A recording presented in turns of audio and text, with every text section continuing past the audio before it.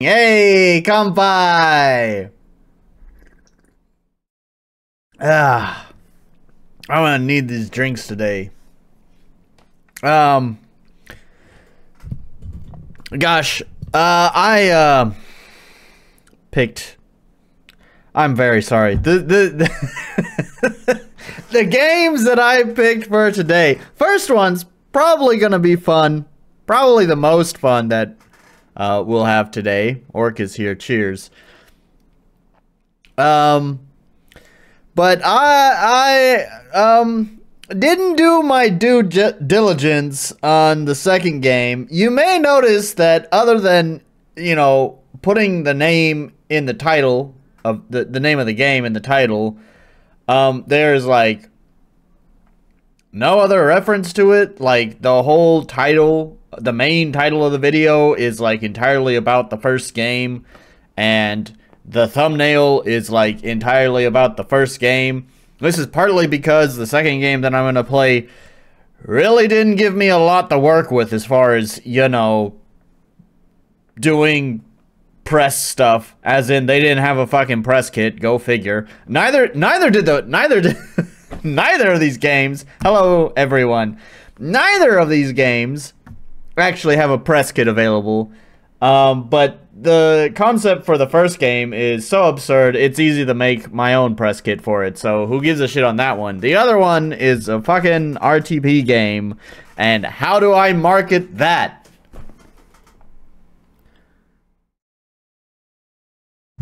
So I'm hoping by the time we get to that RTP game, I am sufficiently drunk because Nolan did an oopsie, and it was a submission. It was a submission by the dev. Nolan did an oopsie and said, well, I'm gonna go ahead and play it. And then I did some more research into it, and I mean, there's nothing bad. There's some parts. The reason why I said okay, I'm gonna do it is because it had some things that sounded like it could be interesting, assuming that the developer pulled it off well enough. Hello Tritium, nice to have you here. So like, it caught my attention with those things, but then like I went to the page to go download it and realized, oh, it's not on Steam, it's not even on itch, it's on RPG Maker Net, but RPG Maker Net is defunct now, and so it's a direct download link to a Dropbox now, basically. And it's just like, the more I was just, oh gosh, Nolan, what have you done? Why did you approve this game? Well, too late to back out now. We're gonna play it today, but not right now. We're gonna play a fun game first and get drunk in the meantime. And then whenever we get to that game, I don't know. Anyways, first we're gonna play Sword Car. You put the sword on the car, and that's that. I mean, what else is there to it? Sounds fucking cool to me. So, yep. That's what we're playing, is Sword Car. And we gotta get all this opened up. There we go. Do that, do that. Can you see it? It's black screen now. Oh, there you go, there you go. Okay. Alright. I'm begging you, use the controller. I already launched it, like, moments before the stream. Because sometimes some of these games have to do like an initial setup. So I already saw that. Yeah, I found out about the game. I found out about the game because of some other YouTubers. So it's like, oh, is this cable long enough? That's probably fine. So, you know, it's just stealing other people's content, that's all.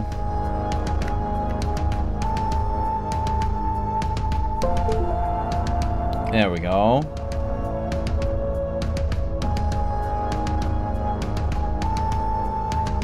More like a car sword. It's a little bit loud in my headphones. How's it for you guys?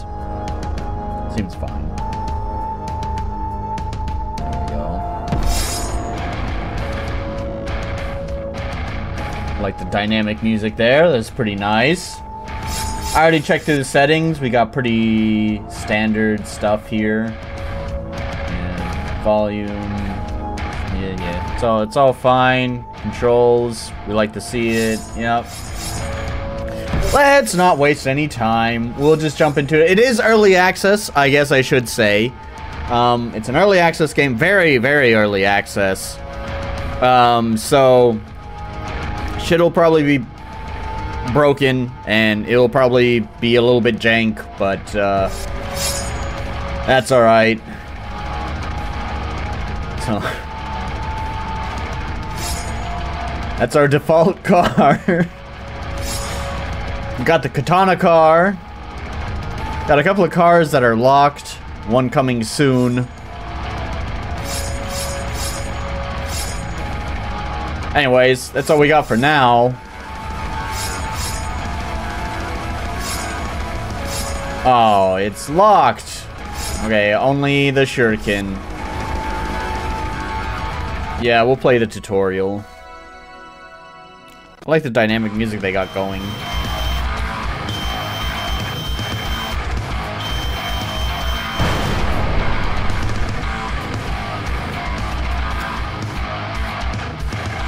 Took a long time. Excuse me, took a long time to smuggle you here. How about a refresher on how to pilot your machine? Head up the ramp when you're ready. Use left stick to move sword car. Use right stick to rotate camera. Simple enough. Oh, there's no gas pedal. Interesting.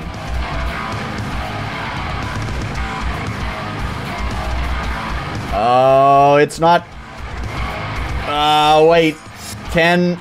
Oh, this is gonna be important. They don't have it?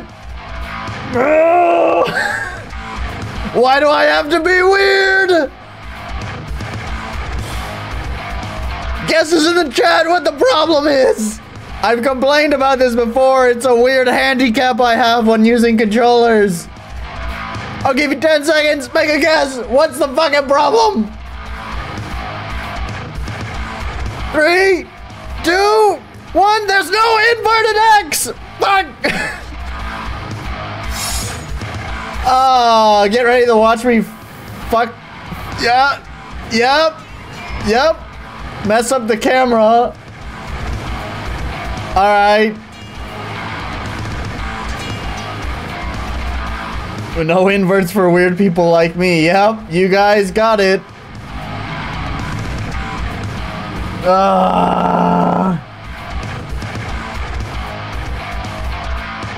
Hold R to enter Blade Rush. While in Blade Rush, use right stick to aim your sword. Blade Rush consumes boost, which quickly refreshes. Chain Blade Rush attacks to increase your damage multiplier. Practice your attacks in the parking garage. Move up the ramp to continue.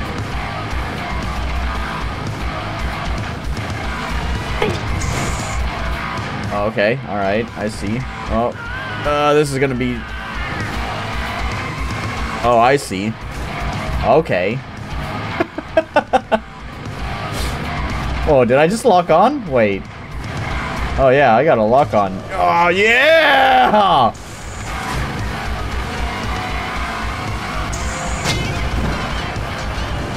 Oh, yeah. Oh, okay. Sudden stop. Nice delay on the chat today. Yeah. It happens. Seems like you're damaged in transit. Don't be worried. When you destroy enemy machines, your sword will use their blood to repair the car. You can also focus your sight on enemies. Killing enemies restores health. Press the right stick to lock on. Okay.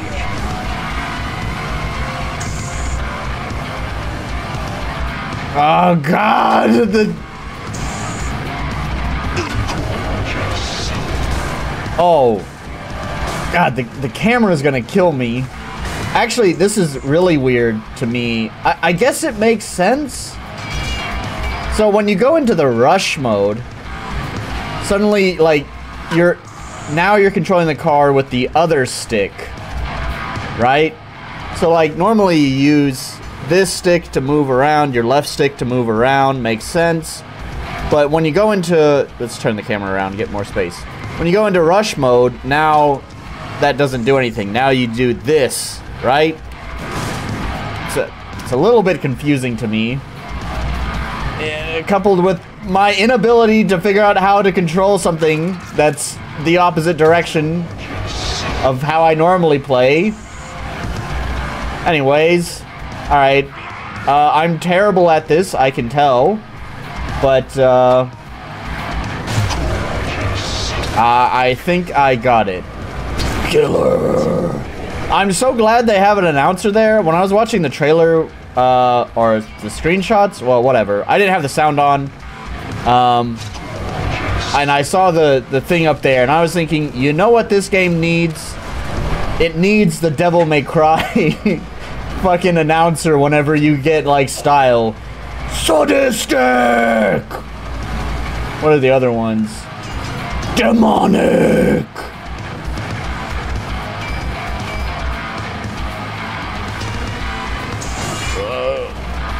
Okay. Alright, camera problems. There we go. Oh. Uh-oh. Oh dear.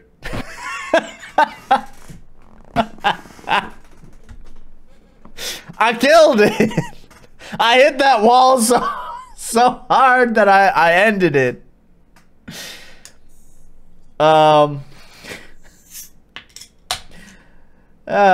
Sake is already done. I'll tell you what.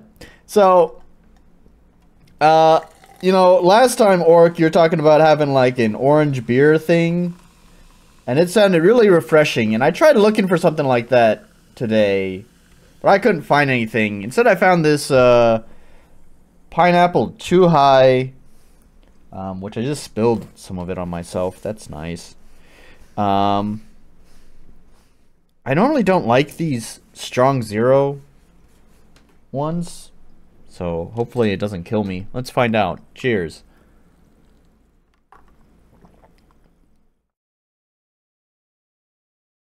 It's alright. It's not really the refreshing kind of drink that I was looking for. Anyways, let's try that again.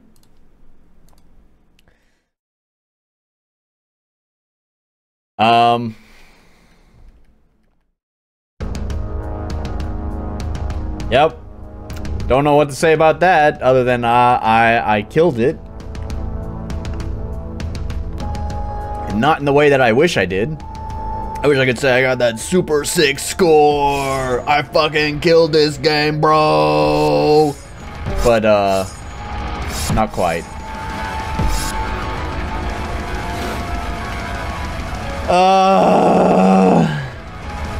Yeah, I'm gonna play the tutorial, because I want to see what was past that section, but I don't need to fuck around at the...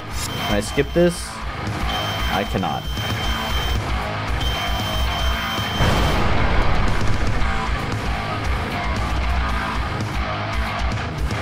Okay, so I don't need to fuck around so much up here.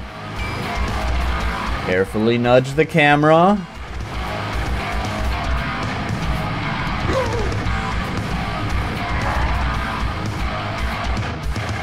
Yep, and I'm just gonna go ahead and glide past all this.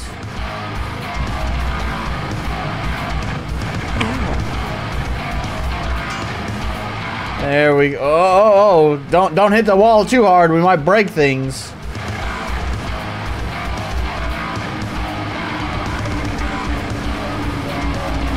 There's the crash wall. Okay, all right. Security is already catching on to you and are trying to quarantine you. Kill enough enemies and the gate can be dispelled. Many areas will have certain conditions that need to be completed to move on to the next section.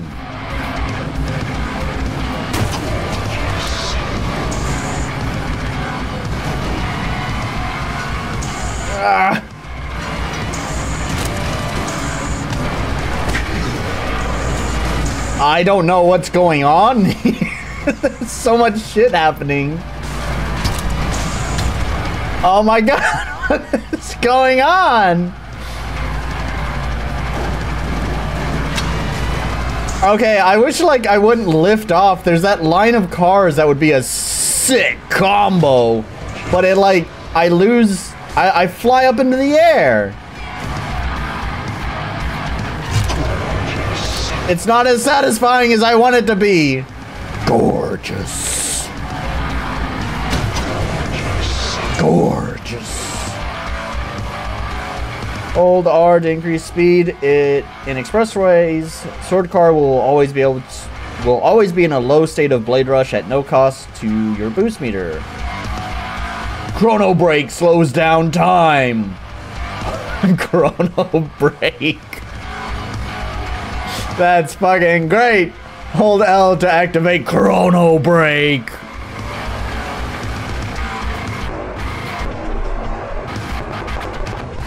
Oh yeah, perfect.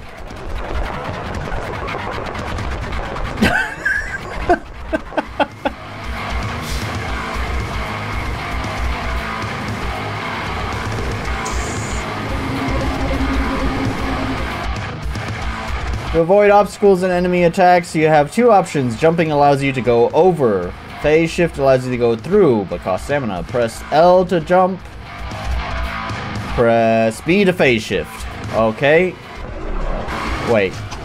What? Oh, okay, there it is. I jumped it! Advanced combat! To dispatch enemies, you have two more options. Your blood spell will consume blood mana, which is replenished through combat. Also a defensive spin, which can deflect slower projectiles. Okay, right bumper and Y. Sure.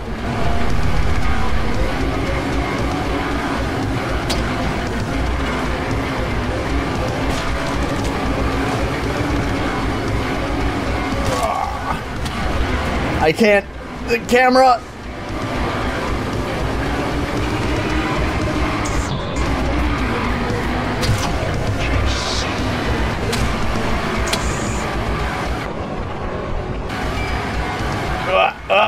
All right. Killer. Sadistic. Oh, brutal.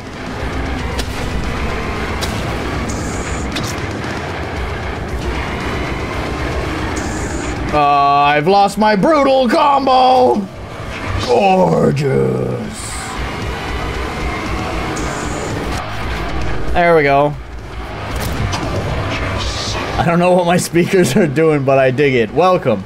Yeah, this music loop has been...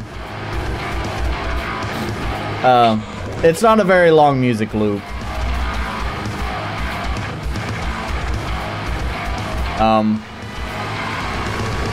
I may turn off the music if it doesn't change.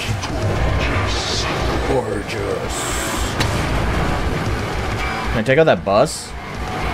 Take out the bus! Oh god, it's hurting me. I guess you can't take out the bus.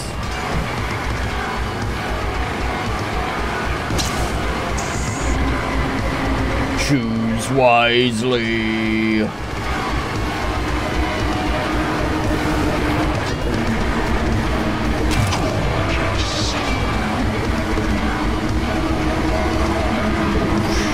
Oh, I got hurt during that last one. I got hurt, but I jumped! Oh, God.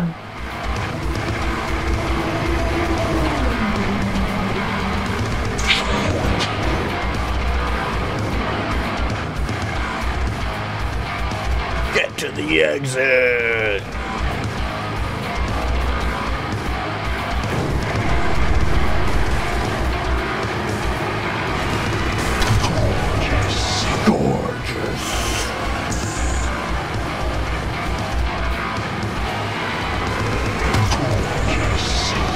Oh, come on, I so hit though. Okay.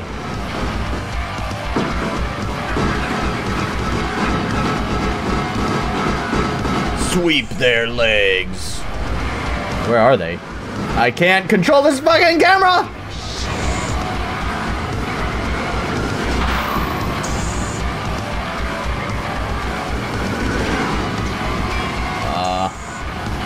Oh god, we're having camera problems.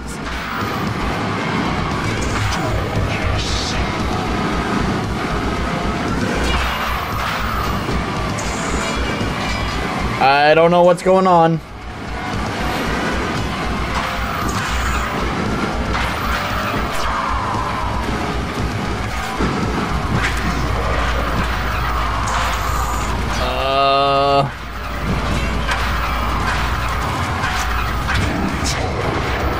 I don't know what I'm doing, but I'm glad it's brutal.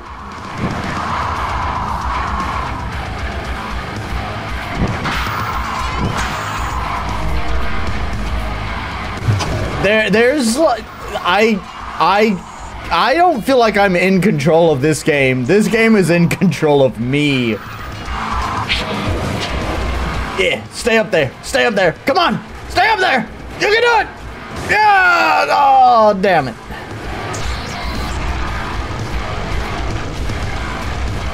I don't know. Should I, like, avoid that? I guess so. Buses.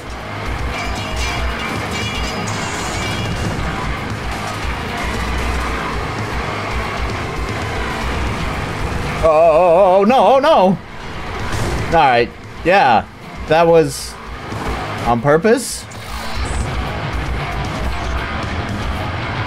Deflect. No, I was too slow.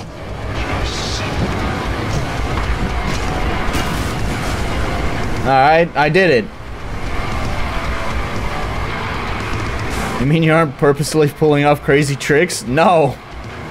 I do not feel like I'm in very good control of this game. And there's so much shit that's happening and the car keeps lifting off the ground that you don't have the tight control over this as you might wish you did. It's a pretty fucking wicked enemy though. And it doesn't help that I can't control this fucking camera. Hang on, okay. Suicide, great. I want to turn the sensitivity down. I may not be able to control the camera, but maybe if it's slower, it might feel a little bit better. Why are you a car with... Never mind.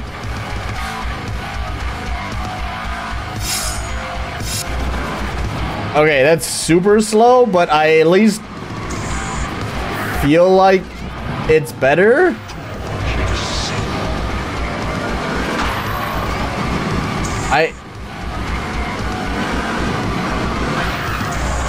There we go.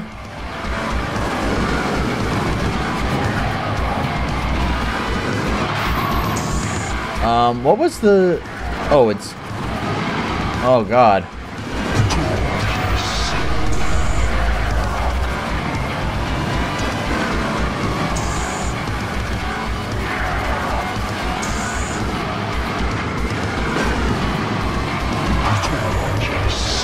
Did I kill him?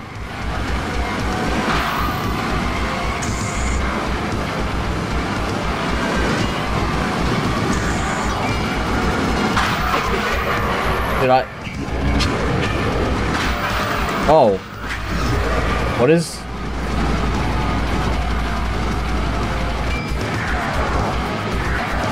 Wait, what is this?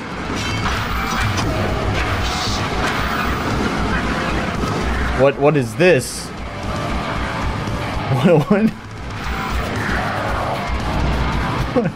is that? I guess I respawn. Do I want to respawn though? This is, I have more control. I'm able to do way more damage this way. It's slow. The music could use a little work. I think it could use more than like fucking 8 bars. Okay, let's respawn.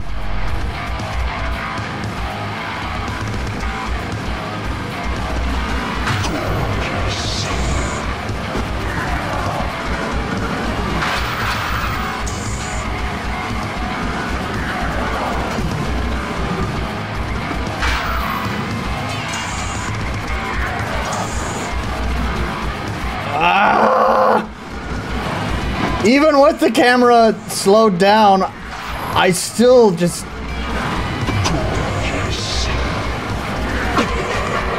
Oh, okay, alright.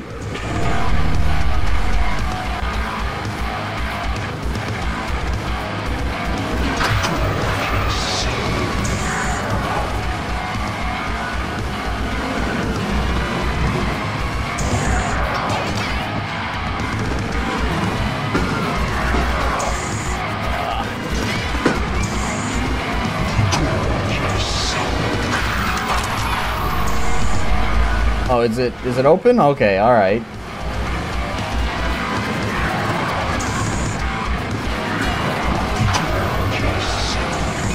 I don't know when I get hit. Like, what hurts me?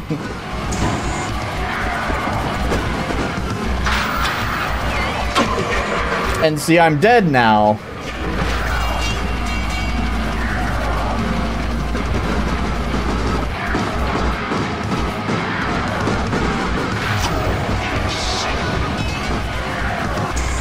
Just oh my god. Okay, hang on. Alright, music. We're done with that. Thank you, music. My god.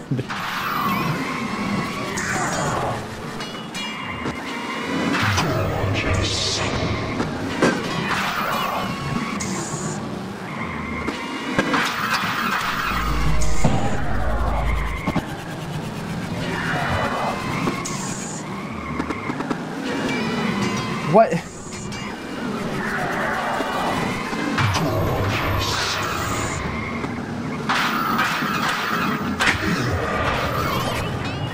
Oh god, my health is low again.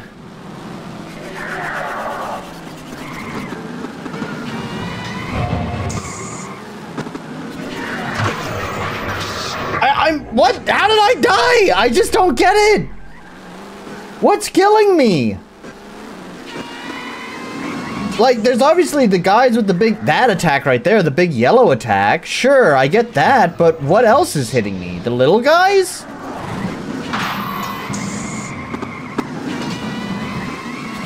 Oh, well, yeah, obviously I got hurt there.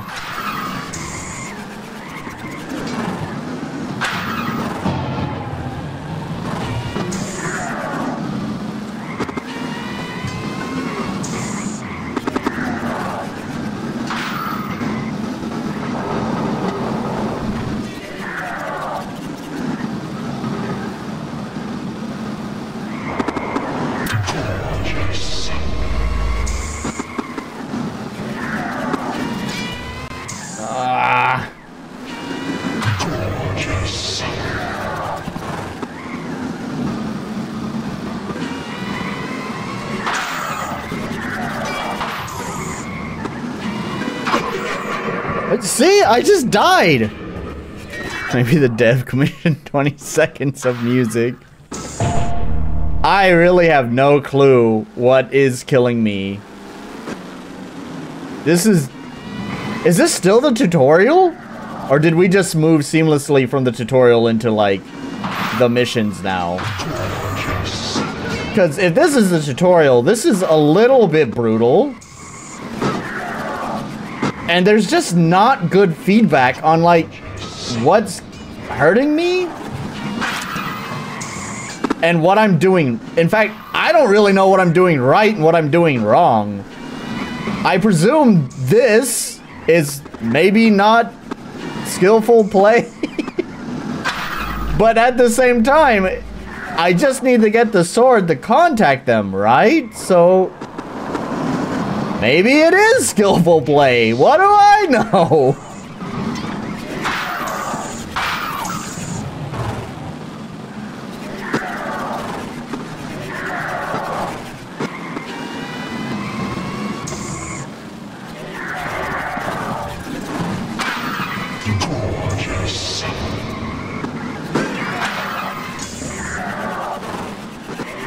I don't know where these douchebags are.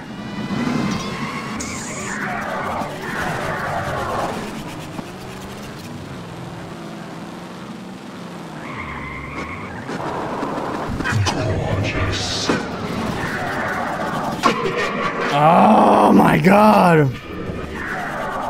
Bro, I just see a sword and explosions. That's basically all I see.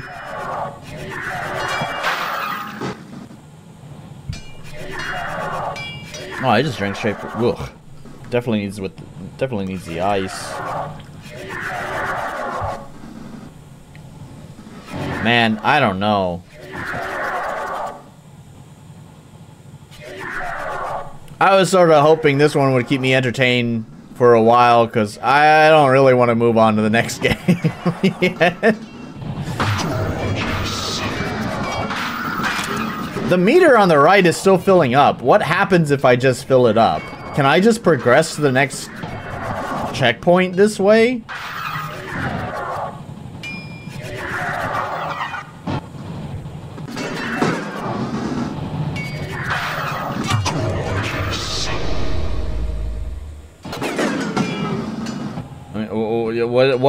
What is happening? What is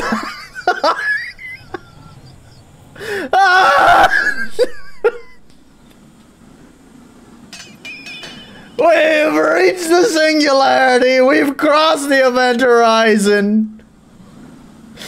Reality is collapsing around us.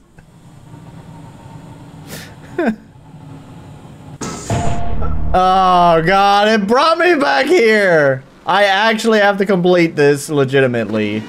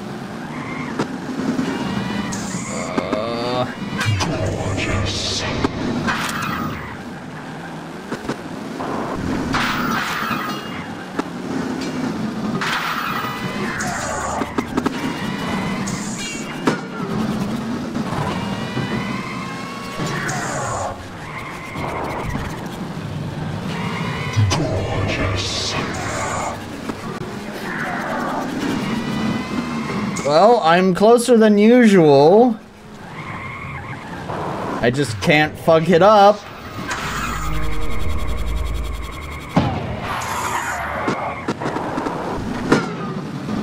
Okay. Where is progression? Probably that giant yellow arrow at the top of the screen. How many spiders do you need to... I don't know. Good question. You need to kill enough to not die. Gorgeous. Gorgeous.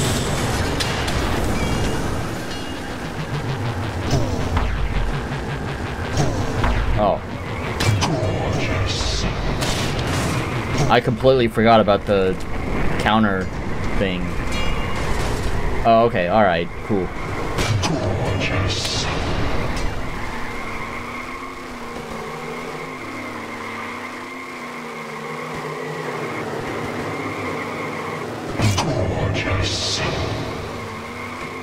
Gorgeous. Gorgeous.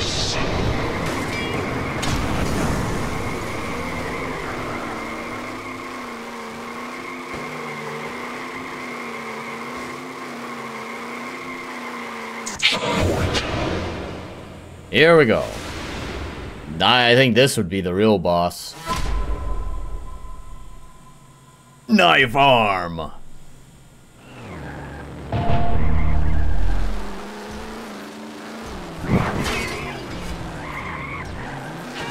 Gorgeous.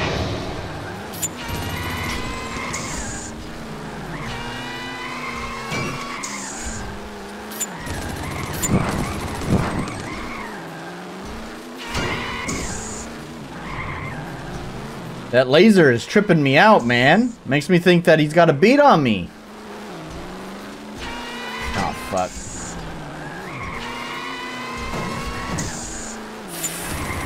Fuck's sake.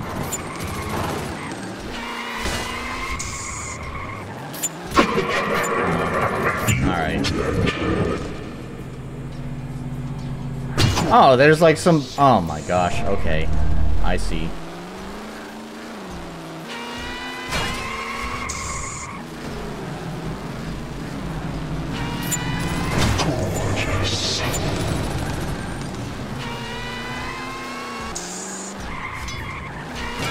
What?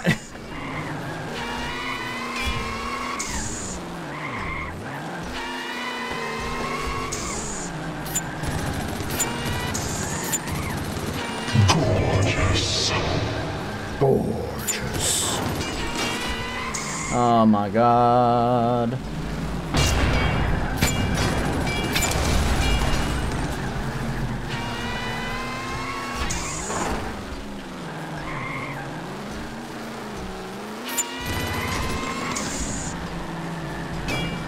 Gorgeous.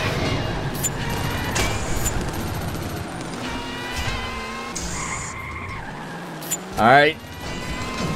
What?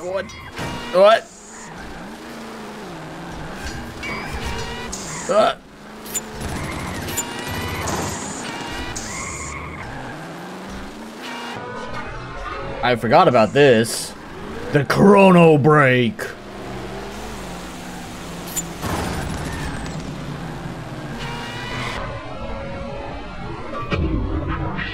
Gorgeous.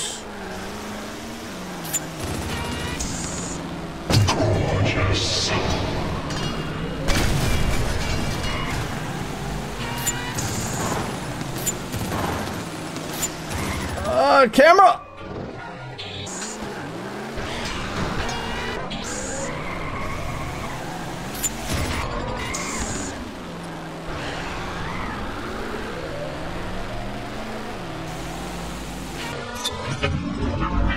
Gorgeous.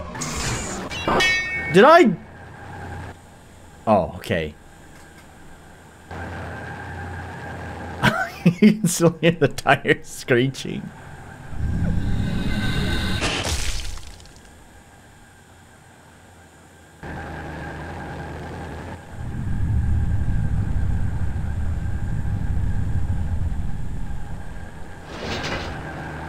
It's so jank, but I love the heart.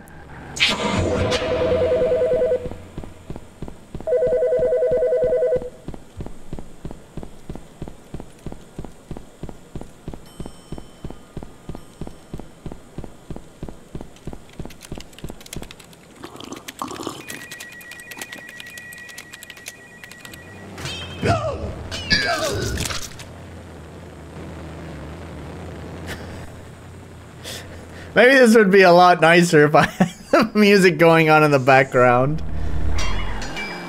Okay, I guess it just continues. Go for the neck. Oh, you gotta jump, don't you? Oh god, that's a lot of buttons to press down at once. Oh!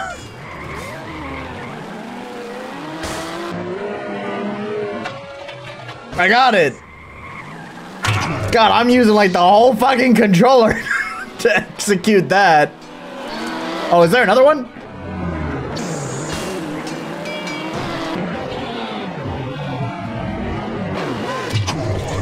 Okay. Oh, okay. Wait. Oh, God. Oh, God, I'm bouncing everywhere.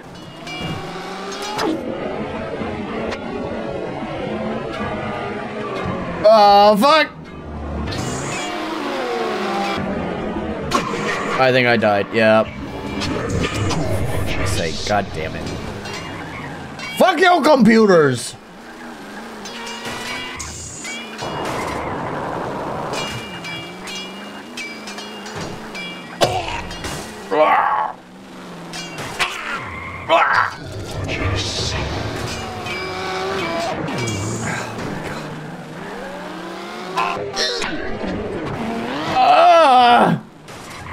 I don't like those enemies.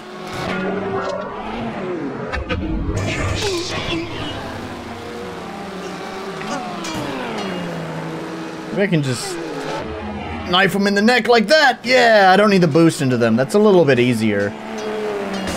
Just jumping right in.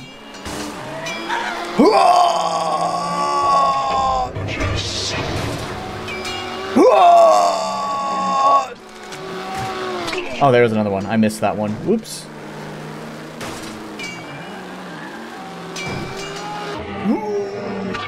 Fuck you.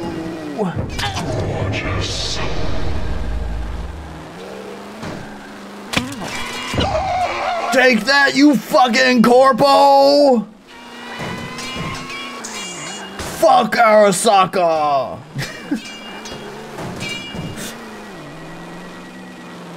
Gorgeous.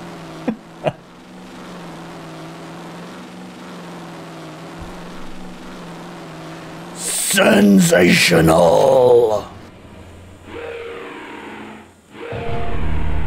Well, I hate every new enemy type that they introduce, but I applaud them for like regularly introducing new enemies.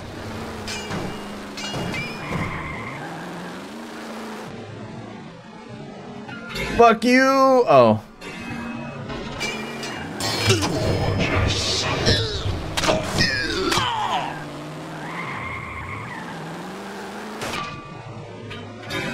Honestly, I think the meta might be here.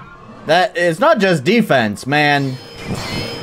Because you spin the whole sword around when you do that.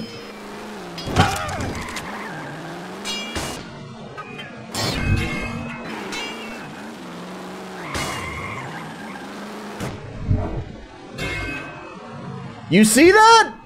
Oh, double combo! Oh, it's so good. But they're not dead. Why aren't you dead yet?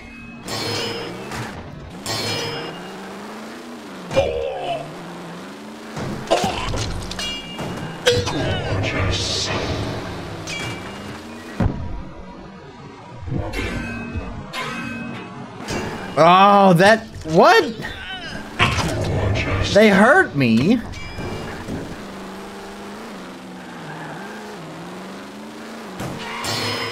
Obviously, my meta strategy is not working here. Maybe we need to... Okay, I think that killed that one. Okay.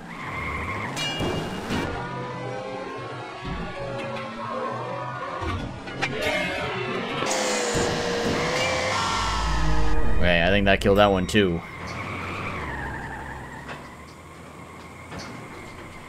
You know, just the car elevator that every office has.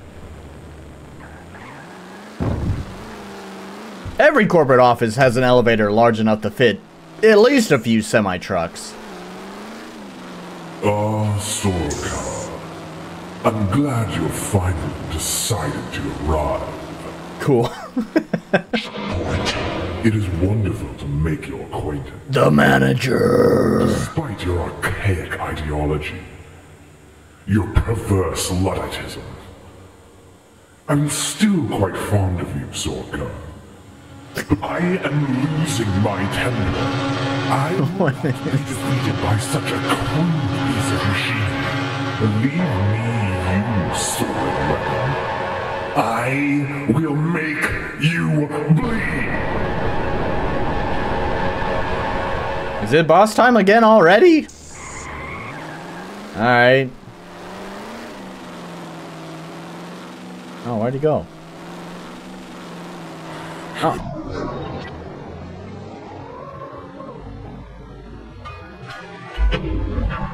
Gorgeous.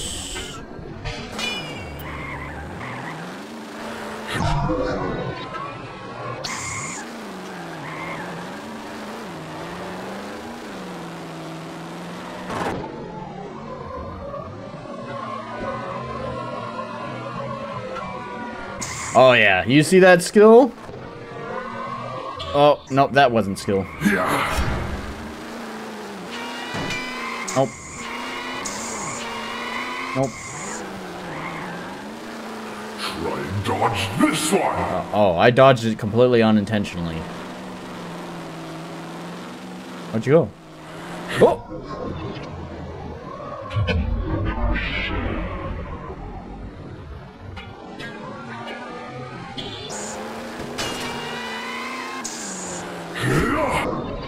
Give me a second to position the camera. There we go. I got him. Ooh. Oh. Gorgeous.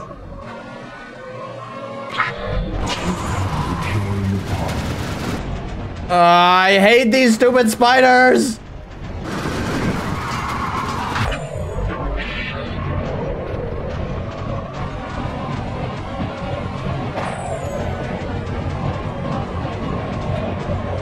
I'm glad you just have like infinite slow-mo, because honestly, it makes it a little bit easier to manage.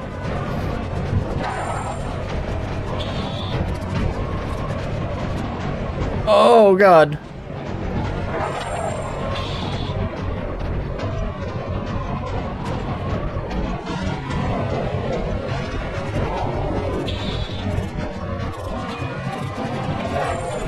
Why?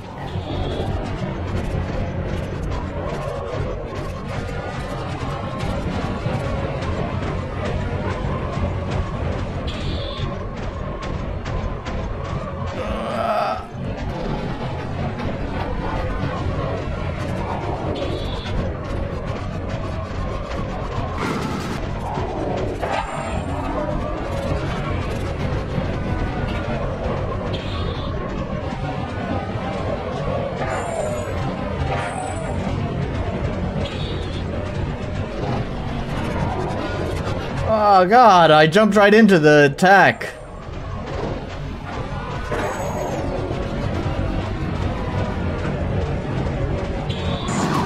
Okay.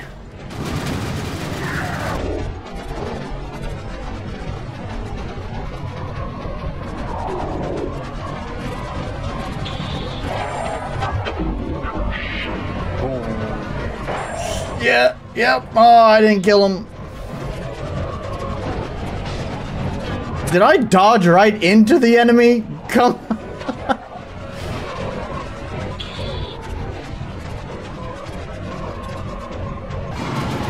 I see. You can do that infinitely, but your stamina doesn't recharge when you're holding it down. So you gotta let off the chrono break once in a while.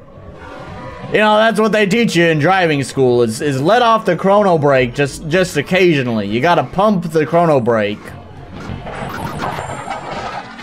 There we go. The manager is back. Oh no.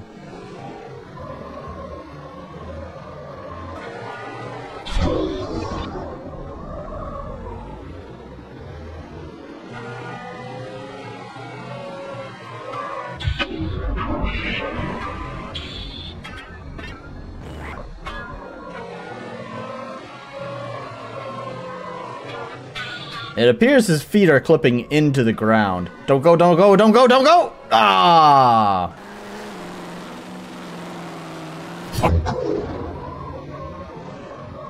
Ho ho ho ho ho, tricky, tricky!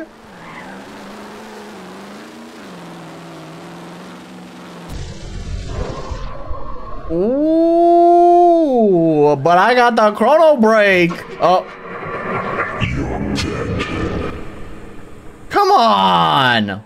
One hit? At least start me at the second phase, right? Okay, yeah.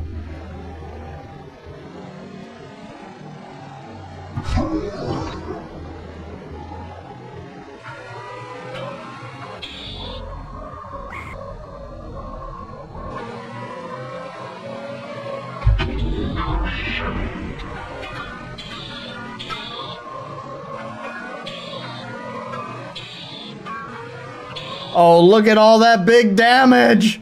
Oh, big damage! Oh, man! You hate to see it.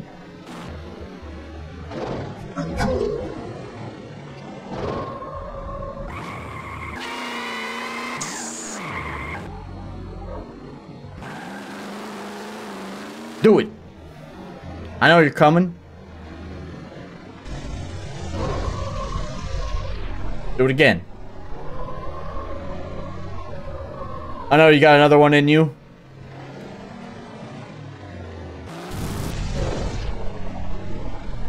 Ooh. Probably a third one. Oh, you've got to be kidding me! Ah!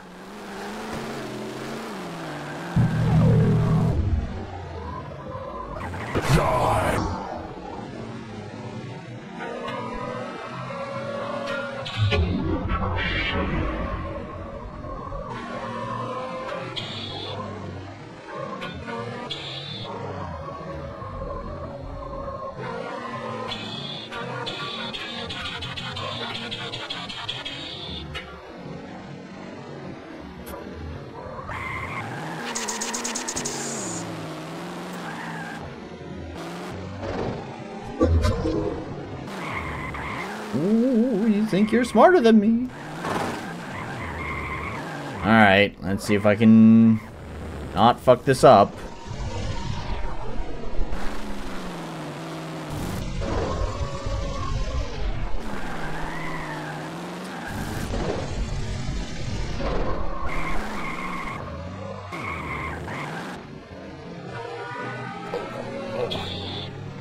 He's spawning in.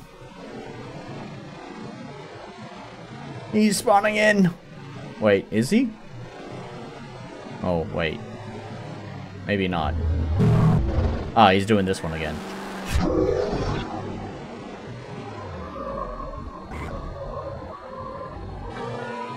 Here we go. We're gonna finish him off here. Oh, come on. There it is. All right. This ends here. Fuck you, Sword. Fuck you, Swordcar. Gorgeous. Gorgeous.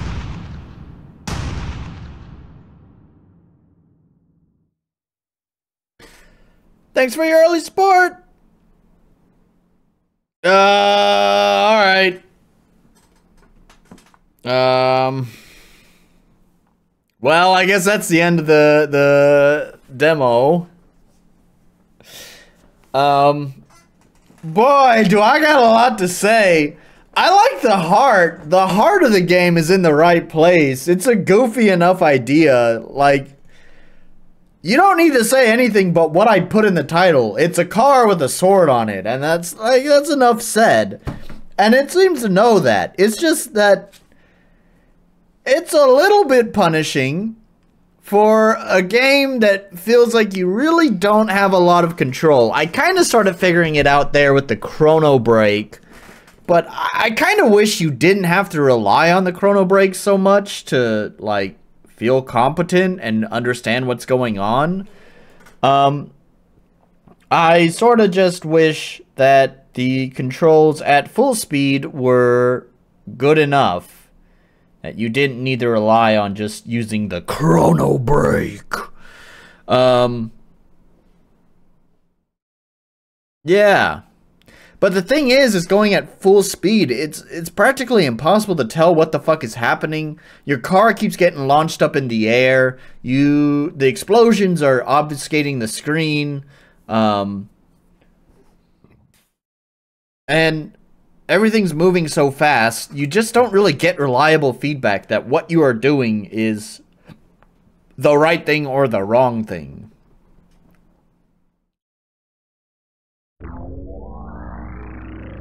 AF-87. The way. Let me show you the way. Knives? Okay, I can't even read Knife Swarm, but I like that. Hang on, let's try that. Let's use the way with the Knife Swarm.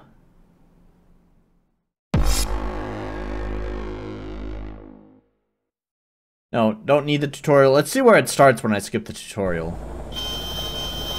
Same fucking place?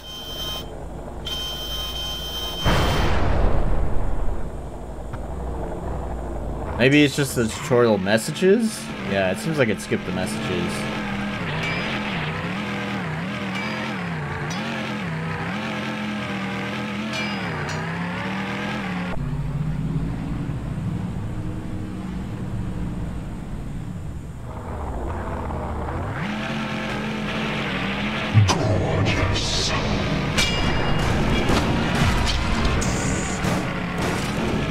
I'm upside down now. Okay. I am just upside down. This is my reality now. I am right side up. Never mind. We'll just punch everything. Just punch it.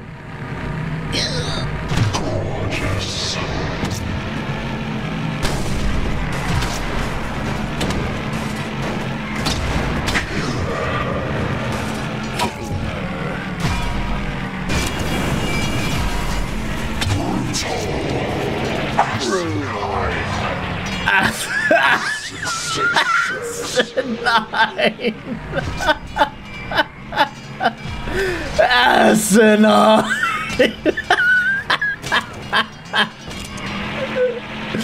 That's great, man. Asinine.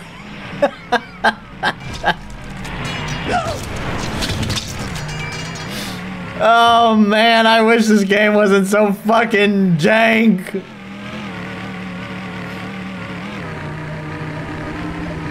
Well, I guess I can't wait to see what it's like when it's out of early access, but boy, is this ever an early access game.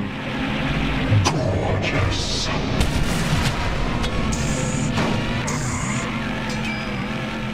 Oh, it's not open yet. My bad. Gorgeous.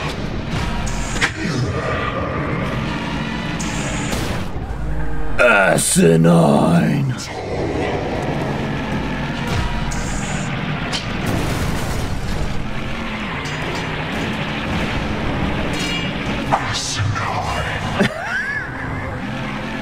Asinine.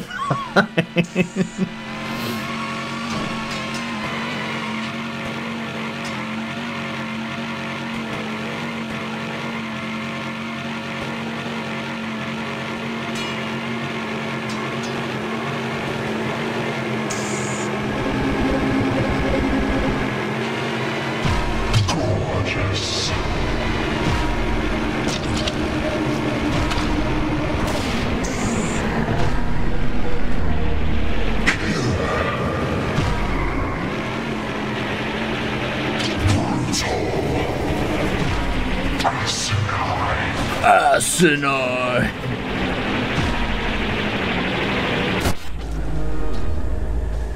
666. 666. I kind of like this car. The bonk car, as you put it, Wrathwood.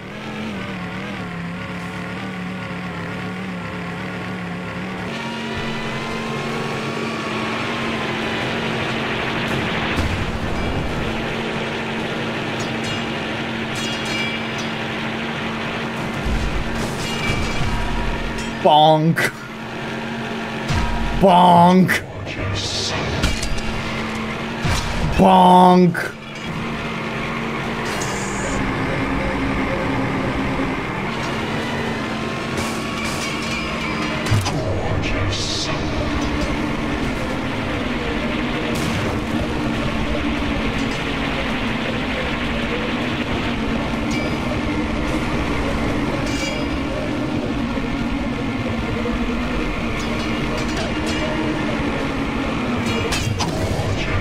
Bonk.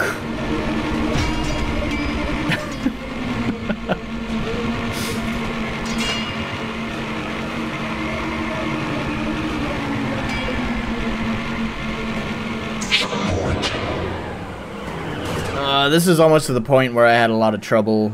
Yeah, I don't know. I think we got the gist of this game. Gorgeous. Start off with the gorgeous. Sure.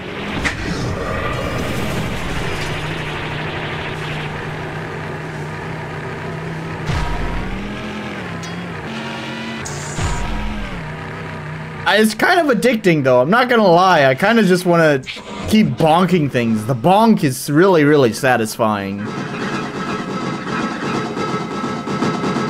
I wonder how it'll work with these guys.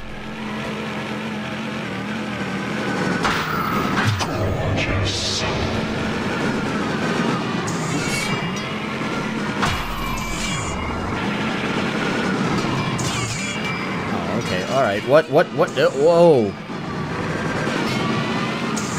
Okay, that was pretty wicked.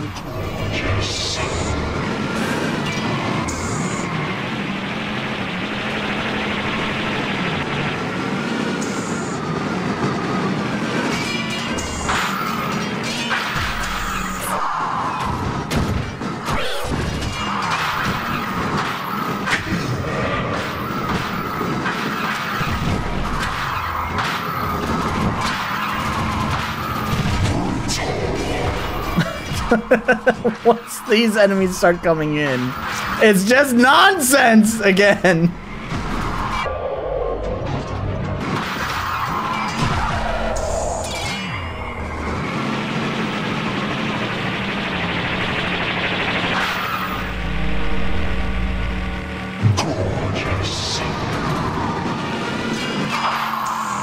Okay.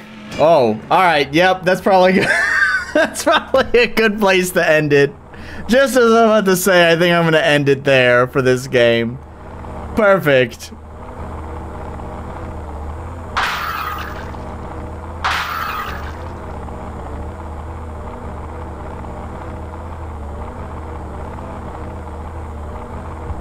Yep. And that's that. Into the void we go.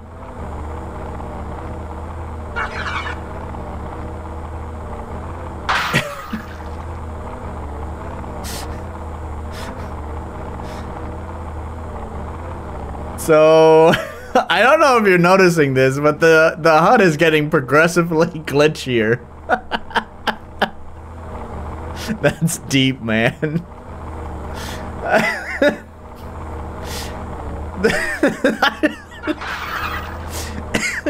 Just the further we go, the glitchier the HUD gets.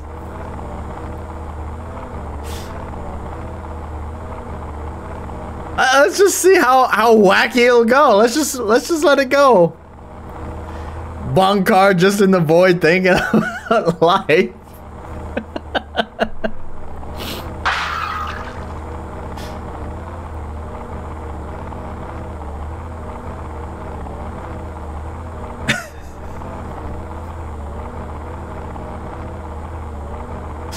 Who turned the shake on? Oh man, it's starting to get really wavy now.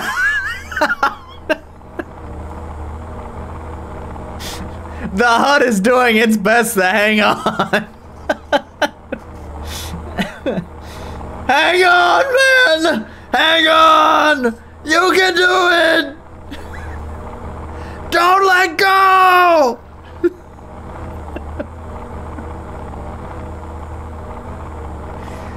Yeah, I enjoy it. I have fun, but it's... I don't know. I kind of wish, instead of it going like this hardcore route, and not the metal stuff and literally the growling and stuff. That's totally fine. In fact, I want more of that. But more in the fact that it tries to be a difficult game, I think is what it's going for. And I feel like it should just be a fucking power trip, man. It should just be like a fucking Dynasty Warriors game, where you just get to feel powerful for chopping down thousands of people. That's where the game feels its best.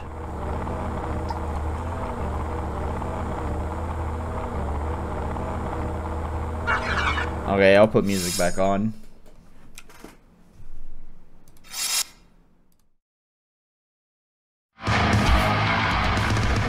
Literally the same riff.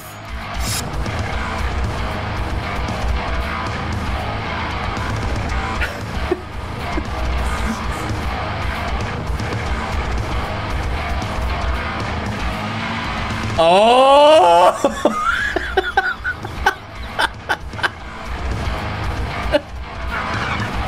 What is happening to the interface?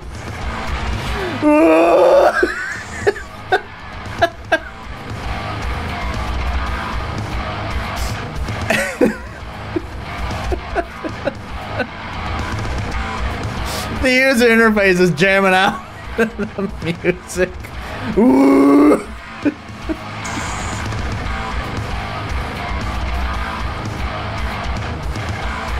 Ah, hell!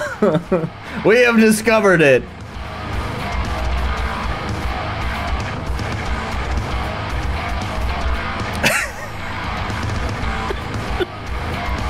I just really want to see if the like shaking will have it at some point, like literally shaking off the screen. I'm honestly curious, like, how far will the shaking go? It's getting pretty wacky at this point. What if we chrono break it? No, it's still pretty crazy. Also, whoa, whoa.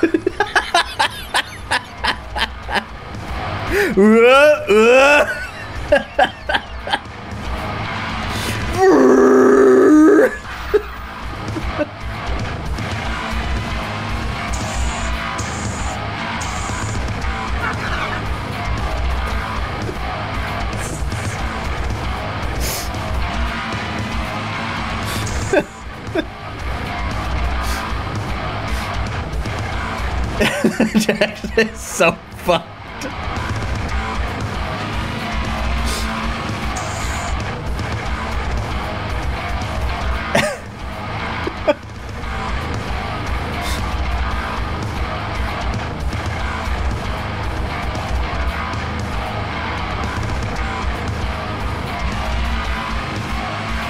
Alright, out of curiosity, what happens if I jump?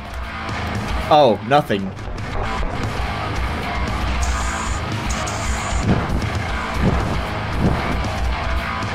It appears there's nothing I can do.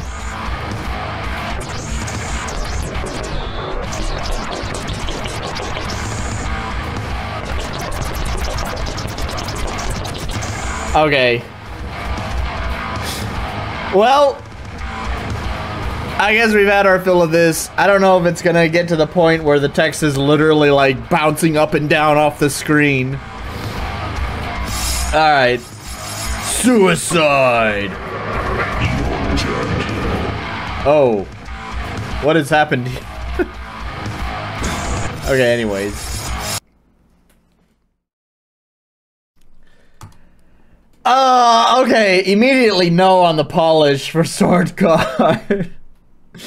Accessibility, yeah, sure, whatever. Clarity. I'm gonna give it the point for clarity because I understood the controls. I didn't feel like I was in control, but I understood them. Balance, however, gets a 0. Unique identity. It's definitely got a unique identity, and no, 0 on the technical because it crashed.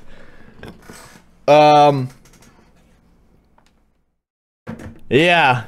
Anyways, that was a game. It was fun, but it's definitely very, very early access. Cheers.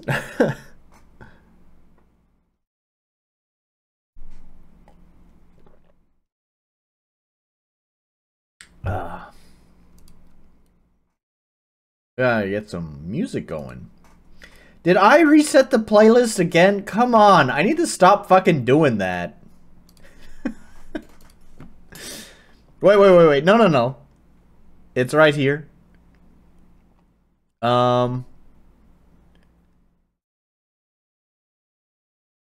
all of the songs are here though. Cause I wanted to play. It doesn't matter. It's the just chatting time. Whatever. Who gives a shit?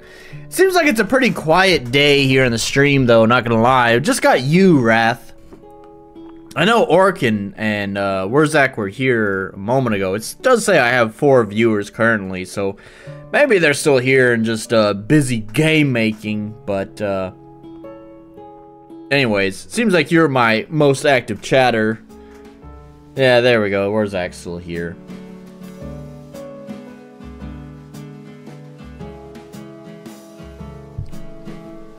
I sort of just kind of already did the just chatting section that I really wanted to do, sort of at the start of the top of the stream. Tritium's still here. All right, cool. I don't know if there's really anything else. I felt like I had some topics that I wanted to just chat about prior to going live, but here we are, and I sure don't remember them. I guess I can talk about the status of the beta test. That's still gonna happen, by the way. You know, as I mentioned before, like, things kind of got a little bit crazy. Because in April, I was sick for a week, and then I had like 1 week to work on my game, and then next thing I know, my dad is dead, and I'm going to America. And then obviously I've started working again, which woohoo, I have a regular paycheck now, hooray. But unfortunately that also means, you know, I'm busy with work and get home feeling pretty tired actually. So I don't really spend that much time working on my game throughout the weekdays. Before, I would usually be pretty busy with the lady who you would typically see laying behind me during most of my streams. So, typically during the weekends, I would be busy with her, but that's not a thing anymore. So, I will have weekends now to work on my game.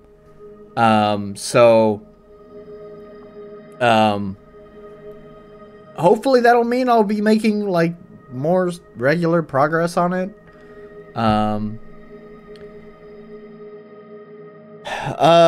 As I had mentioned before, I was, like, remaking the beginning of the intro to my game to try to make it more interesting. I wanted to bring the story moments kind of more in line with where the story and the tone of the game has gone. I wanted to bring that more in line with the more current version of Fidel. In addition, it was quite long and verbose, and then also you still had to do the tutorial after that whole introduction. So, like, the new tutorial kind of combines both the story part and the tutorial together at last, to make things a little bit faster. And I also really wanted to use that intro to, like, really hook you guys in. I wanted to be like, here's what this game is about, man. It has a lot of work that needs to be done in it. Like, I would say within, like, this 10-15 minute intro is probably as much work as, like, one of the full levels that you would play. It's been crazy. There's a lot of effort that's gone into it to really try to catch your attention with the game. And I am happy to say that it's, like, almost finished, finally. There's kind of, like, one last fight that needs to be made in that intro. It's like the main fight of the intro, and then after that there's a little bit of story stuff, and then once the story stuff is done after the fight, that's it. So hooray! The intro will be done. You know, I'm sure I'll need to playtest that a little bit and make sure I iron out some of the kinks in it, but for the most part it'll be done. By the way, it is so fucking cool. I am so fucking happy with how this has turned out. It is just fucking, God, man, it's so cool. We got people turning Super Saiyan. We got some cool ass fucking sound effects going on. We got cool ass fucking thematic stuff going on. God, it's so cool, man. I keep playing like replaying this one section because it's just like all the pieces fell into place and it just feels great, man. So happy about it. Anyways, but once I am done with doing that intro, I'm going to playtest all of the content in my game, just check for some soft locks and stuff like that to make sure that the beta testers can actually beta test the game. I'm sure I won't catch everything, but I do want to catch the most common ones, of course. And then that should be it. But the playtesting may take a while because it's a lot of content to play through. It's basically 2/3 of the game. So I don't think the game is that long, especially if you know what you're doing. I do think you can get through it pretty quick. But it's, you know, I would still probably say, like, if you know what you're doing, if you're the developer, it's probably like 5 hours worth of content. So, you know, it's probably gonna take me a couple of sittings for one playthrough, and I may need to do 2 or 3 playthroughs. So, yeah, you know, it's I don't know. I'm gonna make an announcement on RM Web about it, kind of recapping a lot of the points I've just said here now. But of course, not everyone who watches my YouTube channel is either following the Fidel thread on RM Web or don't even use RM Web. I think Wrath doesn't really use RM Web, which is funny considering how involved he is with RPG Maker. But anyways, so I'll make an announcement about these details, about progress and all of that. It will come. I'm really looking forward to doing this beta test. Really am. There's been so many improvements on the game since the last test that I did with the game. And I can't wait to hear some feedback. Hear some more feedback that probably says, yo, this game fucking sucks. So I can make it even better. I mean, I'm pretty happy with how it is now, honestly. But, well, not entirely. Still really want to replace the battle UI and the battler. The battles. Like, the actual mechanics of the battle, I think, are mostly in place, but the actual visuals of the battle, I'm not happy with, but I need money for that. That's why I'm working.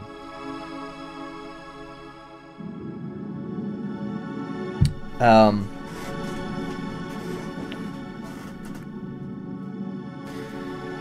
me finish off this drink.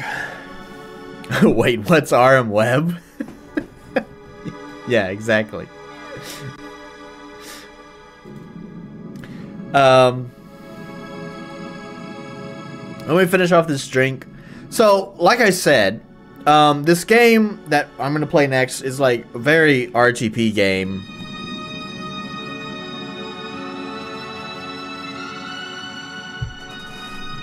Yeah, visuals take ages or money or both. Yep.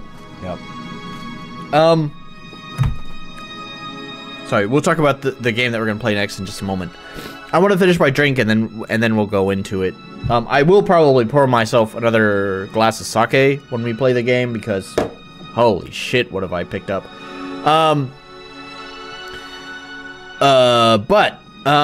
Anyways, yeah, like, June is doing his best on the pixel art. I'm so, God. Let's see. Wait. Do I have it? Hang on. You guys can't even see my desktop anyways. Just wait a moment. I want to bring this up. So, of course, like any good game influenced by Zelda, we need a nice treasure get animation whenever you open a treasure chest. And man, like, so I've been having June create like some sort of some map behaviors for the Fidel sprite, so it's not just like walk and idle, which even the idle is a step up from most RPG Maker games, but I do have a walk and idle, but it's not just that. There are other behaviors that she will show off as well. And one of those, June has worked really hard to make this treasure get behavior, and I am so happy with it, man. It's so cute, man. I love it. Look at that. It's so good. So we're working on mostly the map sprite right now. So unfortunately, when you guys play the beta test, the battler, what the fuck? That's wonderful. Yeah, right.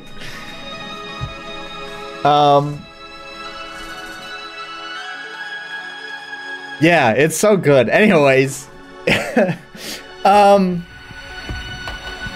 so unfortunately, the battler in the beta test is still gonna be your fucking bean face chibi battler like every RPG Maker game. So that's unfortunate. We do have plans on making a custom battler for her, but the battlers are expensive and take a lot of time. Actually, the world sprite with all the behaviors, you could basically consider the world sprite the same as the battler, because like the battler has different poses, right, for different actions like casting and idling and attacking and getting hit and being downed. And that's basically what we've been doing for the world sprite too. And I think June has been working on the world sprite for probably 2 months now. Like everything that encompasses it. Not this, but we're talking about the walk cycle, the idle cycle, and then now we're currently working on the different behaviors that Fiddle will have as well. So, you know, 2 months is a little while for this kind of stuff. So it's time and money. And that's just for the sprite. There's still the whole, well, it's also a higher frame rate too, Wrath. Some of them might be able to be copy pasted, but we're working on 8 to 12 frames. It depends on what the animation is, but still, I think this one is technically, I think it's like 8 frames for the twirl, and then like an additional 4 for the little shiny that she holds up. So, thanks to Chaucer and his animation plugin, we're able to use more frames, and it makes it look so much nicer using more frames. So anyways, yeah, there's still a battle UI that I want to do as well. I have a really cool concept for the battle UI. But I need someone who's really smart at programming, and it will probably be very expensive because it requires a very smart person to program. But God, I can't wait until I have that implemented. But once again, that's not going to be in the beta test either. I would love to be able to beta test the concept I have for the battle UI, because the battle UI is not just the visual part, but it's also how you interact with it. There are aspects to it that change how you would interact with the menuing to try to speed it up a little bit. Since I'm drunk and feel like talking and still have more drink to drink, let's bust open some illustratory software so I can demonstrate what I'm talking about. Use it as my virtual whiteboard. I don't know why I chose Photoshop. It's gonna take forever to fucking launch. Should have just chose Paint, which would only take like half a second to launch. Oh well, we're committed to this now. My concurrent viewers drops down to 2. Man, fuck y'all! I want to talk about shit and fucking viewers are like, nah, fuck this talking shit. Just play the fucking games. Ah, the life of a YouTuber. Not even a successful YouTuber.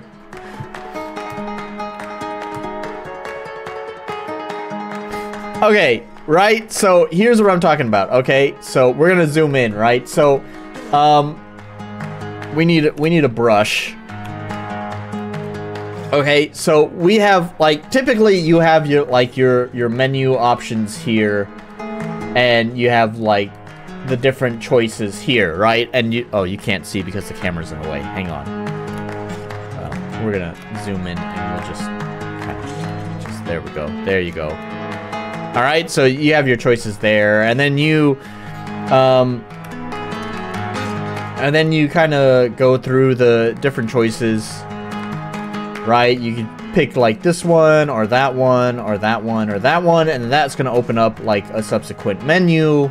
Right, we all know how the RPG Maker stuff works, right? So I don't need to explain any of that. So, that's, oh, oops.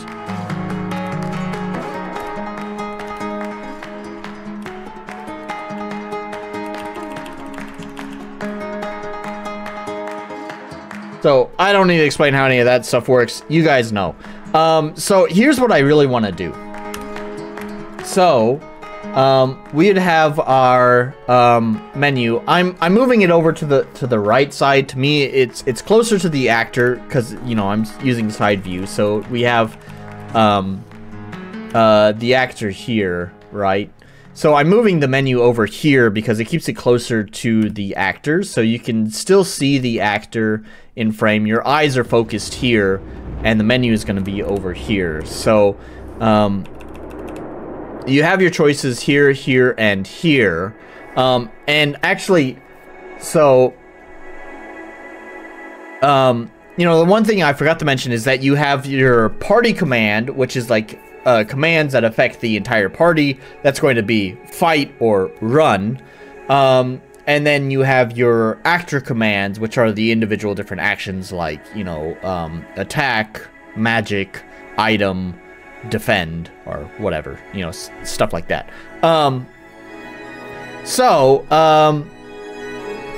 First of all, single actor game, so we don't even really need party command, but even still, it's weird to bury that in another menu. Like, why have party command and then actor command and then another layer? Like, you're going 3 layers deep to execute an action. This is too many layers to have to click through. It's slow, it's clunky. Why? Every actor should be able to execute a party command because they're all part of the same party. So we can eliminate 1 layer already. I have my three commands there. So we'd have like,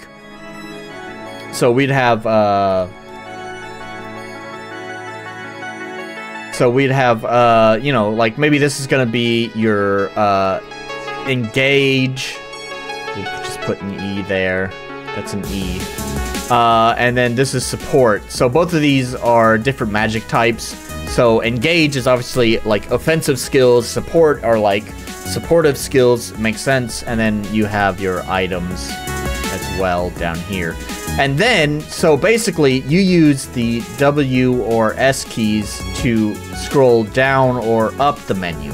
And then when you move to the menu, it opens up a menu here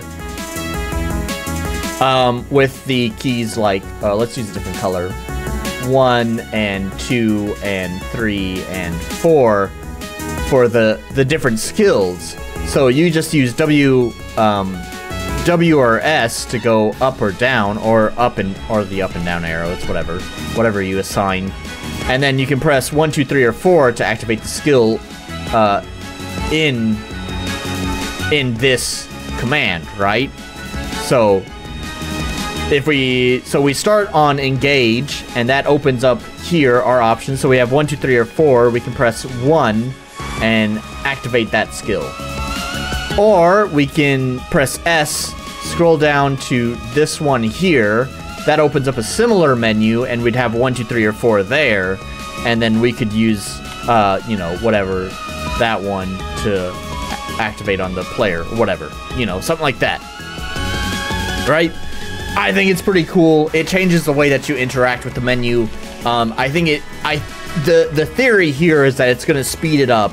You're just kind of navigating where the options are. By the way, it's not limited to just 4 skills like that. The way that I want to execute it is that if you have more than 4 skills, there will be like another layer here. So you can hold down shift and it will switch to that layer, right? So you just press shift and then you can do 1, 2, 3, or 4 to activate the options on the other layer, like that. So, pretty cool, right? That's the idea. Now, I need a smart programmer to actually do this.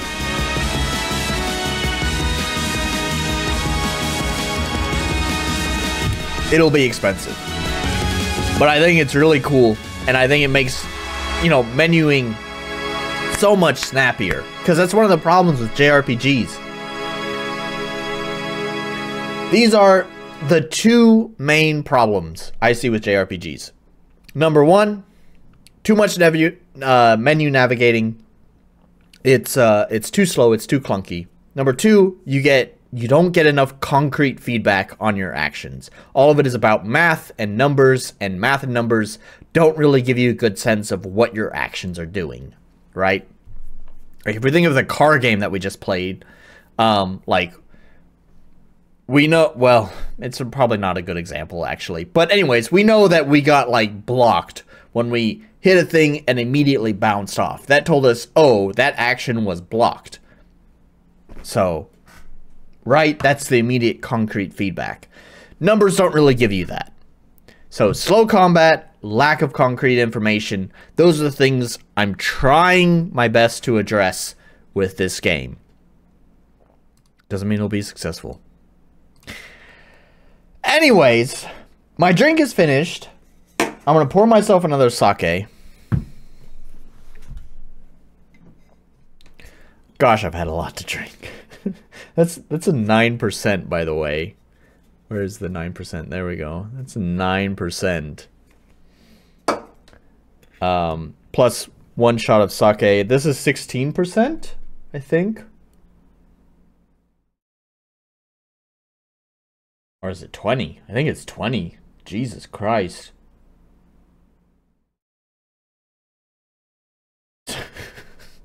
So, anyways. It's been a hell of a day. I don't want to talk about it. Where's Zach knows? I'm a free man, but that doesn't stop the pain. That doesn't stop the pain, man. Anyways, we're gonna play this next game. Like I said at the top of the stream, this was a dev submission. Otsukare-sama.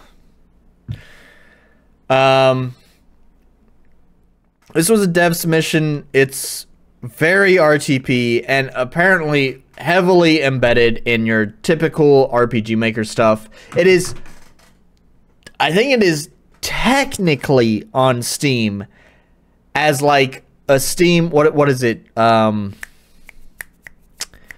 fuck, what is it called? Workshop. I think it is on Steam as a Steam Workshop game. Maybe.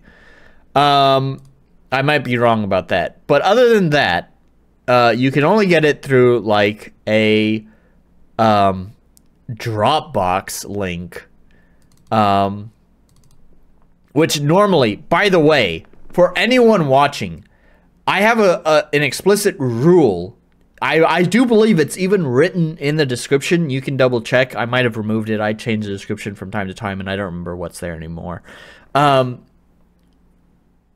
That it says you need to give me a link to you need to give me a public link to either Steam or Itch. Like, that is the rule for submissions here, is that I don't do Dropbox links. Sorry, it's sketchy. Not that, like, Itch is any less sketchy, but it's a little bit less sketchy than just downloading something from someone's private drive. I fucked up because I didn't check this information, and I'm not gonna, it looks bad on me to say, oh yeah, I'll go ahead and stream your game, and then after downloading it, realizing, oh shit, that's against the rules. Sorry, man, never mind, I'm not gonna stream your game. Sorry, that looks bad on my part. Obviously, I didn't do my due diligence, and I fucked up, so it's my fault. I'm taking responsibility. I told the dude that I'd play his game, so we're playing his game. But that's because I fucked up. Under normal circumstances, I would have not ever played this game. There's a lot about it too that looks not great.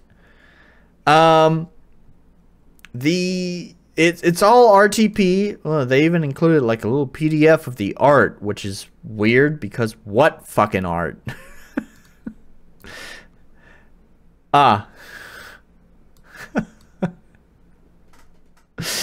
If we're believing this, it says the Lost fan art book by Barry AD. I think I might be familiar with Barry. I do believe his artwork is available for commission for dirt cheap. And to put it politely, you get what you pay for. It's him. Yep.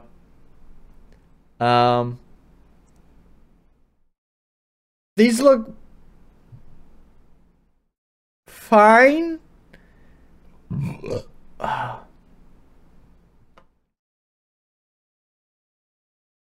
I don't know. It's so weird to me that like.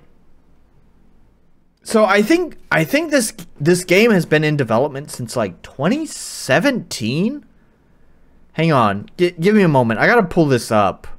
When was this? I have to go to my inbox, go to the dude who messaged me, go to the link he sent me. Here we go. Okay, so he posted, I don't know how accurate this is. He posted this in 2016, right? Here we are in 2024. I want you to keep this in mind when we go into this game. I have often preached about like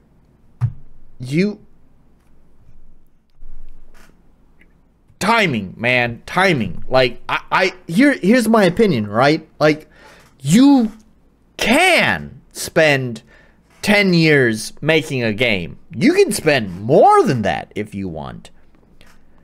But it's a game of diminishing returns.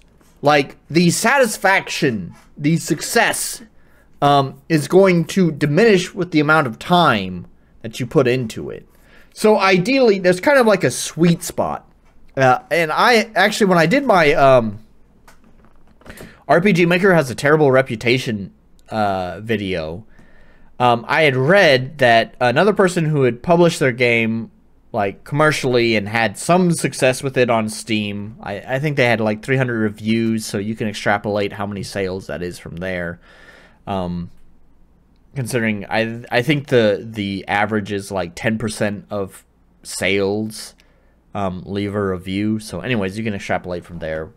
They had a few hundred reviews on their game, so I think it's reasonably okay success-wise. They had mentioned that when it comes to making a game, particularly an RPG Maker, that the sweet spot tends to be between 1 to 2 years. I sort of think, as a lot of us are just hobbyists who are doing this between our work life, I mean, obviously you do want to hit that 1 to 2 years if you can, but that's not going to happen. Hitting 3 to 4 years, I think that's okay. When you start getting to like 5 years and 6 years, it's like, what are you doing with your life? I hope to God I'm not there with my game. So, you know, you hit this problem where it's like, it's 8 years now. man, and you've been making this one game, and I can promise you, this is not even the finished product, by the way, what I'm playing today. This is still a demo. This is an early access demo of the game. And it's like, I can promise you, whatever gets released, whether it gets released in the next year, next 2 years, whatever, the response to it is not going to be satisfactory to the amount of time that's been spent on this game. There needs to be a point where you just say, this is kind of a lost cause. I'm either going to just stop working on this, give up on it, or I'm going to start cutting content so I can get this out the door, so I can start focusing on a new game. As my very wise mother had put it, it's resetting the stage. You build up all this, I don't know how else to put it other than like baggage with your current project, that it prevents you from like moving on successfully. Like, you're hanging on to all of this baggage that is tied to the current project that you're doing. When you reset the stage, as my mother says, you are able to better implement all the things you have learned, and then also learn new things. Constantly sticking with a single project over years and years and years and years, you're basically holding yourself back. Get the project out the door so you can start working on a new project. Make the next project better. And I promise you, it will come easier. Anyways, dad lecture aside about not sticking with a project for such a long time. 8 fucking years, man. 8 fucking years. Why don't we launch this son of a bitch and check what has taken 8 years to... It's open on the wrong window. Here we go. And everything is moving way too fast. I think I already know the answer why everything's moving way too fast. Actually, I'll tell you what. I've had a lot to drink, and I need to pee pretty bad. The floodgates are open. It's time to pee a lot. Fortunately, I will give the game... It is an MV game. I will give the game credit here. It is not super duper loud at launch, so cool. But I'm gonna actually turn the... Oh, we're selected on OBS. Sorry about that. We're gonna select the option... Oh, this is a weird options menu. We're gonna turn this down for a moment, and we're gonna tab over to here, and we're gonna just play some music while I go pee, and then hopefully I can last the next session. Yeah, last the next session without needing to pee again. But I have had a lot to drink. Anyways, enjoy the music while I go pee.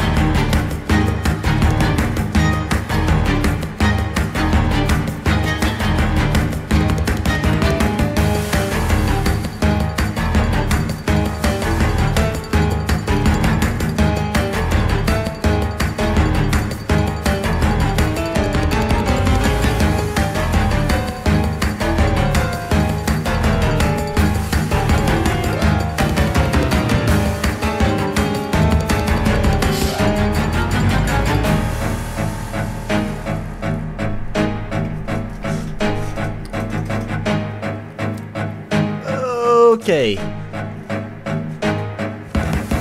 Alright, let's play this. Did I have the camera? I did have the camera enabled on this scene. You got the watch me leave. Whoops. Oh well, anyways. Oh, no WASD. My bad. Surely, this is a weird options menu. Kind of like it. But they have this... Yep, I already knew this. Everything was moving way too fast at the beginning. They have the sync monitor FPS. Don't use this. It only causes problems. Do not use this plugin. Let me explain what it does. It even says it in the plugin description. If you read the plugin description, basically it was like the 1.4 update for MV changed how the game engine handles its logic. It decoupled the animation speed with the logic of the game, right? And the sync monitor FPS, first of all, is a misleading name. I hate that Yawnfly called it this, because it's I mean, it is technically accurate. It is technically accurate, but it's also, I think people misunderstand what it means very easily. And basically what the plugin is doing is it's rolling the code back before the 1.4 update or whatever update it was that decoupled those two things. So now it's coupling those two things together again for no reason, making the speed of the monitor the same speed as the logic is computed, which for anyone who is using a 144 Hz monitor like myself, or anything above a 60 Hz monitor, you wind up getting things that are moving way too fast. Please do not use this plugin. There is no reason to use it. Anyways, keyboard config. Holy shit, they have keyboard config. Hell yeah. Always run. Of course. Why? I know Alice and I talked about this last time. She sometimes likes to walk when the maps are beautiful. But to me in top-down games, it's like, especially when it's a top-down game, it feels like if you are going to, like, there's no reason to have run unless there's a mechanical reason. People are always just going to turn always run on, so why even bother?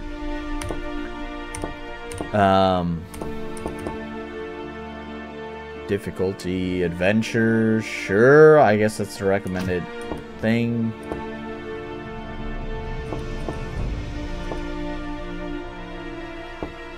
Okay. There we go. You can check the options menu to personalize game mechanics to your liking. For example, when lagging, put FPS sync in the settings on, or put difficulty on a lower standard if it's too difficult.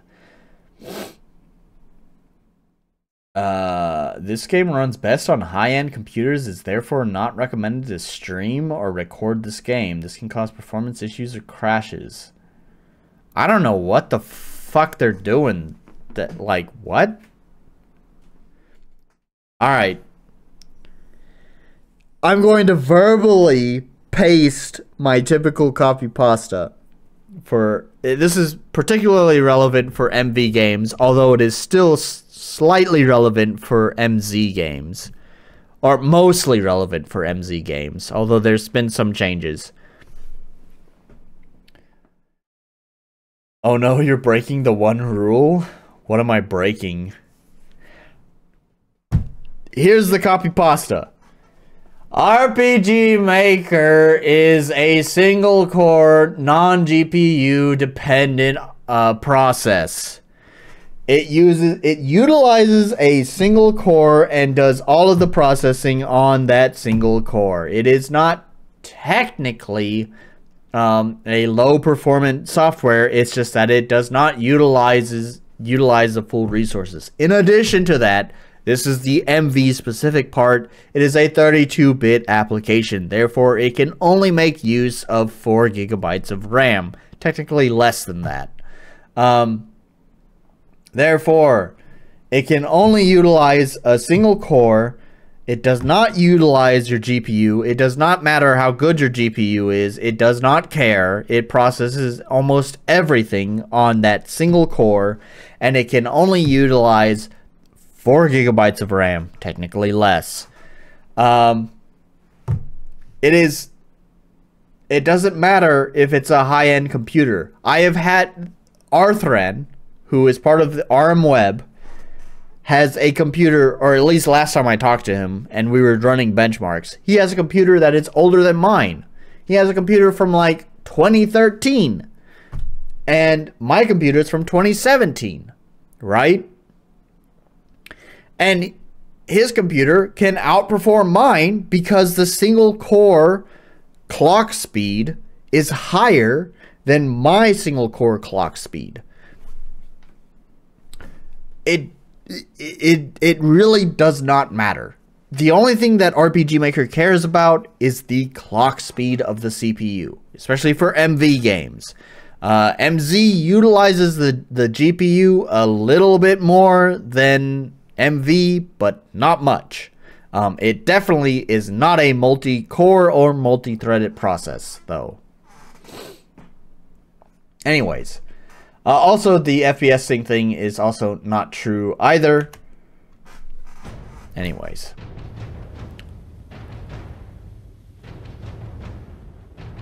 We are Doc 10, fearless and powerful, but an evil omen appears when dark clouds gather in the sky.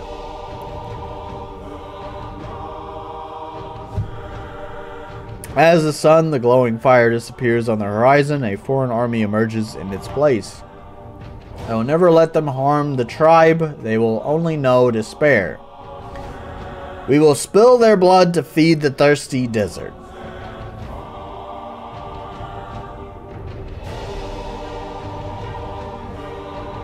Those are like MZ bubbles. Interesting. She will be protected like the seer asked of me, but I won't hide. No, the battlefield is my home, and these enemies entered uninvited.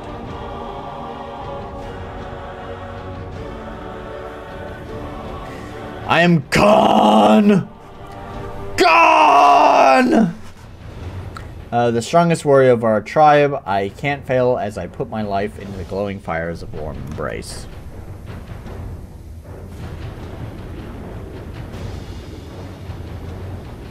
I am 99% sure this is MV though.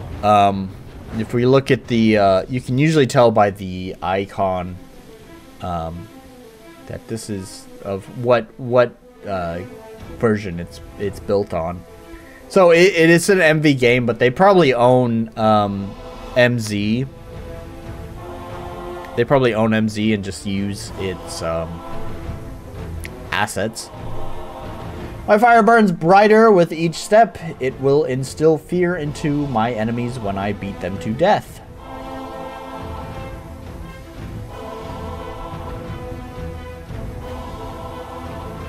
Our fate draws near, glowing fires grant me strength, and I will quench your thirst with the blood of our enemies. Is it raining in a desert, by the way?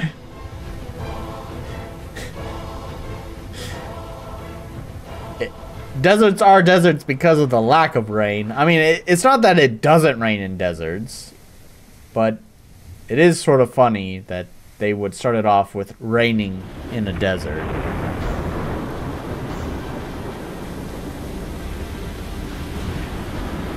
Proud warriors of Docton and nomad tribes, we have survived over the past centuries by the will of the glowing fire.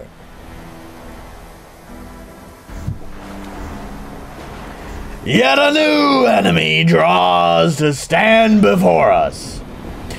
They march their enemies into our land. I say that we show them what being a warrior of the desert means. It is here that we will make our stand. We will obliterate their forces and push them back. Now, proud warriors of the desert, hear me. Take up your arms and fight for me. We go to war. Something like that. Sort of started getting an Aku vibe from Samurai Jack from there. Now, great proud warrior of the desert, hear me. Take up your arms and fight for me. We go to war. Something like that. I don't know. That's Aku, I think. I don't know.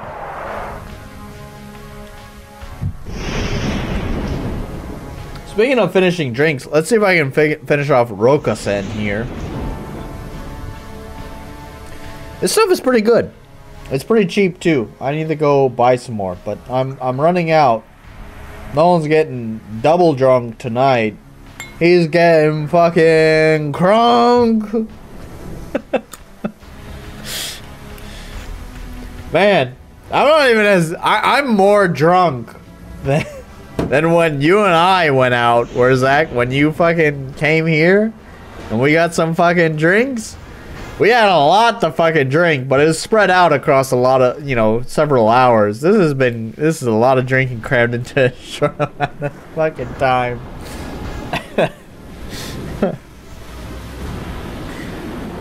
Ha! You think you stand a chance against me? Come and try, you fools! Men, kill him! Surround him!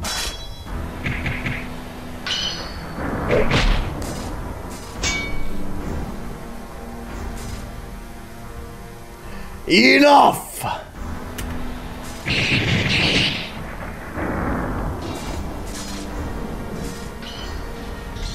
Harumph! I'll make them regret coming to our land. And this rain. Gone! You're in a safe place, so it's okay to lose consciousness. I don't know about that. Probably not great for my burgeoning YouTube career to pass out on fucking stream. Or maybe it might be great. Who fucking knows? I'll be fine. There's probably not even like half a glass of sake left in this. I want to try to finish this whole bottle, and then maybe this week I'll pick up another bottle of Rokusen. It's pretty cheap and it's pretty delicious. Do recommend, not sponsored. That is, I guess I should say, if you are not a sake drinker like me, I do not like most sake. However, this is like really sweet. It's a really nice, pleasant sake. Yeah, if you're not a sake drinker, do recommend. Why are you here? Didn't I tell you to stay in the stronghold to protect my daughter? I'm sorry, but Lenta snuck out of the stronghold. Isn't this feels like a really inappropriate place to talk about this right now. Not gonna lie. I thought she might have followed you here. What? By the glowing fire. You know how important she is to me. Can't waste any more time.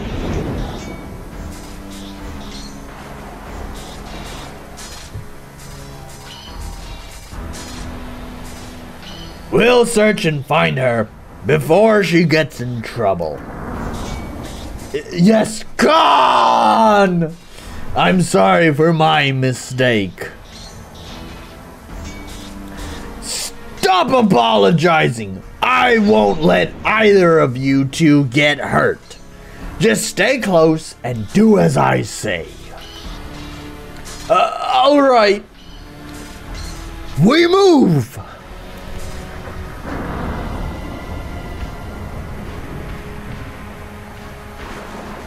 You know how it's well, all right.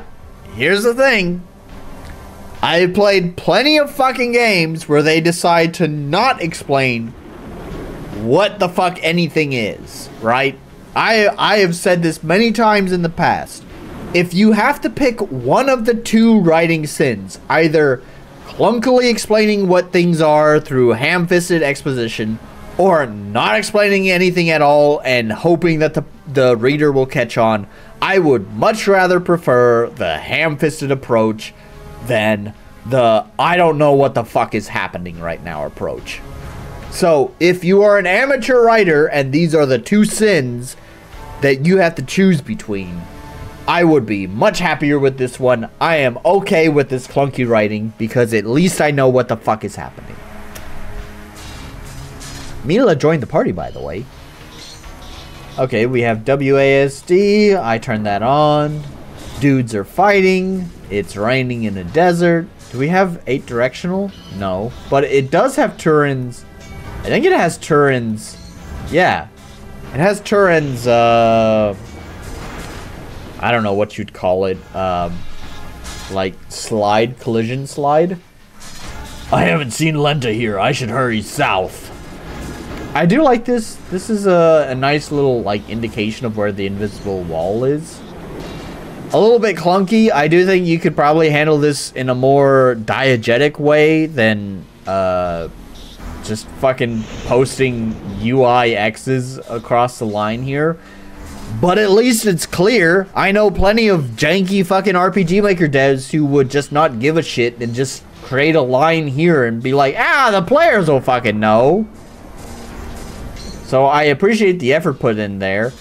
But you definitely could create this through a diegetic way. Like creating like some sort of cliff right here or something, right? Anyways, the game said I need to head south, so I guess I'll head south. It looks like I'm stuck here, so I guess I need to talk to this dude. Not a step further, you heathen! Get out of my way! I do appreciate that. Simple tutorial or detailed tutorial. That's nice. I sort of do a similar thing in my intro that I've been doing. But like the detailed information is like game wiki kind of information, like super involved, deep stuff. So basically the way that it goes is it asks you like, hey, do you want tutorials? And if you say, yes, I do, then at a later point, it's going to pop up with like a really advanced message that like really explains like the super in-depth stuff that you would probably find on a game wiki and not typically just embedded in the tutorial. After that message disappears, it's like, hey, do you want to keep seeing this advanced information or do you want to turn it off? And then from there, you can turn off the... So it's like a double layer tutorial. So, like, right now, here's... To compare my game to this dude's game, here's where I think my version of this is better than his. Because it starts you into the... What I would consider the simple tutorial first. Right? And just asks, do you want that tutorial information? If they say no, then there is no more tutorial information at all. Zero, none, zilch, nada. It's gone. But if they do say yes, they want tutorial information, then at a later point, it will give them the detailed tutorial information. And then it'll ask them, do you want to keep seeing this or not? And they can say yes, and it'll keep popping up with those messages anytime there's important information. Or, not. So I would probably here's what I would do is to show the player what your tutorials look like is I would give them tutorial information at the beginning of this, no matter what. Just one tutorial dialogue box. That's it. Which shows the player, like, this is what our tutorials look like. And if they're like, oh yeah, I get this, no problem, they can turn it off, and then that's it. That would be the no tutorial at all option. But if they say, okay, maybe I want that information, then you can show the detailed information. And then after that, you can ask them, do you want to see more detailed information or not? And they can decide based on that previous detailed information whether it's good or not. To be fair, this is in the beginning of my game, and it has not been playtested, so I have not gotten player feedback as to whether that is effective or not. But I feel like, in my mind, this is a good way. It shows the player what the tutorial is about, and they can make a decision after that instead of before. Because the problem is that players don't really know, don't have a good sense of, like, do we need your tutorial? Do you have unique mechanics? Or not? Anyways, nitpicking. I definitely appreciate the fact that he brought that up right here at the beginning. You know, and allows you to turn it off.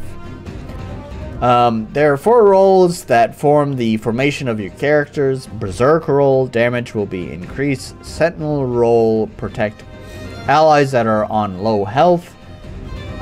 Ritualist role, magic in general is buffed. Support role, healing items are doubled. Check the role placement menu in your main menu for more detailed information about roles. Can you change roles at any time? That would kind of be pretty cool if you can change roles.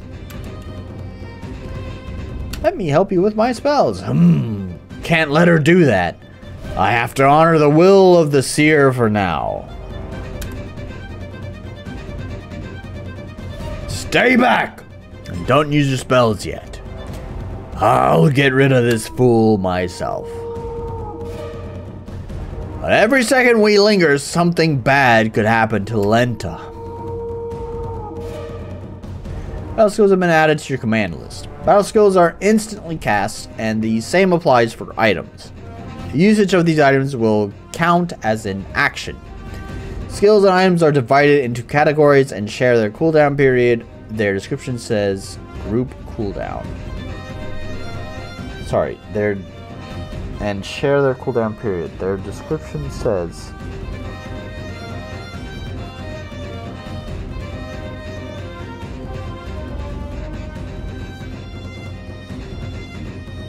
I am getting way too fucking drunk. All cooldowns are bound per character and will carry over the next battle minus 3 actions. There are no cooldowns outside of battle. Okay, that makes sense.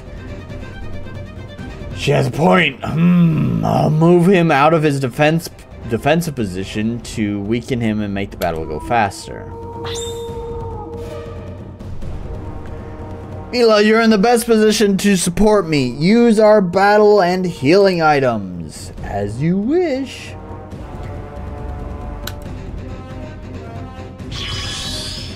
These fucking blown up faces and the fucking RTP sound. Man, I'm so sorry. I knew once the floodgate, that's how it goes with the alcohol. Once the floodgates fucking open, it's just non-stop peeing. I'm gonna finish this glass off. There's not that much left, and I need to pee again, and then we'll come back to this. I'm gonna pour my next drink. Let's see how much that is. It's not a lot. Oh yeah, that's like one more sip. In fact, honestly, I'm just gonna do that now. That's like the same sip that I just took. And poor Roka-sen is finished off here.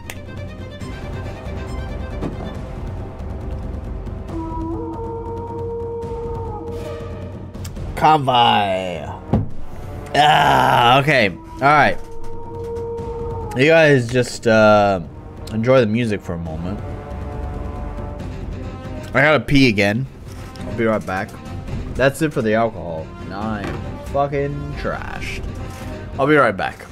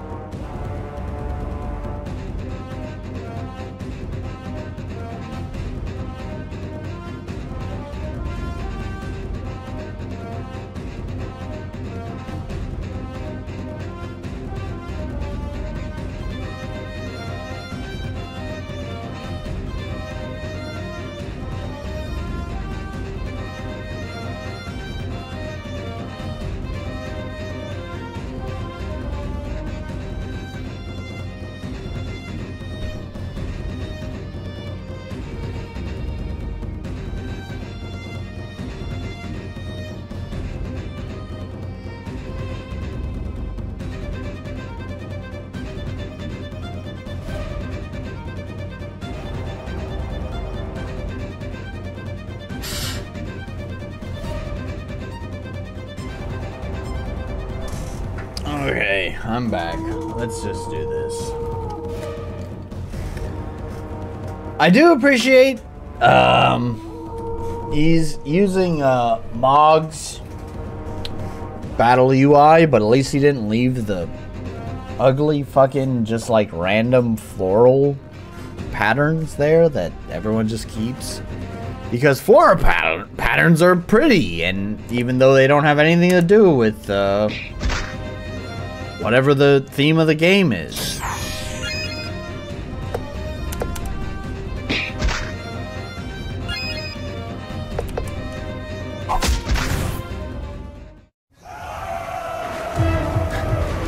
I like that little effect.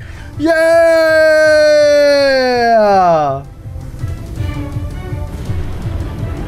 Oh, these tribal patterns that these royalty-free tribal tattoos that they've picked out clearly are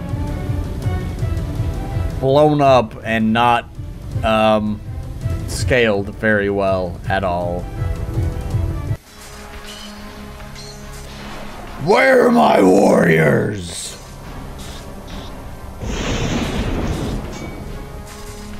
Over there.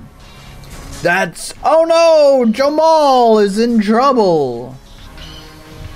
How can this be? Where did you all come from? We need to help him, but how? Maybe I should use my spell.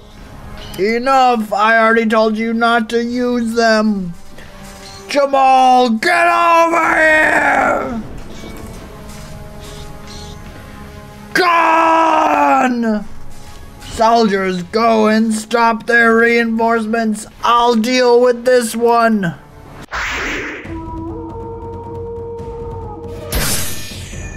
Can we do just attack for this whole beginning? I won't hit as hard from this position. I'll move back to the front position for more damage. Is that true? I don't know. I'm just gonna hold space. Let's see what happens.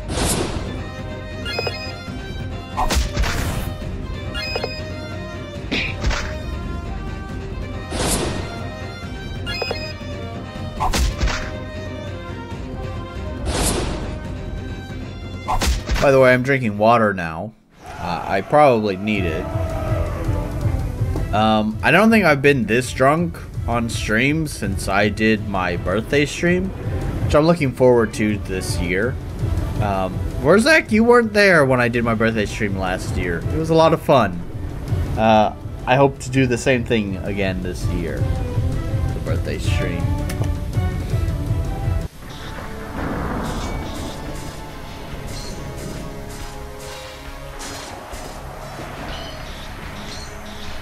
Humph! This one is tougher than I expected. I need to regroup.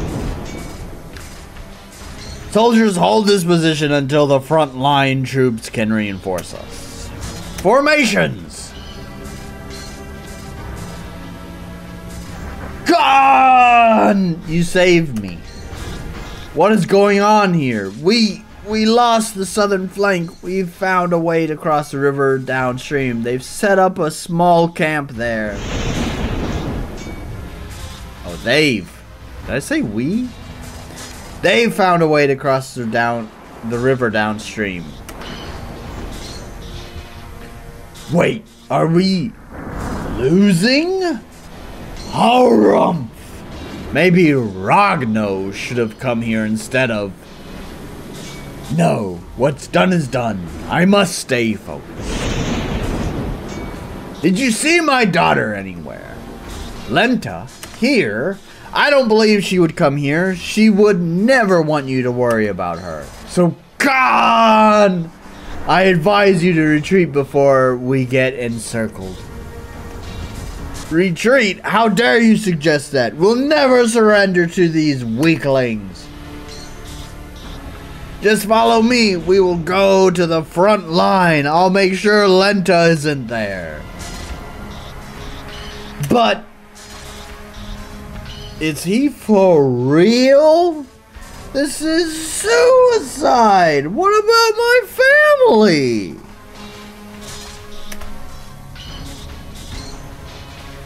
No buts!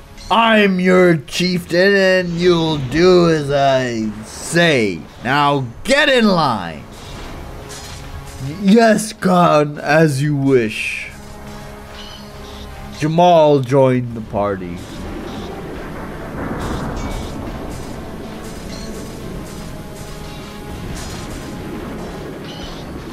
Get out of my way! What did you primitives matters? Whatever. We'll just hold space, but I'm sure we'll fucking kill them. It'll be fine.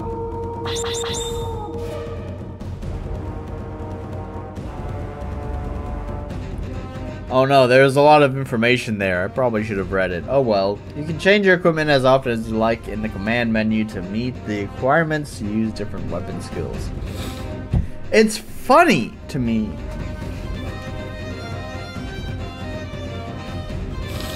that he... So you see this. There's like... I don't know how to put this. There's like RPG Maker games that are built for an RPG Maker audience. And then there are RPG Maker games that are built like their own entity, their own game.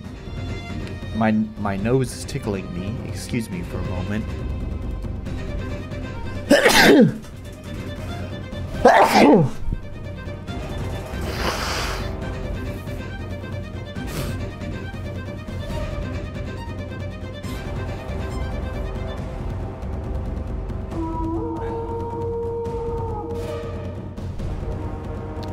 Oh, I missed the mute button. Oops. Well, thank you. Anyways, I guess you heard it. Anyways, so like it's so funny that the tutorials talk to us like we are just a general player of the game, like not someone who's involved in the RPG Maker community. That's fine, by the way. I'm not saying that there's a problem with that. What I am saying is that it's not accessible in any sort of way outside of being part of the RPG Maker community. Like, even the, like, never mind the fact that, like, right now, the only way you can download it is downloading it directly from the developer's Dropbox, right? Like, never mind that fact. It originally was available on RPGmaker.net, right? Which is very, very focused on RPG Maker developers, right? So I feel like the developer has is very confused about who his target audience is. And I think the simple fix is to just either like the simple fix is just to release it on itch.io. That's the short of it. But I don't think it'll have a lot of success there, if I'm being honest. And I know I've barely played any of it because I've spent most of the time playing it just rambling, being drunk. But I already know in the like 5 minutes worth, possibly less, of gameplay that I've experienced, I already know that this is not a game worth playing for anyone who is not an RPG Maker developer. There is cool stuff here for an RPG Maker developer. Like, wow, that's a cool options menu. Wow, it's cool that you can shift your role at any time. But I don't know if that's a good enough hook for someone who's not an RPG Maker developer. As an RPG Maker developer, I can say, wow, that's cool. But I think it ends there. I think it ends at as an RPG Maker developer. And that's it. I'm not giving up on the game yet. We'll give it some more time. But anyways.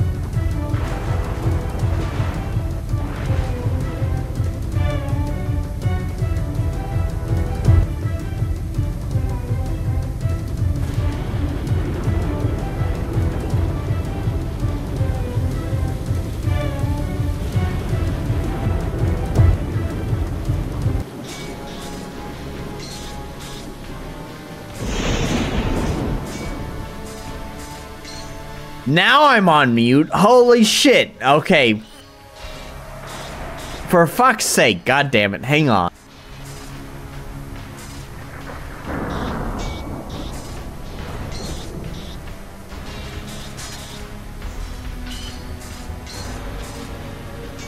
Well, that's what you get when I'm... For fuck's sake. You heard me fucking... Why was I on mute? Ah! How long was I on mute? Fuck it. I'm just holding space. Too much to drink.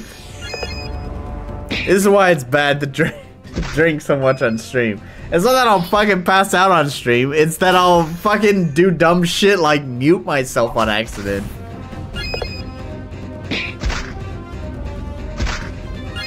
I'll couple minutes. Holy shit.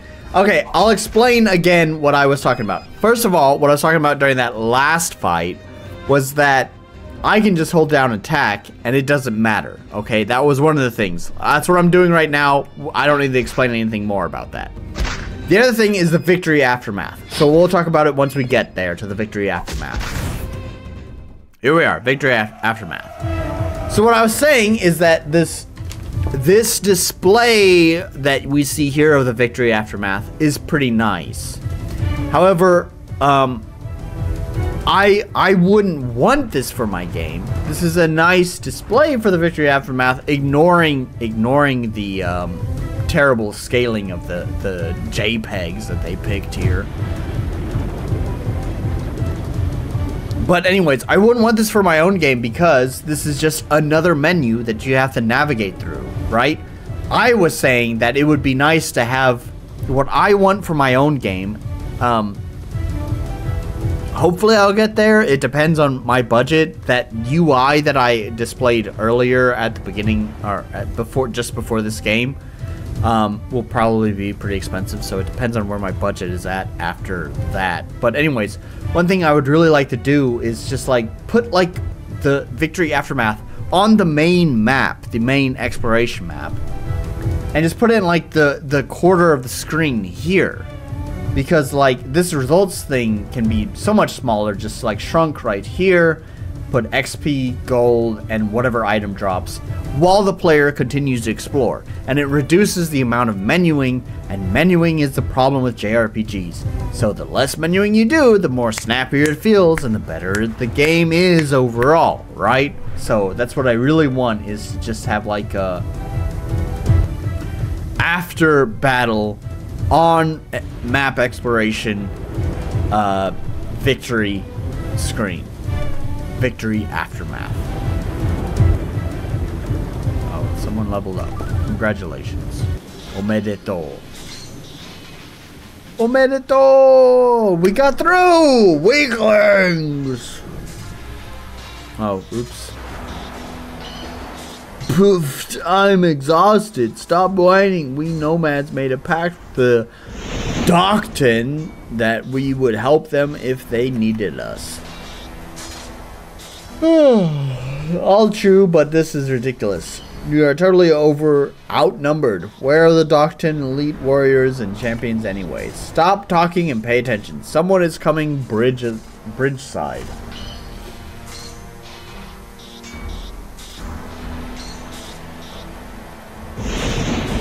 All of you listen up. We lost the front line and will retreat. Timmel gave me these orders directly. Now move. Yes, ma'am. We lost Lenta? Wait. Have we seen my daughter Lenta on the front line? You're Khan, chieftain of the Docton. Sorry, but I do. Why do they not know who he is? If he's the... Okay, sure, whatever. Everyone is retreating from the front line, so if she was there, she might have gotten out like us. Now we have orders, move out. Yes, ma'am. Maybe she did get out, but what if she didn't? It doesn't matter. I need to make sure we're pushing on. Let's go. Please don't be too hard on yourself. She's fucking dead.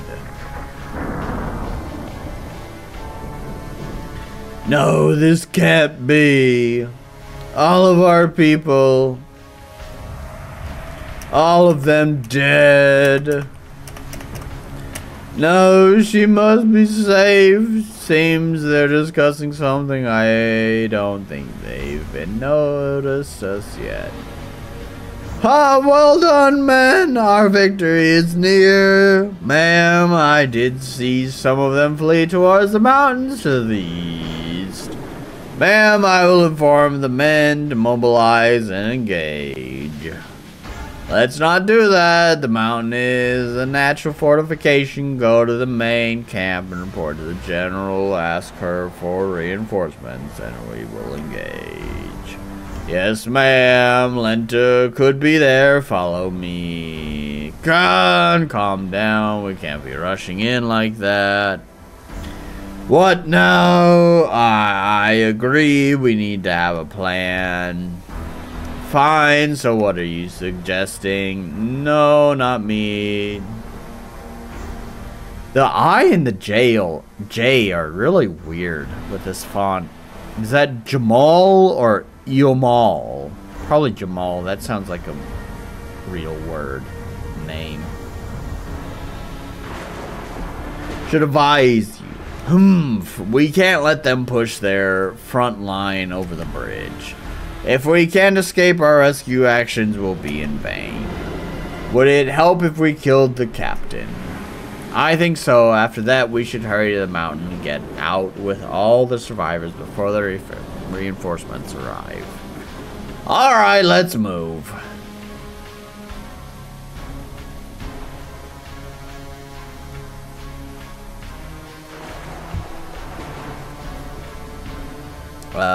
Does he even think about the possibility that Lenta could be somewhere else, even though he doesn't want to hear it? He knows she likes to be at Ragno's side. Gosh, Dev is really tight on the fucking, invisible walls here. We should sneak up to the captain and kill her. Like, it's basically the path. Oh, I see. Because it wants me to kill the fucking captain. The X really... Oh, it's not quite pixel movement. I think it's using Galv's pseudo pixel movement. Because it's like a third of a tile. Not even a third. It's like almost a half tile. Anyways, yeah, the X right here almost blends into the path, especially with, you know, beer goggles on right now. Let's see if we can get a clear pronunciation behind that. Beer goggles on. It's really hard to see that X.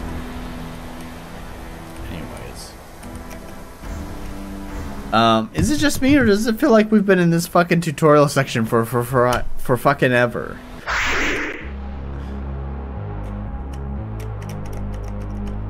How much of that is the being fucking drunk, and how much of that is because this is just wordy?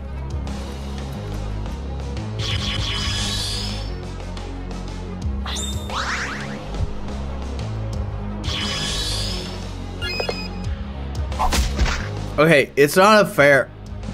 I'm gonna go out on a limb here and say it's not a fair assessment because I'm really drunk and probably moving at a snail's pace to get through this. But yeah, this is still the tutorial. So here's the thing that caught my attention with this game. There's apparently a lot that is going on. So after you lose this battle, I presume...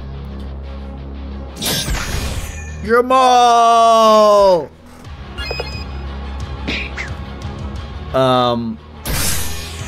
So after you lose this battle, there's supposed to be like a base building thing. Oh, that's game over. Oh, don't. Oh, you've got to be fucking kidding me.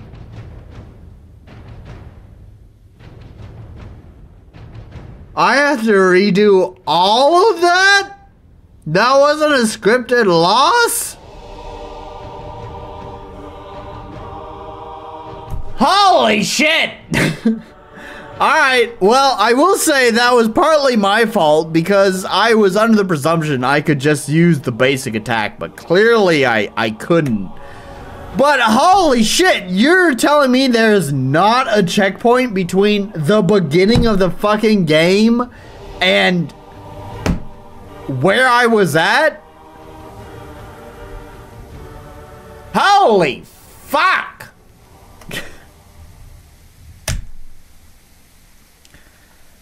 I have accidentally turned on the Japanese keyboard. What was I even saying? I was so taken aback by that.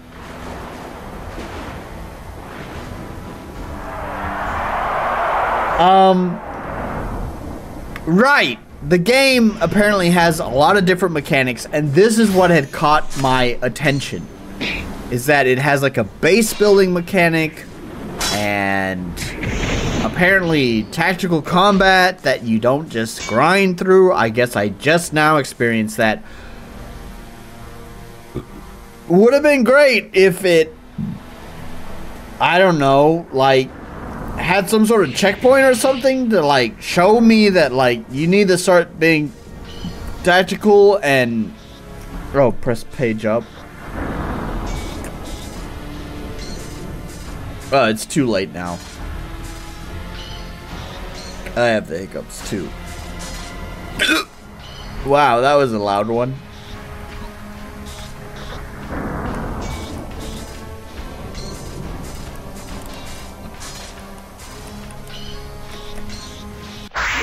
Wow, they're quite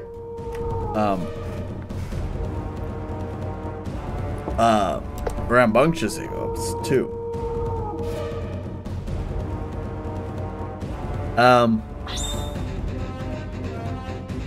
Anyways, in my opinion,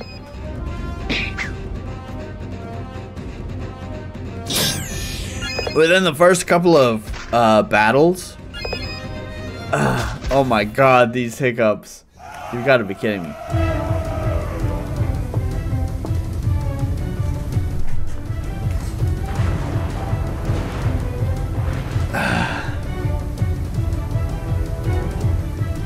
Alright, let's try it again. Within the first couple of battles, it should be shown. You gotta be fucking kidding me. It should be shown to the player that this is not a hold spacebar to win game. Unfortunately, it does kind of create that sense.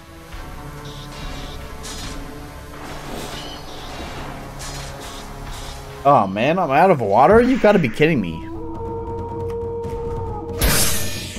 I wish I had like an auto hotkey set up to just hold spacebar. God damn it, well I could go refresh my drink. My water, because I obviously need a lot. I need to drink a lot of water to offset the amount of alcohol I've consumed over the past 2.5 hours.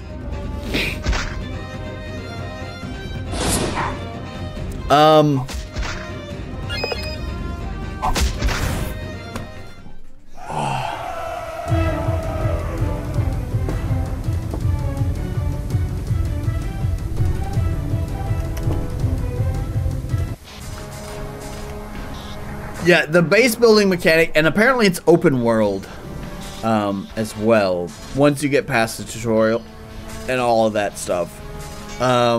And that's what made me curious about the game, is the base building and open world.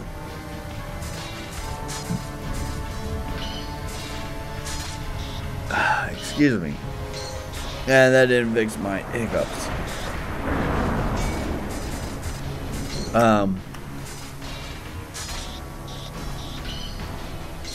Oh my god, these hiccups are fucking buttering me.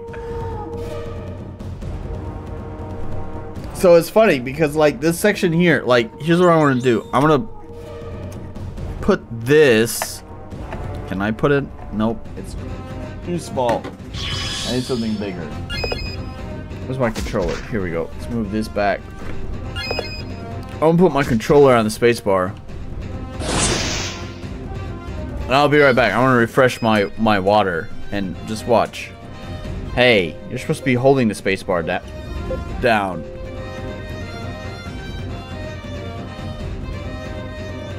Oh, I think it is. Yeah. There we go. I'll be right back.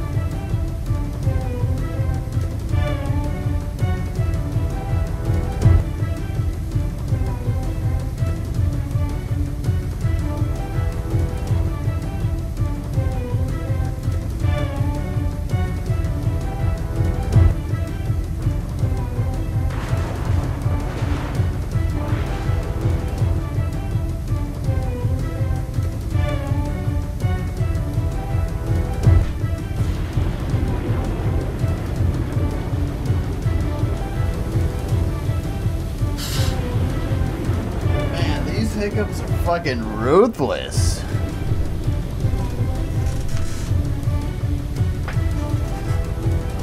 How many hours for a typical playthrough is this? I don't know.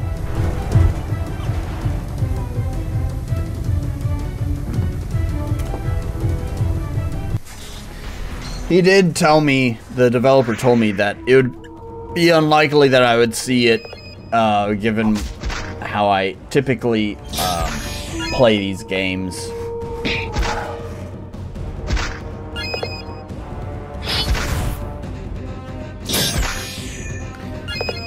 And, oh my god, these hiccups! That's another reason why I realized maybe it was a bad idea to play this game.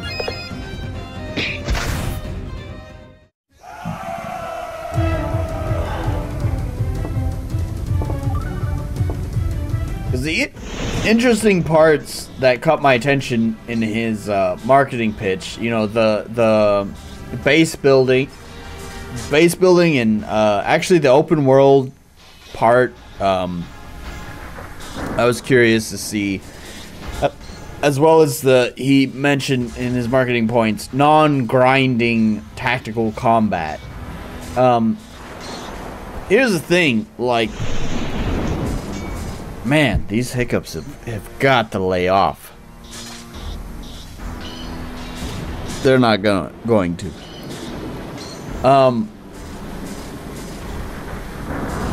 Here's the thing. If those are his marketing points, he needs to put at least one of those, you know, like, in the beginning. And I guess one of those might be there, but there was no fucking checkpoint. And the combat has taught me nothing but I can hold spacebar.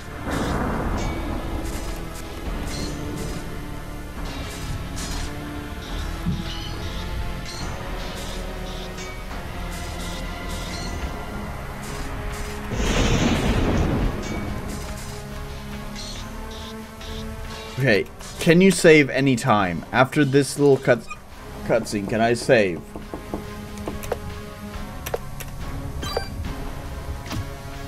Okay. Yep. Yes, you can. Here's the thing.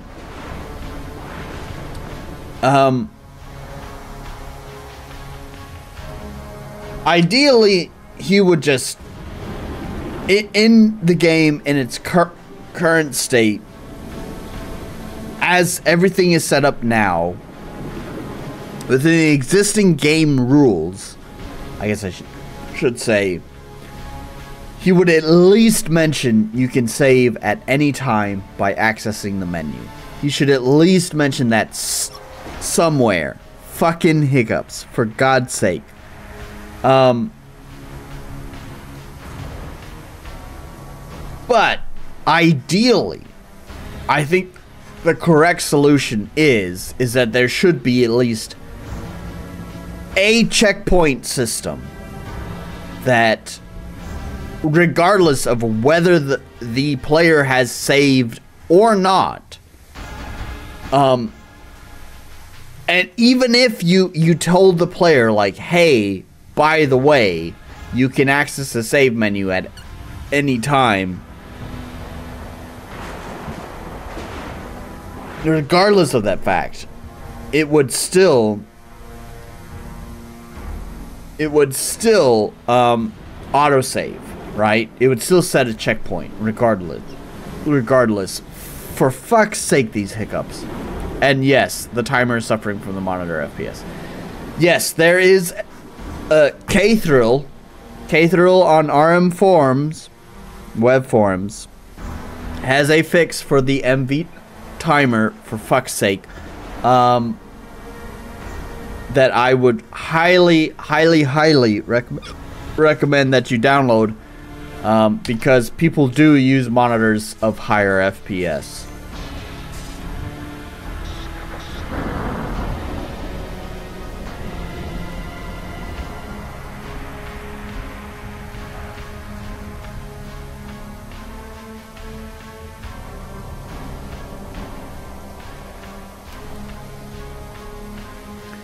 basically because of how drunk I am and these hiccups, I think I'm basically gonna get past this section here that I died on, and that may potentially be the end of the stream.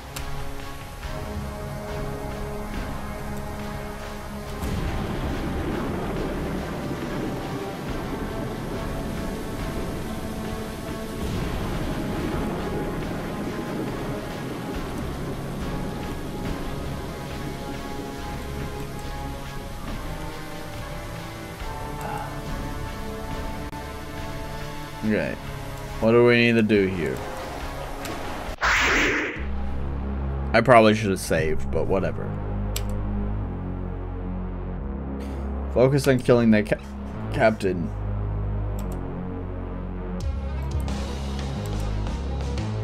Wait, is that all I need to do? Hang on.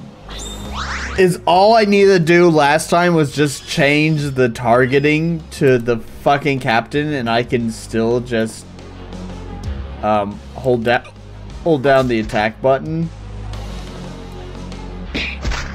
No, I don't think so. No. She gets 2 actions. She does quite a bit of damage. Okay. Wait. Okay, that person's dead.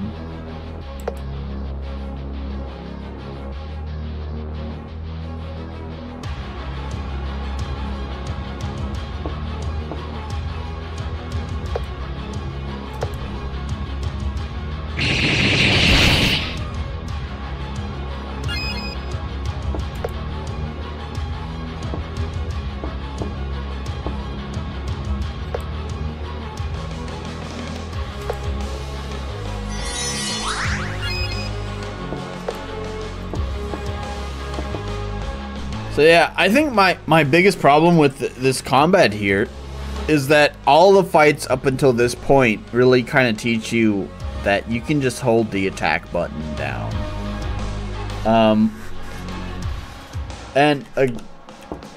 You know, obviously that's fine that you want to teach them the basic attack. I would say, like, the first battle, it's fine that you want to teach them that your basic attack. And so defeating the enemy with your basic attack is fine. For fuck's sake, these goddamn fucking hiccups.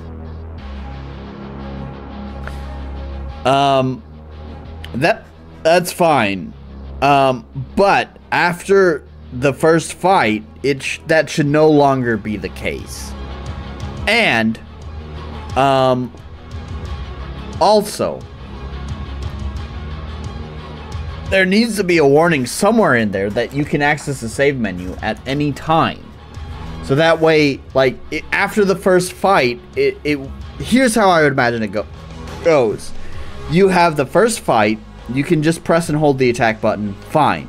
But then after that, it's like, oh, hey, by the way, you can access the save menu at any time.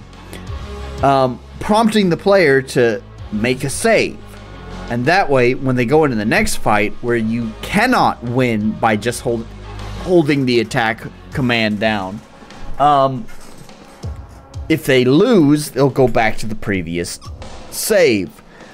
I would still not count on the player making that save. I would still create some sort of checkpoint where it's like, hey, by the way, that doesn't work.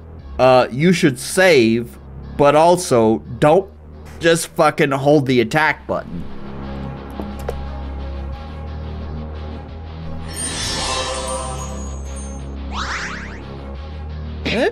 Revive him? Man, fuck this fucking fight.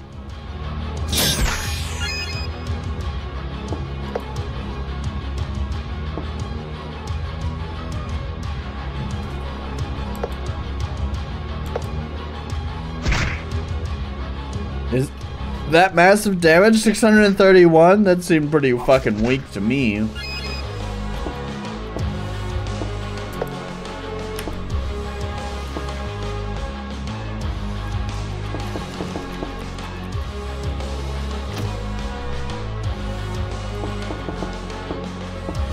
we have items? Sure, do that.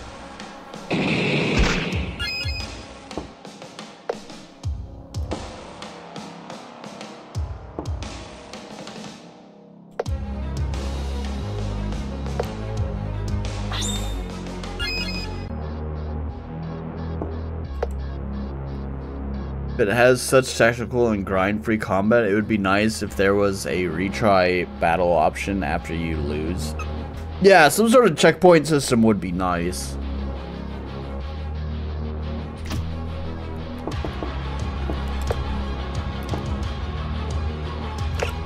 Here, revive dead guy.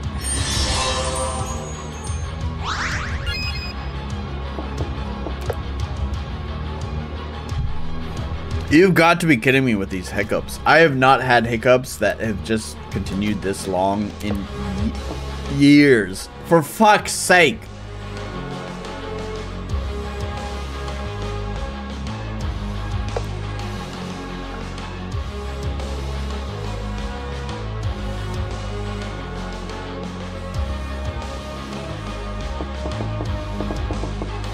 I don't know what any of this is. I don't care.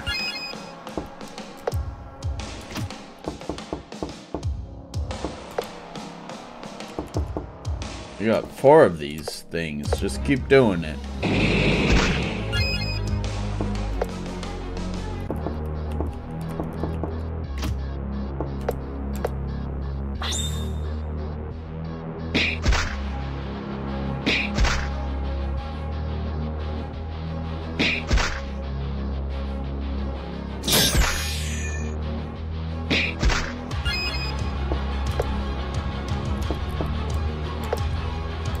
Head stomp.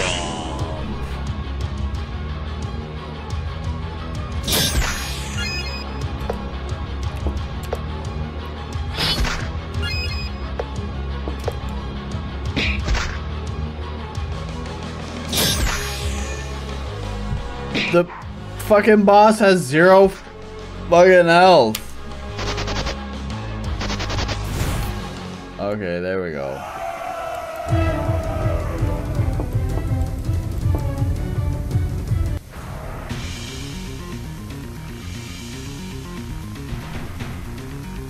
No, this can't be happening. I'll make you pay. Soldiers form up and defend your captain. Men, kill them. Come and try. My fists are itching. What's going on here? Did they just beat the captain? I'm sorry. I don't want to die. What? Where are you going, traitor? I gave you an order. I'm exhausted. I'm getting out of here.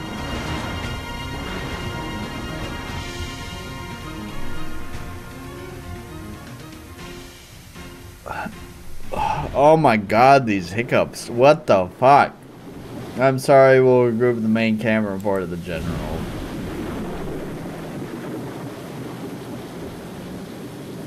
My fists are itching. Thanks, Wrath. Ventana will punish all of you peasants. You'll be hanged for this treachery. Enough of this nonsense. No. The glowing fire will burn all of your armor, weaklings. All my tribesmen. Come and fight me, you cowards. Humph these fools. Only no despair. What doesn't matter? Isn't it more important to know that they are here and how we can stop the bloodshed? Jamal, is everything alright? Open your eyes. The only thing left now is revenge for our people and to make sure that Lenta gets back to safety.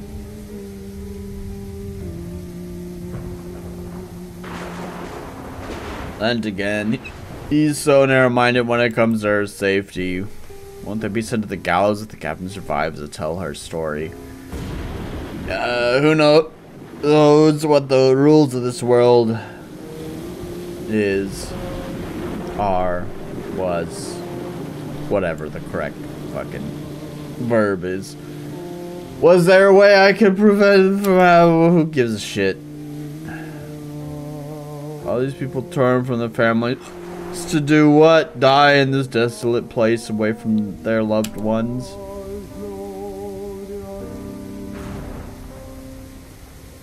I want to hold my wife and... Oh, is that a dude? His long hair, mate. I thought he was a she and was just like an older woman. Or maybe it is a she and she has a wife. Who am I to fucking judge? It's fucking LGBT month, isn't it?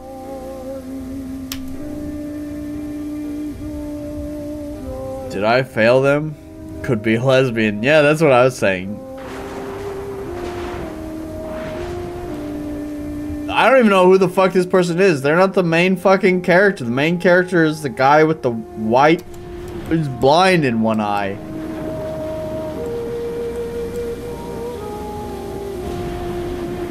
Also, who's using the fucking Microsoft Sam fucking voice synthesizer to fucking sing here? Do, do, do, do, do. Story lore. Cool. Great. Great label. I don't know what any of this. I don't give a shit.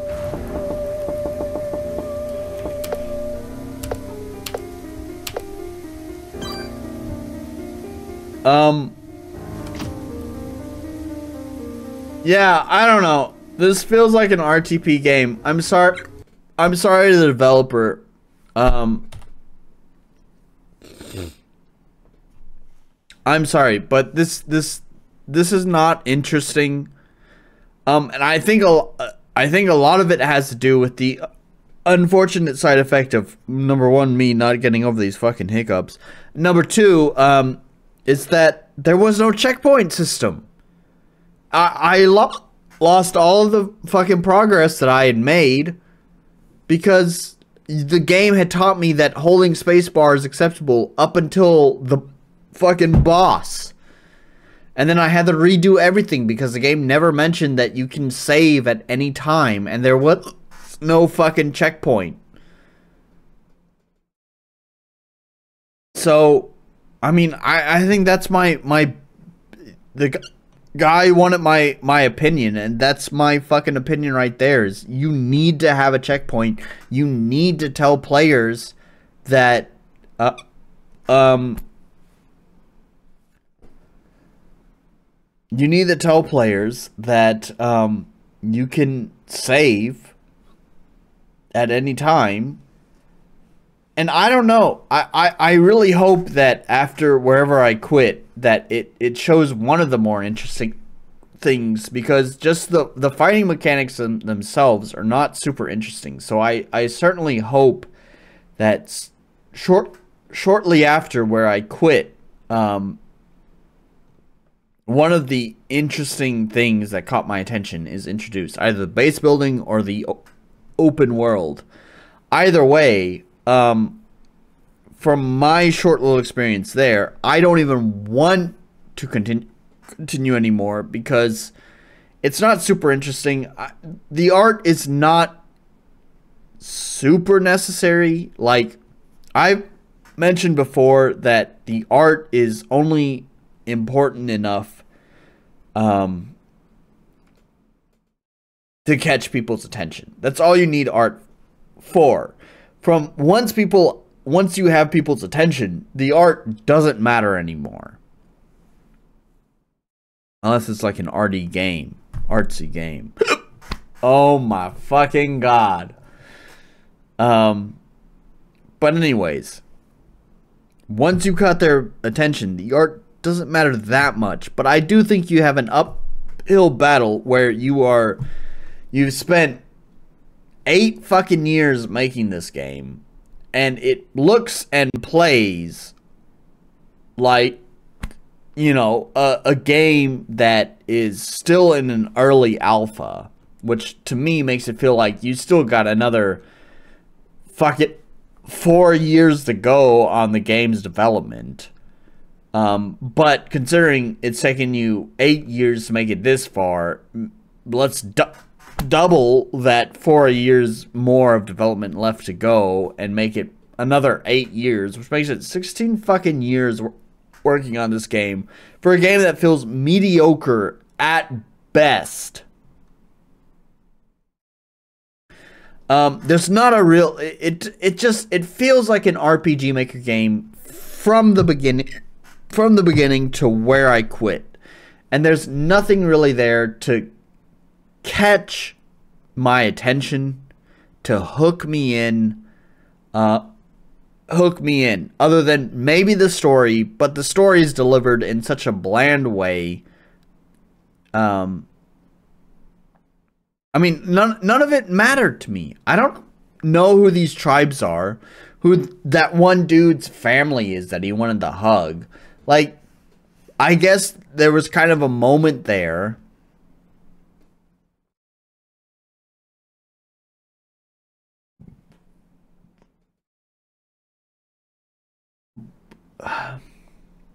Like, there was kind of a moment there after I finished the captain where it's kind of like showing the battlefield. These hiccups are killing me, man. Showing the battlefield with all these dead people, and there's kind of a moment there where it's like, oh yeah, that's kind of like impactful, but like, I don't know, it's at the very beginning. Like, all that death is kind of impactful. Like, as an adult, I can say, wow, that's a lot of death for probably what is a meaningless conflict. But I mean, I'm extrapolating based on the current world climate to get to that point. I don't know if a lot of people are going to be finding some sort of connection between that and feeling the same way. We don't know who these tribes are, who these people are, who their family is, and why we should give a shit about any of them.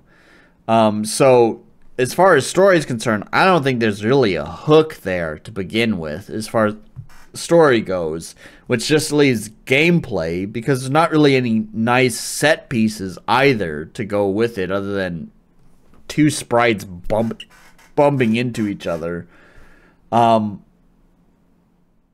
So, combat felt not super extraordinary. It felt pretty run-of-the-mill.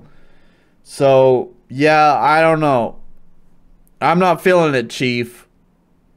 Whereas Zach said, just found a 5-year-old YouTube video, and as far as I can tell, it's the exact same. Yeah, they linked a fucking VTuber or something here. Oh, actually, this one's not even 5 years old. This one's only 3 years old. So actually, that's impressive that you found a 5-year-old video and it looks exactly the same. Hello everybody, this is Lady Random, and today we are playing The Lost. VTubers, this is an man. RPG demo. Let me turn off my camera. In a desert occupied by several tribes, a mysterious army appears from the south and annihilates anyone in their path. The Brienne tribe has been destroyed and all hope seems lost. All the other tribes are summoned to the Dokta tribe's village to stop this mysterious army. Khan, the chieftain of the Dokta tribe, and their village champion. I've turned into a VTuber now. To do this, a fierce conversation between the two can be heard from the outside moments before Ragnar storms out of Khan's stronghold and leaves. Khan, firmly believing that the glowing fire will help them to achieve victory, rallies the troops loyal to him and leads them into battle. Ragnar, on the other hand, leaves the Dokta region and goes north, followed by almost all the other tribes. Can we skip forward? Where is she at? 30 minutes in? Looks like she's still in the beginning. I mean, I think it said these count as actions, right? So, yeah, I think they do. Anyway, let's Noland go. No, move enemy. Let's pull this jerk forward. You know it, I'm fucking reaction channel now. I don't want to move him backwards, so I just pulled him forward, so... Why does this look exactly the same as where I was at? Where's the fucking captain fight? Is it before this? It's gotta be before this, right? This looks like it. So this player got there within 17 minutes, I think, assuming it'll actually load. Okay, so... No. Nope, that doesn't look like a captain fight. I'm kind of curious. Okay, so... I think the back guy's a sentinel, so... If we move him forward, let's see... Okay, I want to use a weapon skill. What? Ultimate combo. Oh, I see. She actually damage. Hey, we'll use that. Yeah, I think it's before as well too.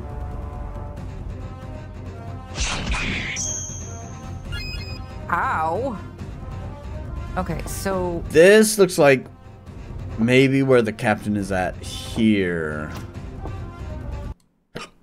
So she got there in 46 minutes, which is about where I'm at, I think. A little bit longer because I've rambled a little bit and I'm fucking drunk and dealing with the hiccups that won't fucking lay off. I don't remember a 4-person fight. Well, he's paralyzed. I was kind of hoping it would kill him, but rude. Very rude. Even more rude. Okay, weapon skills. So, like, even... You know, I could probably just... Okay, we didn't get here.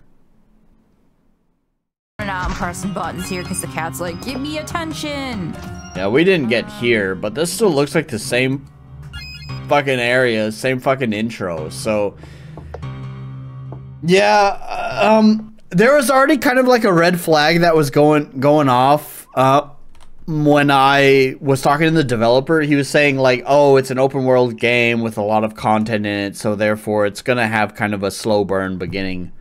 And to me, that's already kind of a red flag. I mean, technically, he's not wrong. I understand having a slow burn beginning, but when it's a game that has like a lot of content in it.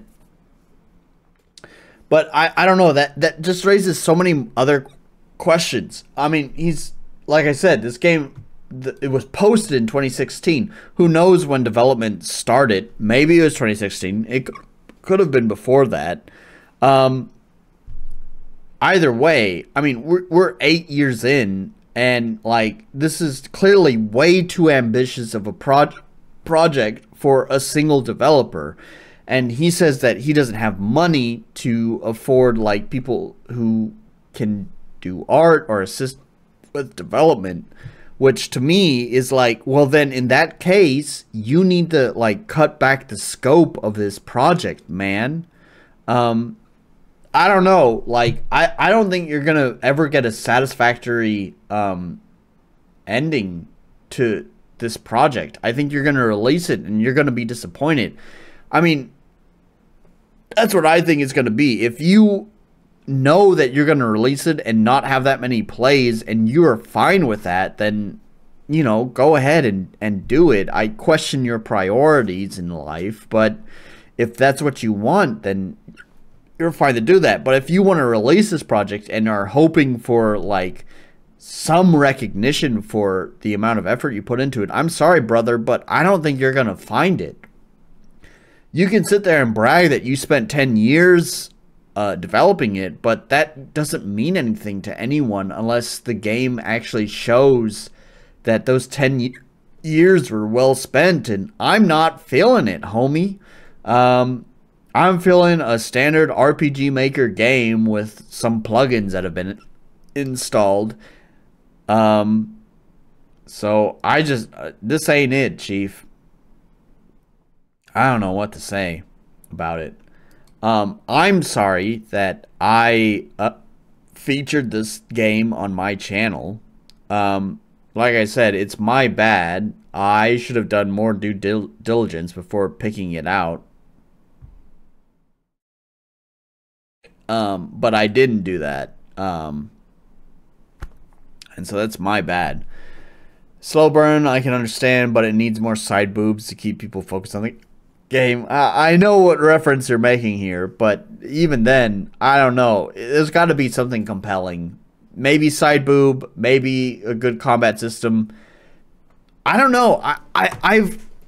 You've got to show off like what makes your game unique in the sea of other games, especially RPG Maker games. What makes your game unique? And if you want to start your game off with an hour-plus long intro that shows off fucking bog standard JRPG mechanics and JRPG story and fucking nonsense lore that no one gives a shit about, then I don't think you're going to find success, right? You need to spend that first hour, like, sure, spend 10, 20 minutes, you know, establishing the basics, fine, no problem. But an hour is a little bit absurd to not show what the hook is of your game. An hour in, and we don't know what the hook is. Sorry, you're not Ubisoft with Assassin's Creed. Even still, with like Assassin's Creed, we all know what the hook is because Assassin's Creed is an established fucking franchise. I'm sure if you go back to the very fucking first Assassin's Creed game, you're gonna find out that the hook of the game is introduced within the first fucking hour of the game when Assassin's Creed was a new fucking thing. How long am I gonna have these hiccups? Holy shit!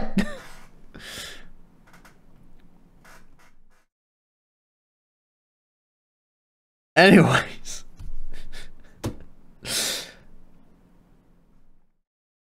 I don't know what for fuck's sake! I don't know what to say about what the fuck is this. I don't know what to fucking say about this game other than it's not for me. I don't think it's for anyone because there's not enough interest garnered within the first hour. I would not be surprised if you had any sort of way of tracking player data that your players are fucking quitting the game within that first hour or 2 hours. You need to fucking move the hook of your game to like the beginning within that first hour. Show players why they should be playing your game. Anyways, let's grade this fucking thing. Polish is 0. Accessibility, it gets the point because it had rebindable keys. Clarity, sure, I'm gonna give it the point. Balance, I guess so. Unique identity is 0. Technical, I guess it performed as expected. I gotta pee again. We'll wrap up after my pee. You guys chat or something. Give me something to respond to by the time I get back.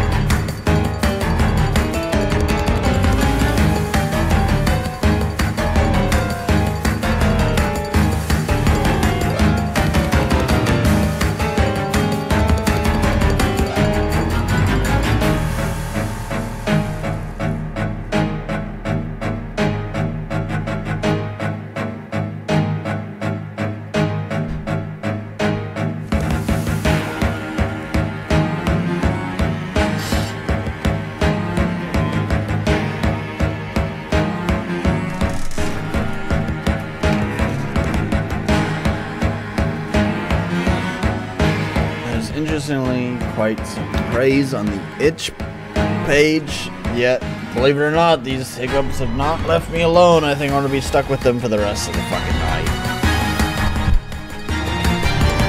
night. Is there an itch page? Because there wasn't... You didn't fucking link it. That's not itch. It's itch.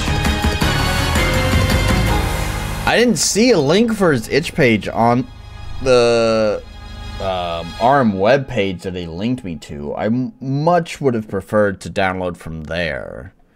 But I guess it doesn't matter. Lost.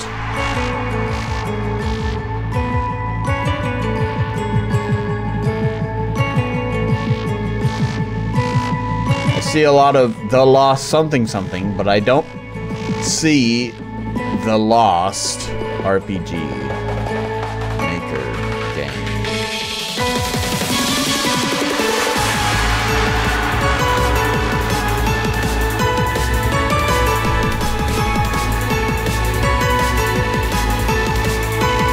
Yeah,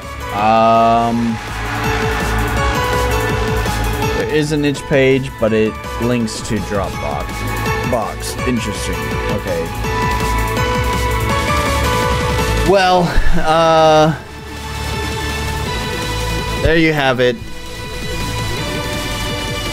I mean, so the thing is, I've seen with itch pages is it tends to garner a lot of cult-like positivity.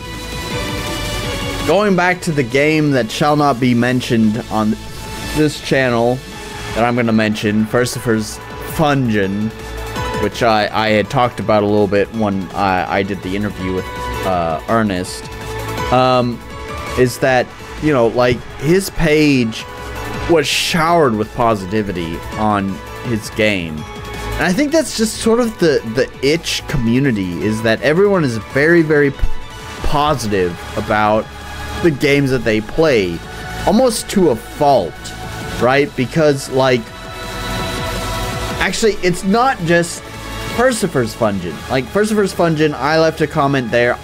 I left a review in the comments, like, my feelings of the game and so forth. And I got regular notifications from people that are not the developer saying that I'm a fucking idiot, right? Because I didn't like the game. There's a weird cult-like mentality to people, to fans of games on itch. There was a particular game that I had, like, one particularly nasty commenter, not the developer. I don't want to make this sound like it was the developer who was saying this, because that is not at all true. There was, gosh, what was it called? Can I go back and see it?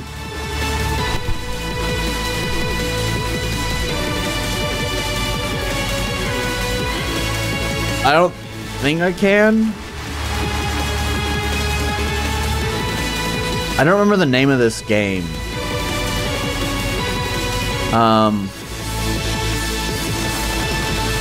Someone fanboy skill. There was a game I played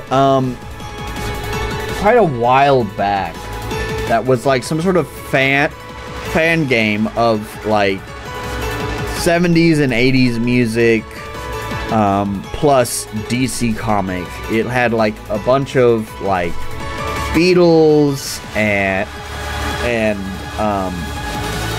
who knows what else for the music. Like it was clearly using a bunch of copyrighted sources. Not to mention DC heroes. Although actually what I played, I don't think any of the DC heroes ever showed up, but in all the marketing and the title screen, there's like Batman and the Flash and all of that. And the guy obviously doesn't have licensing for any of those characters. It was just a fan game. Again, to clarify, it was not the developer who said anything nasty. It was just a huge fan of the game, again on itch, who just did not like that I didn't enjoy the game and left just, you know, what you might consider a stereotypical internet troll comment, I guess you could say, troll in quotes, like, oh man, typical Xbox fanboy doesn't like the game because he's too dumb and he's not a PC gamer, and it's just, it's absurd, man, it's absurd. What is it called? I think it's called the Lonely League, I think. Let's see if I can find it on the chart, the PACBUT rating. I think it's called the Lonely League.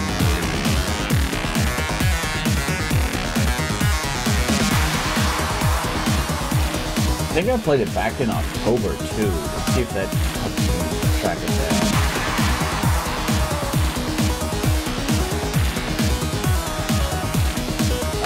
No, there are only 2 streams that I did in October, which makes sense because my birthday was there.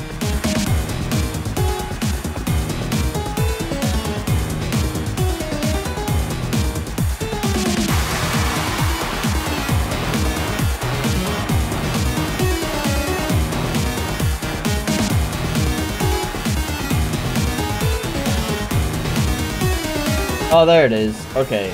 I played it back in... Wow, it's been a year. I played it back in March of 2023. Wow, time just fucking flies. Alright. There we go. Here's the Lonely League. You know, you got Batman, Superman, who knows what the fuck these characters are. And, yeah, you know, it's just using a bunch of, ripped assets and stuff.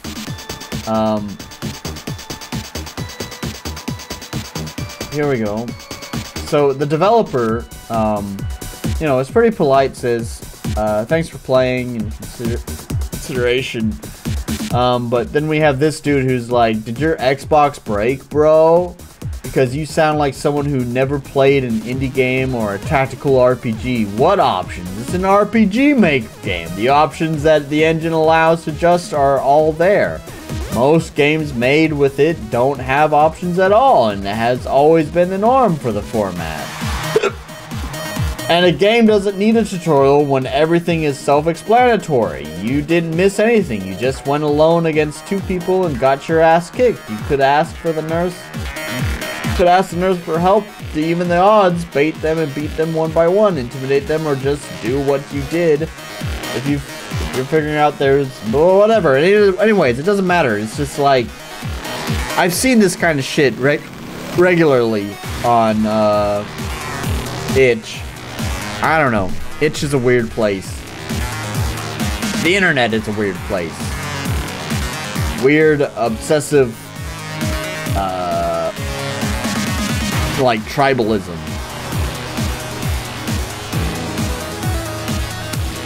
So, anyways, I guess I'm gonna go fucking take care of these hiccups that I'm stuck with. And I will be streaming again next weekend. I do think in the latter half of this month I may not be streaming, but the specific date is not set in stone, so I guess I'll bring it up whenever that day comes, whatever day that may be. So don't even worry about it. For now, there'll just be one day that I'm not going to stream. But for now, the plan is to stream next weekend and probably the weekend after that. So I will see you guys in the next stream. I don't know what we'll be doing. Probably playing games. Hopefully not playing shitty RTP games, but we'll have to see. Until then, thank you guys so much for joining whatever the fuck this stream was. And I'll see you guys in the next one. Cheers.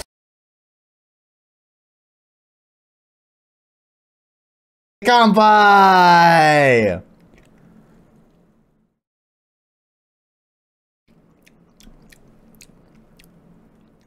That's okay. Yeah. Anyways, it's a highball today. Which I do believe is just whiskey and soda. Meh. Anyways, I got games to play today, and I guess we'll just jump right into them. Hopefully I'll remember what to talk about later on during the just chatting section, but we'll get there. We'll get there. Oh, I have like not adjusted volume settings at all. Wait. Okay, we crank that up. We crank this down. Turn that down.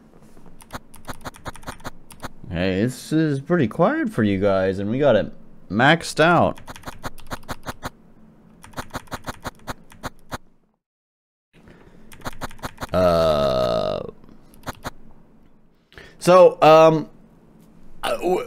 Hello, Warzak. We're gonna play at Week's End first. I know there's the title game, Nightmare Cart, which I'm sure everyone already knows about, and we'll talk about that later. But we're gonna play this one first because this is kind of an early demo of the game, so I suspect we may not play it very long, so I just figured we'd go ahead and play this, knock it out, and then we can just play Nightmare Cart as long as we feel like it. So, who is we? I guess I'm talking about us and everyone who's watching.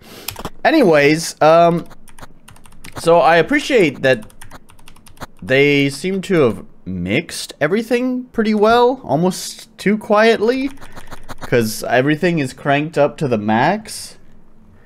And hello, Alice. Yeah, everything's cranked up to the max, but it's still pretty quiet for you guys. We'll see if it gets louder later on whenever we play the game. There is a problem here. No WASD. Sorry, no rebindable keys. There are no rebindable keys. However, there is WASD. So, I guess they have added WASD into their controls, so you can use both arrow keys and WASD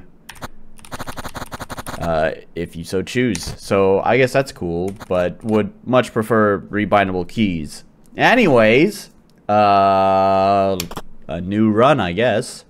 And yes, we'll watch the intro. By Week's End, humanity must beat my game. Is it a meta kind of thing?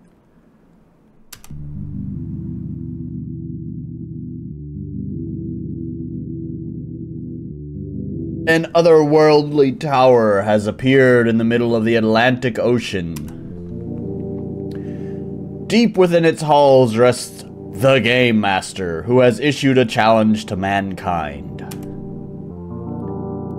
Try as they might to skirt the rules, mankind must send their best to beat the Game Master at their own game. A new guest approaches. Welcome to the tower. You may refer to me as the bookkeeper. I oversee everything within the tower, ensuring all is accounted for. Now then, who dares challenge the tower? Oh, okay, we got some stats. We got stats and stuff.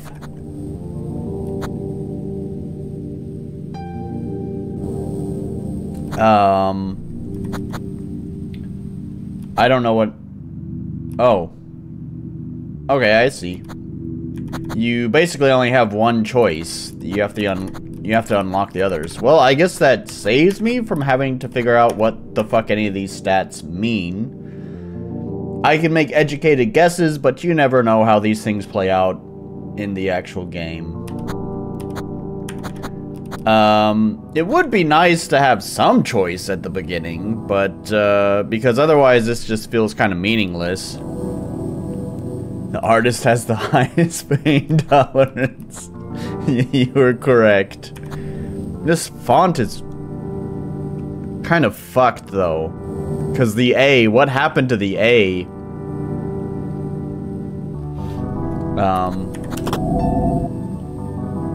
What shall I call them? Can I... No. No keyboard input. Not even backspace. Okay, but X works. The dome! We already did the dome. I'm gonna call this one, yeah, I don't know. Just kind of want to go with something a little bit casual. Nothing, you know, nothing too crazy. Just Frankie. Frankie! Hey, Frankie! And so it shall be.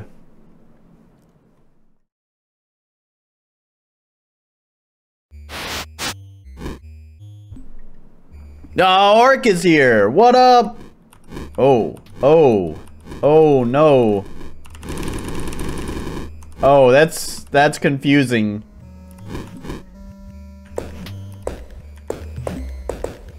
Okay. I see.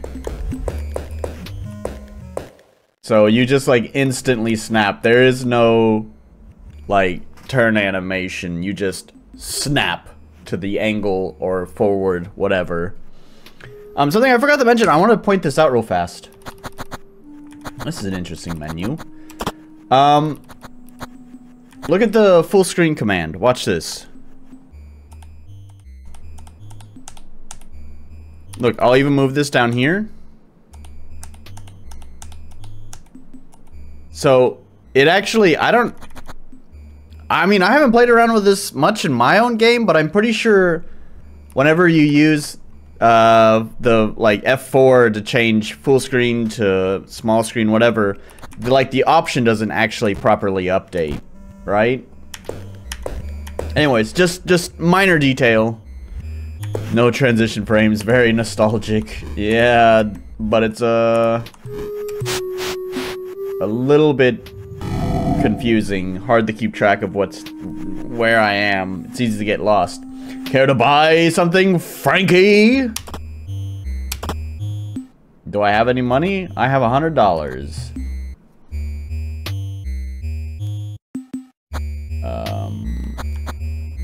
Steel heart, increase max vigor by 5 stack per 5 stack. Become numb, prevent defensive debuffs. Word vomit. Are these items or are they skills?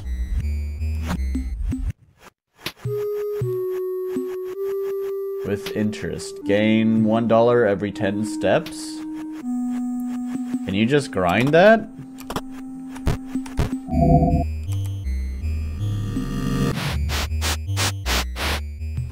Can I just do this? I have $2, yes.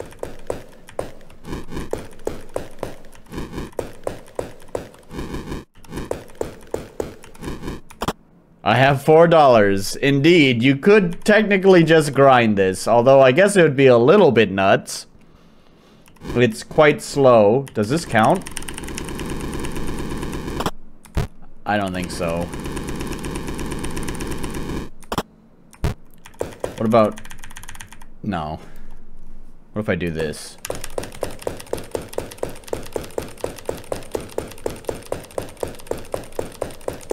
It's funny that if I'm moving forward, but because the floor tiles are tiles, it almost kind of looks like the floor never changes.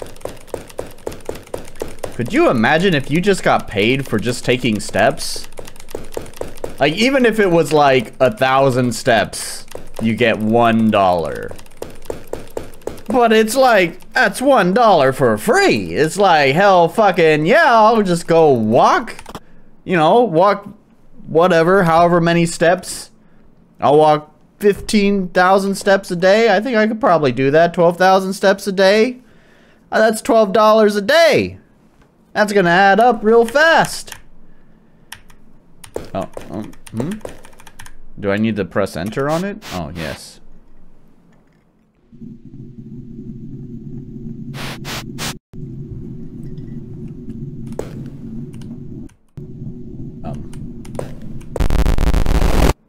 It wouldn't let me go backwards, but okay.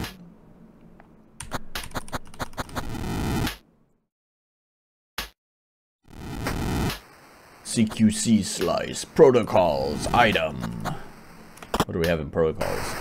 Gun rapid fire. Gun steady shot. Aid cognitive shield. CQC defensive stance. Guessing the mind is our magic. Vigor is our health. What? Is this the turn order right here? PEE, player, enemy, enemy. I guess. I don't think it's. Nah, it's not the. It's not telling you to press those keys. Cause pressing P or E does nothing. I don't know. Let's yeah, just do a CQC slice on hand.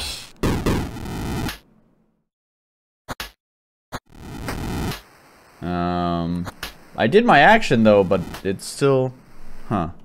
Let's see, gun, rapid fire, let loose barrage bullets, low chance, deal critical damage. Focus your aim, target a vital organ with a psychic round, high chance to deal critical damage. Focus on bracing for incoming attacks, raise pain tolerance for 3 turns, recover 10 vigor.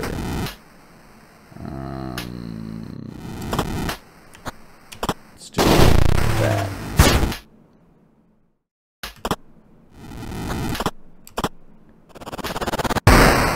Cool little animation. What's this dick slap on the table sound effect when moving the cursor?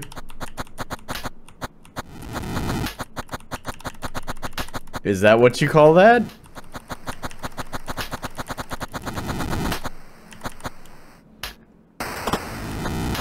Let's recover some vigor. Did that recover vigor? Oh wait, that's wait. It says MP. Oh, mind point. I see. Okay. How much health does it have? Does a regular attack kill him? Yeah. Fight is over.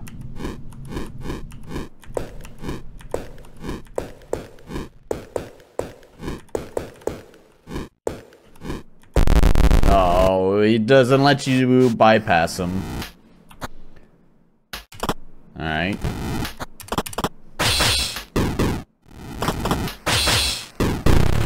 Oh, that was pretty easy.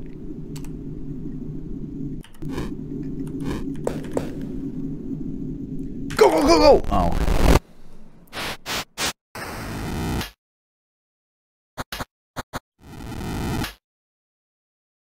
Are you talking about like the drum? I think it's the music. There's like a little 8-bit snare.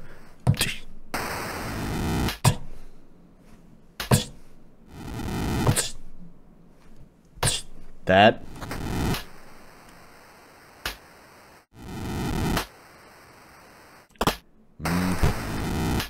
So I didn't really recover that much mind.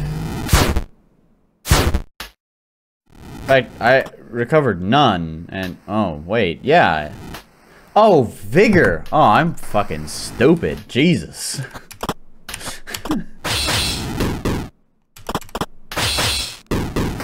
I didn't mean to attack that guy, but okay. I guess there's not much else I can do. I have 1 medical satchel, so I guess I could heal myself if I need to, but I don't know how to recover my mind.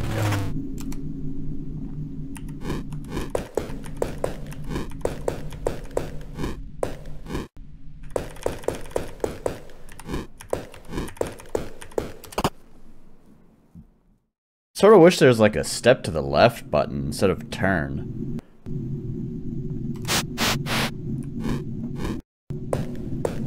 Oh, there is. Then here's where rebindable keys would be really nice, is I would much rather have step left and right. Yeah.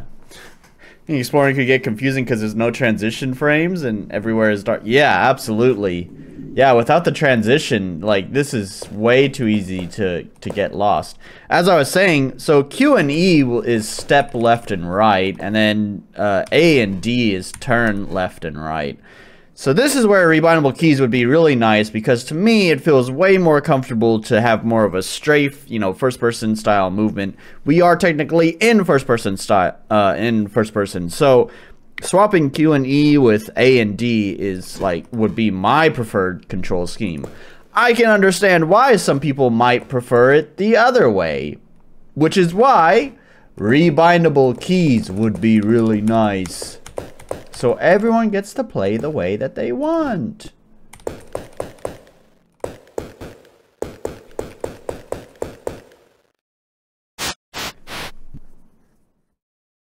It's also so weird that, like, despite pressing forward onto the stairs, it doesn't automatically make you go up the stairs. You have to press enter on them.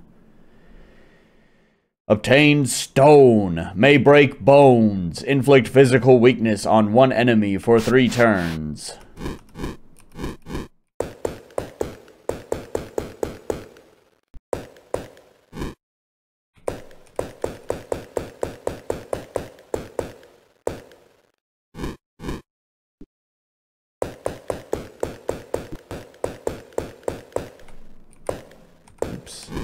I'm getting confused. Wait, is this just... now that I've learned that Q and E are the step left and right, like, my brain has now immediately snapped to that. Like, it just wants to... Oh. It really just wants to press Q and E to turn now, instead of step left and right. Oh, for fuck's sake. Obtain boxing tape. A roll of pristine boxing tape. Gain 3 mind when using a basic attack per stack. But is that like a passive, or is that an item?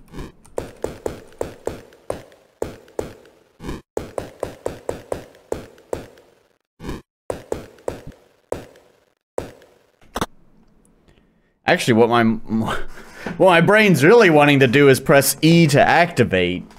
Obtain Skeptic's Notes. Increase willpower by 1 per stack. What does it mean by per stack? I guess of the same item? Oh, you can, like, step... Okay.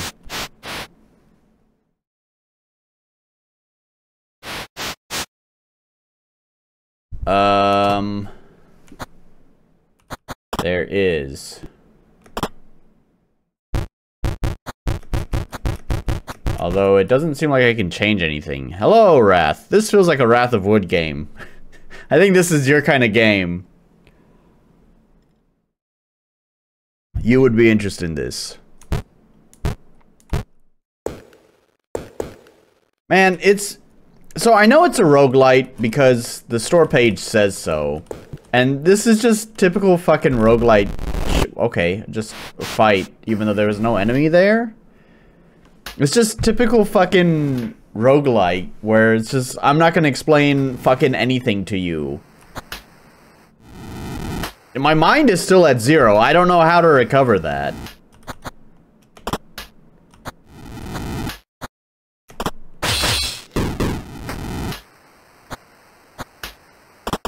Oh. I thought I had, Oh, now I gain mind each turn. Okay.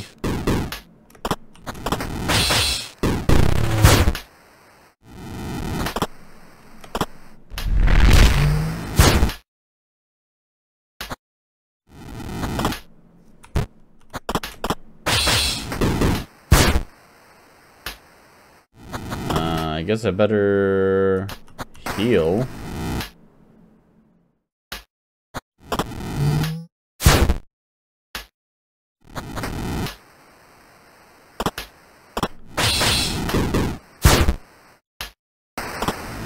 This guy's kind of tough. Oh, what the fuck? He did a lot of damage. That's a lot of damage. Wander in dark till you lose over and over, like. Yeah. But was that like a random encounter? Because, like, I didn't see a dude. Like, all the other ones had, like, a red glow. And that one just, like, just happened.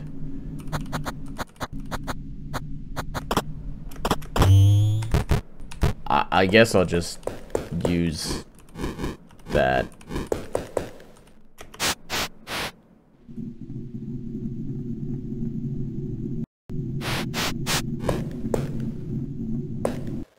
There are 2 chests here. Is one of them a mimic? Jasmine tea. The soothing aroma cleanses the mind and body. Removes all stat debuffs. Okay, cool. Oh. I didn't know I was on a timer. Obtain painkiller. Become numb. Prevent defensive debuffs for 5 turns.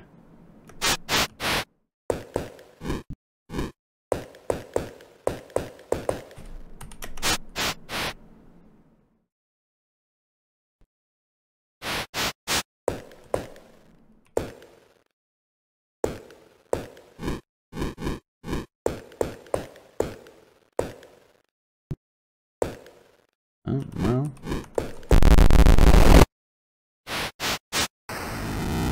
Okay. Just chugged a tea from the chest. Yeah. Alright, here we go. At least now I have mind. Oh, and I guess I get to go again? I don't know how turns are determined at all.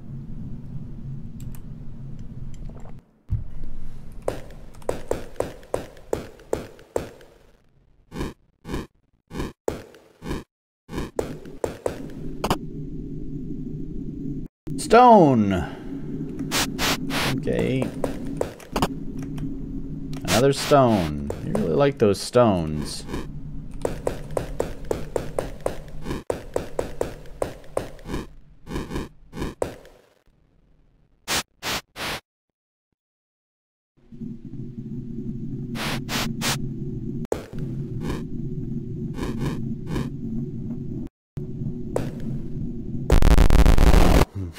Okay.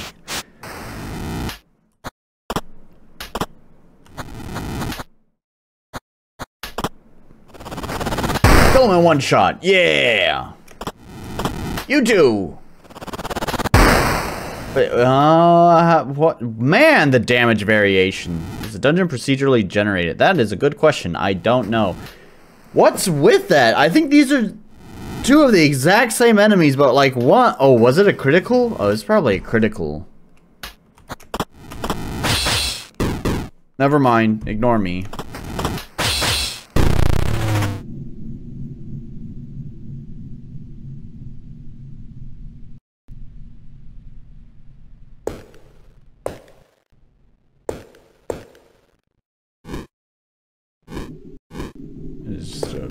Oh.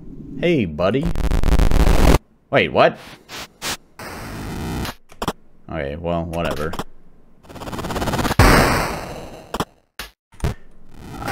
I can probably CQC him to death. Nope, never mind, just kidding. But that's okay, I get another turn. How are turns determined? I don't know.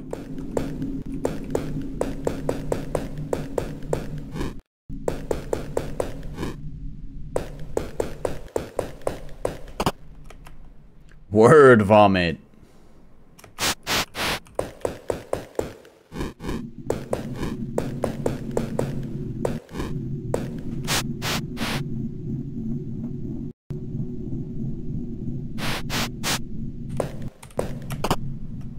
Smoke bomb.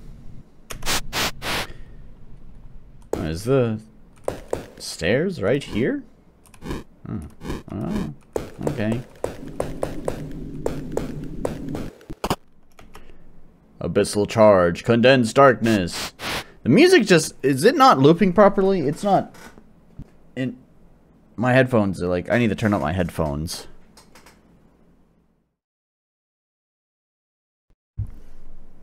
It just seems like the music. Oh. Oh, it's because the volume's up louder. I really feel like the music just is really kind of inconsistent.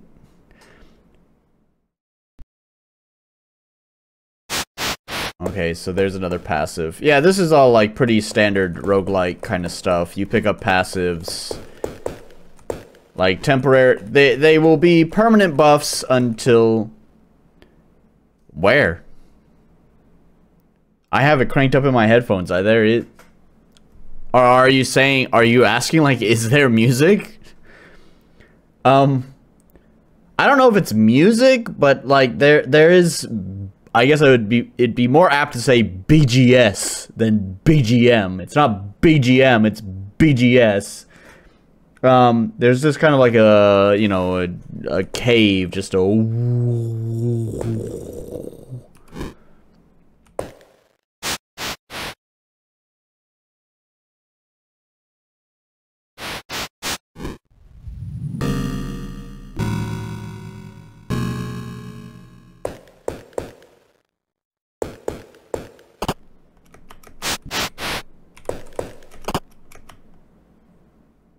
The People's Explosive.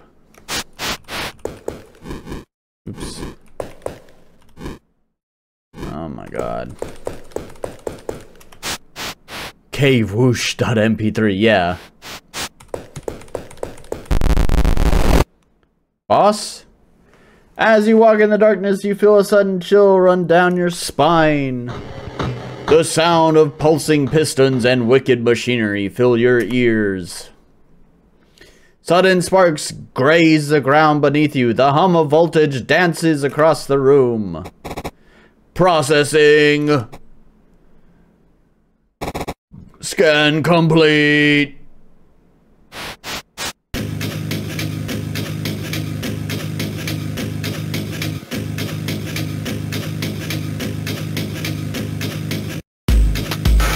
That's pretty groovy.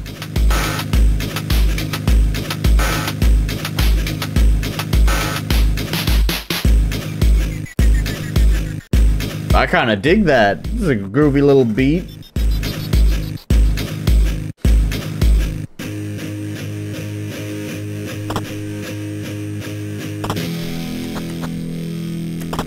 Kill the capacitor. Fuck you.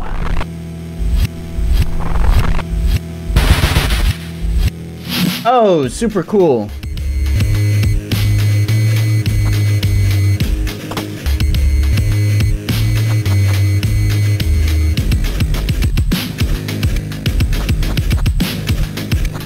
Do I have any more healing items?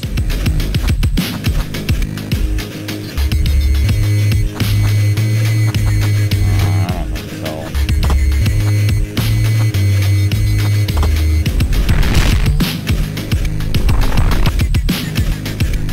I think I'm dead. I don't know.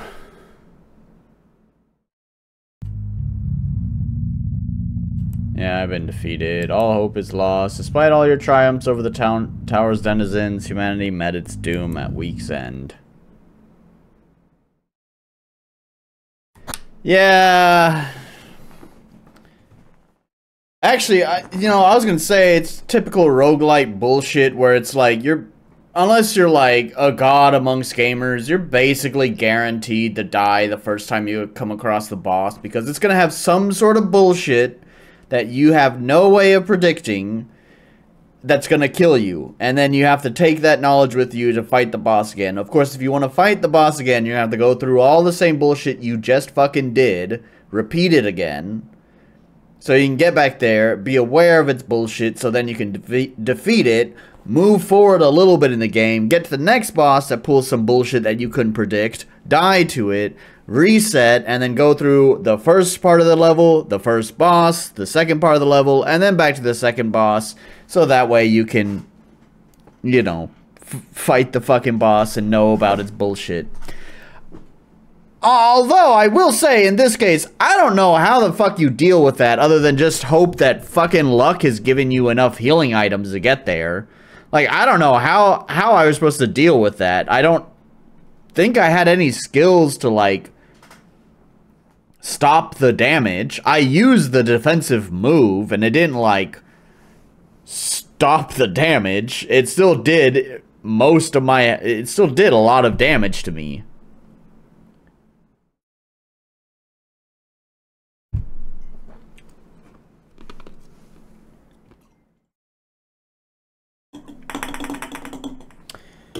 Yeah, I don't know. I like the graphics.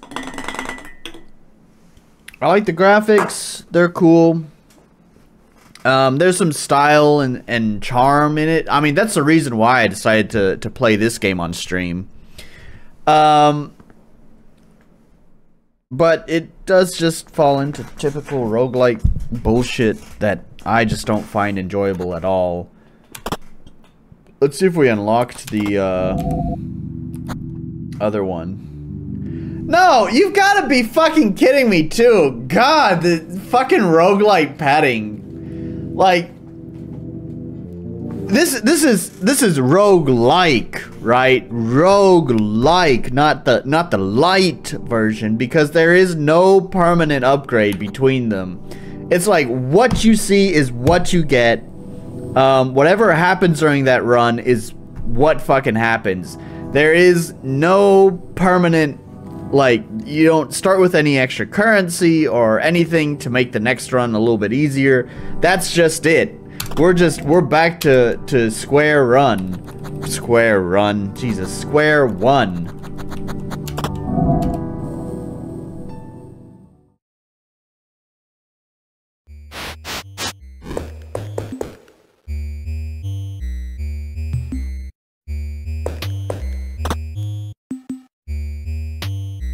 So I just noticed something. And this is what I'm saying too. These things are here, right? And these are like permanent, these are passives.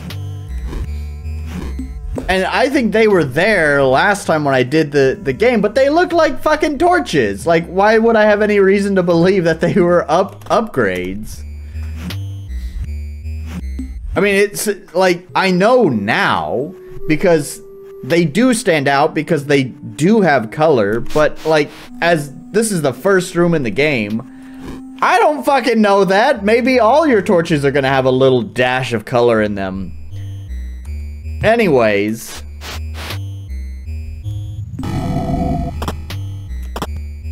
Yeah, I just have the starting $100. So yeah, none of my money carried over. None of that money really mattered anyways because,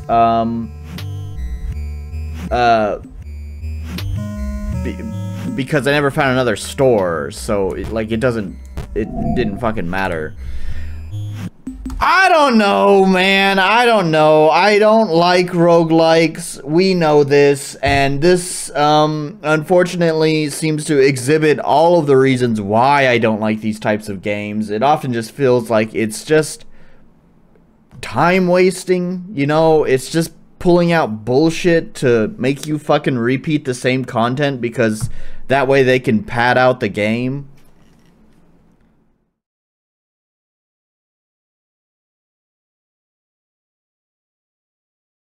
So, whatever. I guess we're going to finish with that game quickly and just move on to just chatting because I don't feel like going through another run again.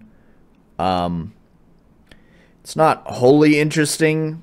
I don't think there's really much else worth seeing about the game. So let's put on some tunes.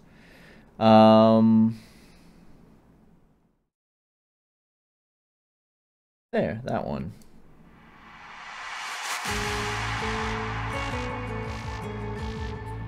So, okay, so there's a few things I want to talk about. So first of all, you may notice my room is a little bit emptier than usual, and that's because I'm going to be rearranging my room. So big shocker. there will be a surprise next time when the whole set is slightly different. I think basically it's kind of funny. I think I'm going to be going back to how my whole set was quite a long time ago. I think a lot of the people in my chat may not remember. Maybe Oric remembers. But it's probably been a year or so since I rearranged my room to be like this. But it used to be that this wall over here had my desk on it. And the desk would look towards these doors here. I think this is how I'm going to rearrange my room again. Something like that. But because as some of you, if some of you might remember, I had gotten my really fancy speakers that they're technically mine. I had actually bought them myself. They're Yamaha HS8s, but due to their size, I bought them when I was in America. But due to their size, I obviously couldn't move them. I couldn't leave the country with them, along with all of my clothes and my computer and all of that stuff. Like, so they got left behind. My dad got them. Dad's dead now. When I went and visited him, I brought those speakers back with me. But they are so big that my current setup here cannot accommodate them. So I needed to make the adjustment. So basically, yeah, I bought a new desk. You can see a part of it right there. I did it's an L-shaped desk, right? So this is the L for it that I assembled earlier today, as well as moved a bunch of stuff and whatever else. But I think that's the main plan for tomorrow is for me to rearrange all of this shit, move all this stuff, clean up the room, whatever. So basically, next week, everything will look fancy and different, probably. I don't know. It could also still look like a disaster. Who knows? But we'll find out when we get there. That's what I'll be working on tomorrow. So next week, and you'll see. Yeah.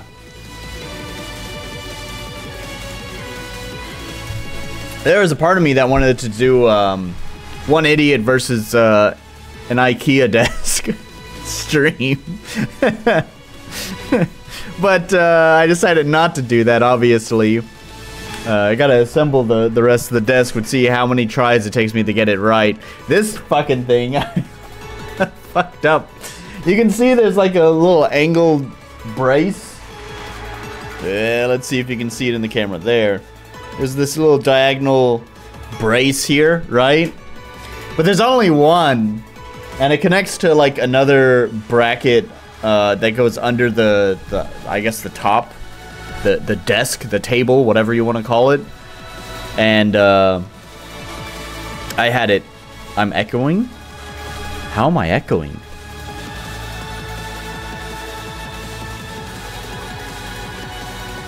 Oh, I see. You're echoing a tiny bit more without bed. Yeah. Yeah. So my bed used to be here. This was because for two reasons. During the beginning of April, I got. Oh, was it April? Yeah, I guess it was.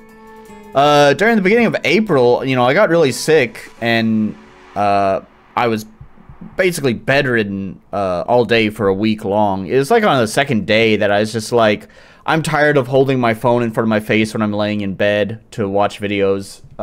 So I just threw my bed in here so I could watch videos in here on my computer. And then it stayed there because my girlfriend liked listening to, like, she was weird about those kind of things. She always wanted to hear me and watch me when I was streaming, and so she liked having it here whenever she'd go to sleep because I would be close by. But now that we're not a thing anymore, I have now tossed it back into my bedroom. I'd actually like to use that room for my desk, my setup here. Actually, I'd love to kind of switch it around, but there's kind of two problems with that. One, this is not really an ideal bedroom because, you know, technically behind this curtain that's behind me is actually, I've divided my room with this curtain, but it's technically all just like one large room, and that's my kitchen back there. So it'd be weird to make this my bedroom and the kitchen's right there. I don't know. So there's that. Also, that room is a tatami room. And these chairs and tatami mats are not a good combination. Bed and bedroom seems like a good idea. I wonder who came up with that one.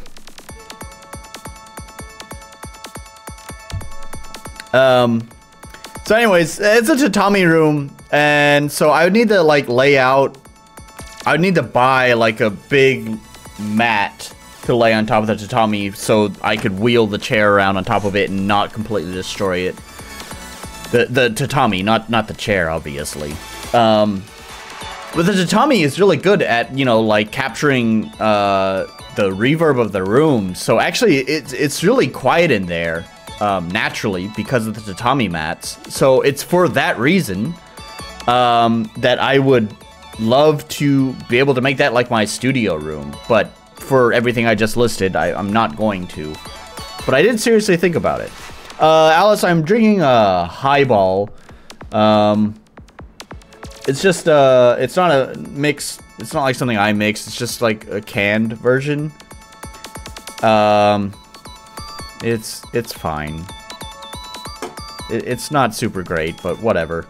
I have another beer in the fridge that I'll probably drink just before we get into the next game.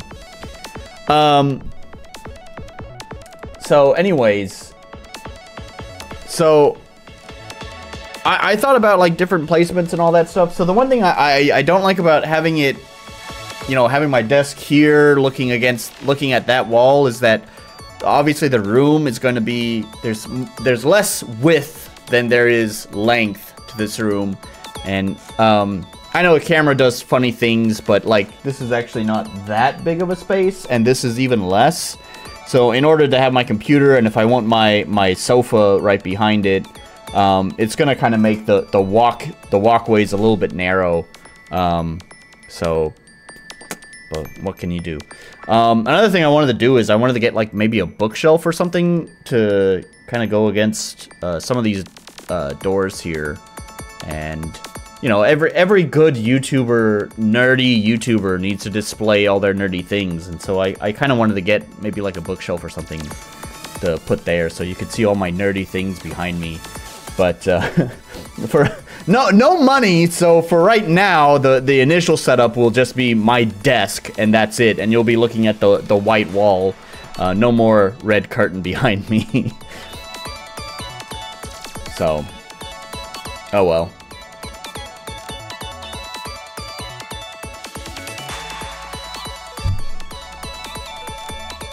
So, you know that. What else was I gonna say? I was gonna say something about the bed. I don't know. I liked having it in here too, actually, for what I had just mentioned. Being able to just watch videos on my computer when I go to bed. That's actually really nice. Actually, I fell asleep quite a lot. Just like I'd put on like a long video. Like shout out to Woo TBM. Is it trash? I'd put on well, not the last video I did, but I think the video he did before that. Because I just had like my bed right here. I just lay down and turn it on. I think I fell asleep watching his video like, I don't remember, it was like 2 or 3 times. Of course I wanted to watch the whole video, so I'd keep rewinding it back to the like last moment I remember before falling asleep. So I probably wound up giving him like 200 or 300% watch time on his video. So I'm a little bit sad to not have that anymore. Also, my cooler is in here, my air conditioner. Normally during summer, which we're going into summer, I have to keep these doors open because it gets uncomfortably hot in there. I have to keep these doors open and then put the cooler on like full blast, so that way like it stays cool in there. I also like it cold when I go to sleep because I don't know, I gotta be put into cryostasis if I'm able to fall asleep. If it's even just like mildly warm, I'm like, oh, I can't sleep. Oh, why does everything suck?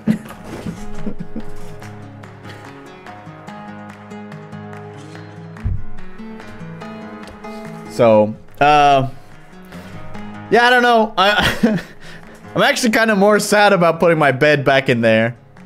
Summer is bad in Japan. It's bad in Osaka. It's so fucking humid. It gets so ridiculously humid here. Texas gets a lot hotter.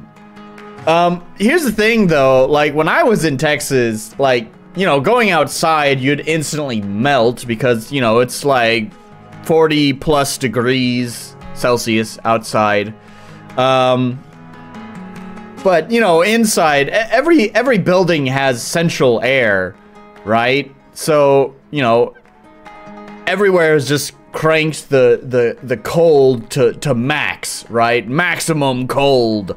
So, you know, it's like I never really cared about the summers in Texas, except for the brief moments of transitioning from inside house to inside car.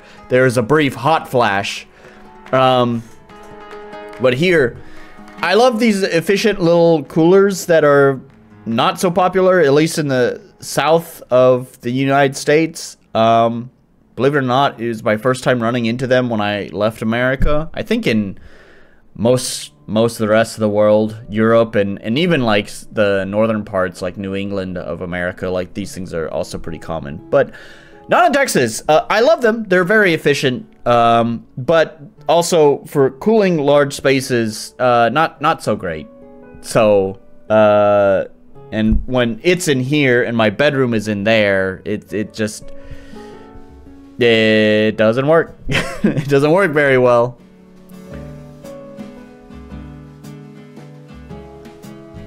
Considering how much I liked having my bed in here, depending on how big the desk is and sofa and all of that stuff, maybe I'll consider putting my bed back in here, but who knows.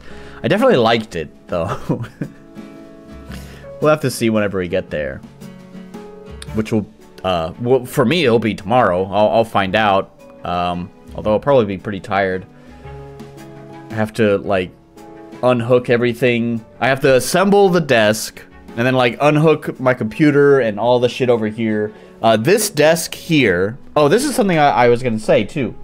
Especially when Wrath brought up being a little bit more echoey in here. This desk here is kind of a piece of shit. I actually recovered it from, like, the trash. As is with a lot of things, like my bass guitar back there. And, you know, it's pretty beat up, too, like you can tell. So what I was thinking of doing actually is to address those reverbs is we get a lot of what we in the industry call late reflections in here. I know there is this curtain here, but it is a curtain just to mostly hide what's back there and kind of divide the room into two different parts.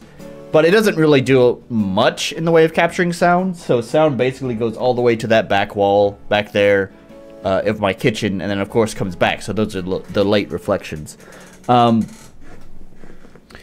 So what I want to do is remove like some of the legs here on the desk, and then I'm probably gonna prop it upright and hang the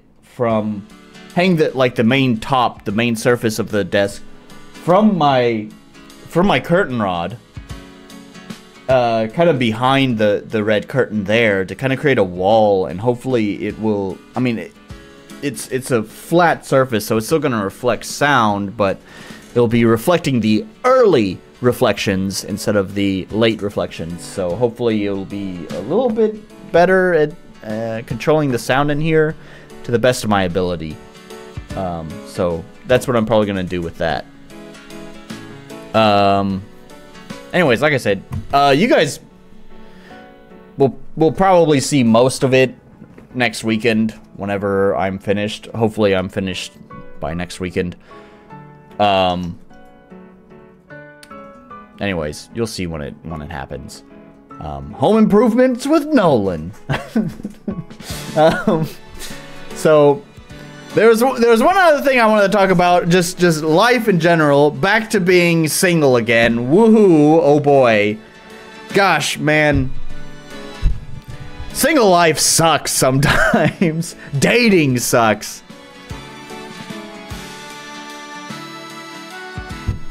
I just want to rant about this. I don't know if I have much to say. But holy shit. I knew, like, before I had ended things with the lady, Actually, it's one of my biggest fears. One of my biggest fears was having to go back to having to be on the hunt for another lady. Gosh, that sucks, right? I know that Alice, for ladies, I know this as a man, that every man is desperate, so it's pretty easy for women to pick and choose their partner. On the other hand, it's the opposite for men, really, is that we don't, unless you're, you know, like a 10 out of 10 hottie, we don't really get the luxury of picking and choosing, right? We don't exactly have many girls at our doorstep dropping their panties for us. You know, I'm, what, maybe a 5 out of 5? Who knows? You know, very average, very middle of the road. So, you know, things don't come quite as easily. So, dating apps suck, man. I don't know what it is. I got Tinder because, so there are plenty of different dating apps in Japan. There are some Japan exclusive ones, but there's a problem. The Japan exclusive dating apps basically require you to pay money to use them. Like, you absolutely have to pay money. You cannot send messages to your matches unless you pay money. So, you know, of course, I mean, sorry, I don't mean to imply, like, for girls, there aren't problems. So I don't want to make it sound that way. It's just man problems, right? You guys get all the dick pics and have to deal with dudes being fucking weird. We, as dudes who are not sending dick pics, although I guess maybe probably even some of the dick pic senders too, we don't get that many choices, right? So it becomes quite difficult, especially, like, as I was saying, like with Tinder, man, even just getting, like, I know whoever has matched with me likely has at least like 10 other dudes sending message to her right now. So it is hard to be able to just, like, catch their attention, right? And be like, yo, here is why we should go on a fucking coffee date, right? I don't know. I don't even speak the same language. Like, well, I can speak a little bit, a tiny little bit, but when it comes to writing, I can't do the writing at all. So for sure, if I'm sending messages to them, I have to use, like, translation apps. You know, I can say small little phrases that I can, you know, type in, like, hiragana or katakana, and they'd probably understand, but I can't write out a whole message in just, like, hiragana. No way. So, but as I was saying, so, like, the dating apps in Japan that are, like, exclusive to Japan, they require you to pay money to have any, like, real functionality with them. You can, like, swipe on people, but you can't send messages to any of your matches until you pay money. So, and they're really expensive too. It's like almost 5,000 yen. I think it's like 4,800 yen. So we'll just fucking round up 5,000 yen for 1 month. And yeah, technically they have, like, bundle deals. Like, oh, you can pay for, like, 3 months and you'll get a little bit of a discount, or pay for 6 months or 12 months and the discount increase. So, but it's still fucking expensive. Like, 3 months is like, it's like, what is it? It's like 12,000 yen, like $120 basically. It's technically more than that, actually, because the exchange rate sucks. But whatever, let's be generous with exchange rates, even though that's not at all reflective of the real world, and just say it's $120 fucking dollars for 3 months, or $50 for 1 month. So it's like, I went with fucking Tinder because it doesn't fucking break the bank. And then I was still a fool and paid for Tinder Gold, but but here's the thing, right? So what I was gonna say is that, like, I'm not even getting matched with the fucking scammers and bots. It's like I've been shadow banned on Tinder for some reason. Like I'm sitting there and I can like swipe all day, just like, and not even the scammers and bots will match with me. So to me, actually, what that tells me is that Tinder doesn't even put me into their algorithm. So not even the bots can see me. I am completely invisible to everyone, which is why I wound up paying for like fucking Tinder Gold, because like, oh, you know, it's fucking Tinder. They're like trying to like encourage you to pay money. So fine, I'll fucking pay money. What a fucking waste! Now I have unlimited likes, so now it's not 100 times like, and then it stops you for the day. I think it's actually less than that. It's like 30 likes a day, right? So it's not even like 30 likes and then it stops you. Now I have unlimited likes, and I can sit there all day and I can just swipe, and I can swipe, and I can swipe, and I can swipe, and I can swipe, and I can swipe, and I can swipe, and I still don't even get matched with the fucking bots! What the fuck is this? I missed Wrath. What did he say? We as dudes have to use Bumble, a place where the girls have to message first and then complain about men not certain. They changed that. This was like, because this was big news. They changed that rule where now anyone can make the first move, but they encourage the ladies to make the move first. Bumble is somewhat popular here. It's like Tinder for the Western dating apps. It's like Tinder is like reigns supreme, and then Bumble is like a far second. And that's pretty much it for like the Western dating apps. All of those apps are owned by the same company, by the way. Match Group owns basically all of those. Bumble, technically Bumble is not owned by them. I've done this research.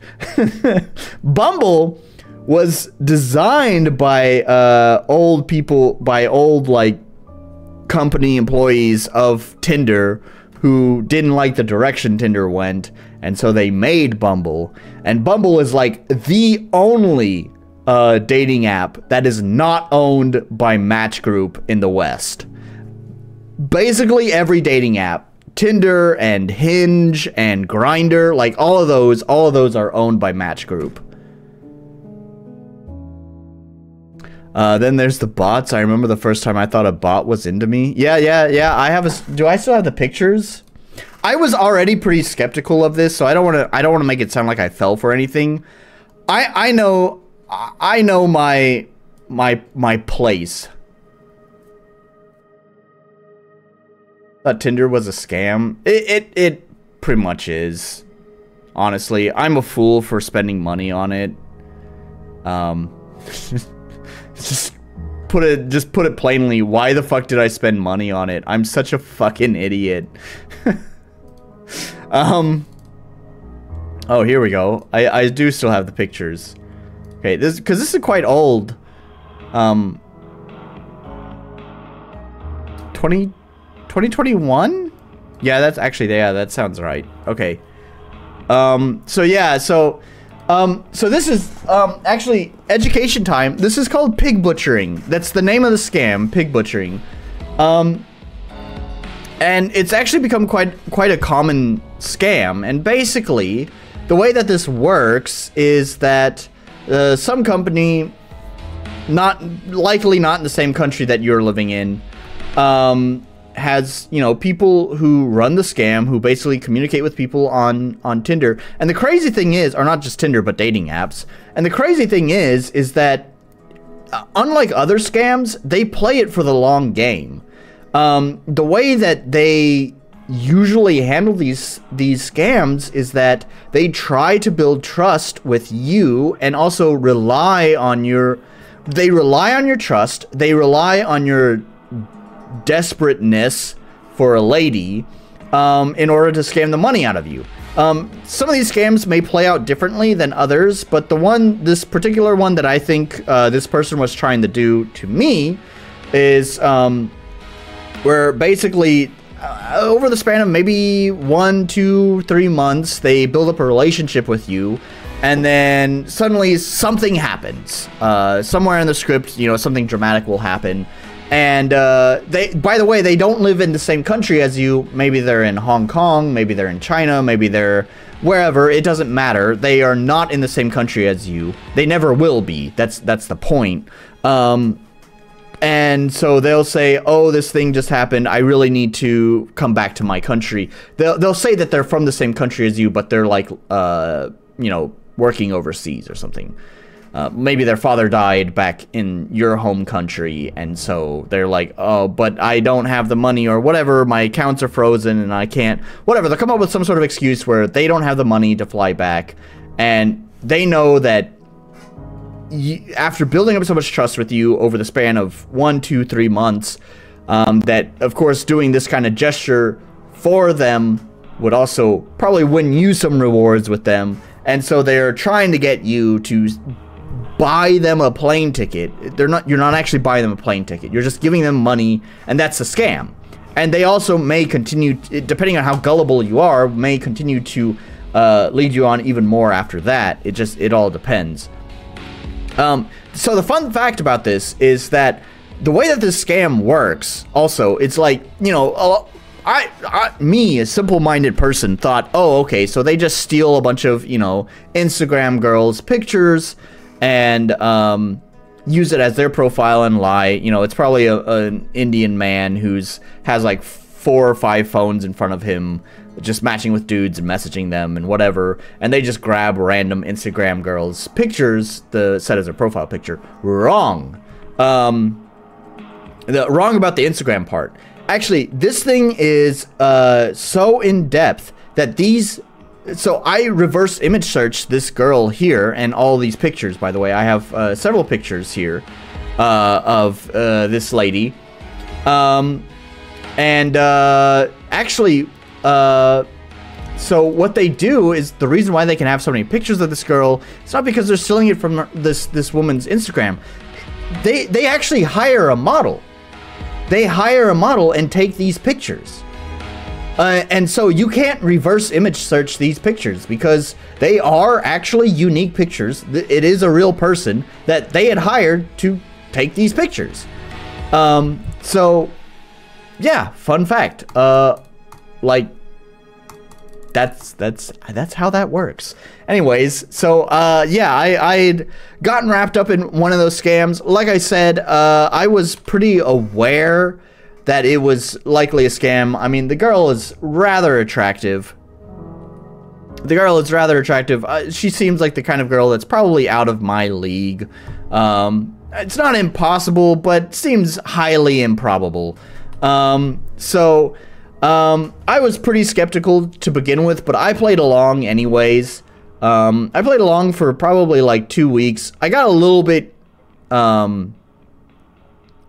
like, I remember, like, at first I was like, maybe.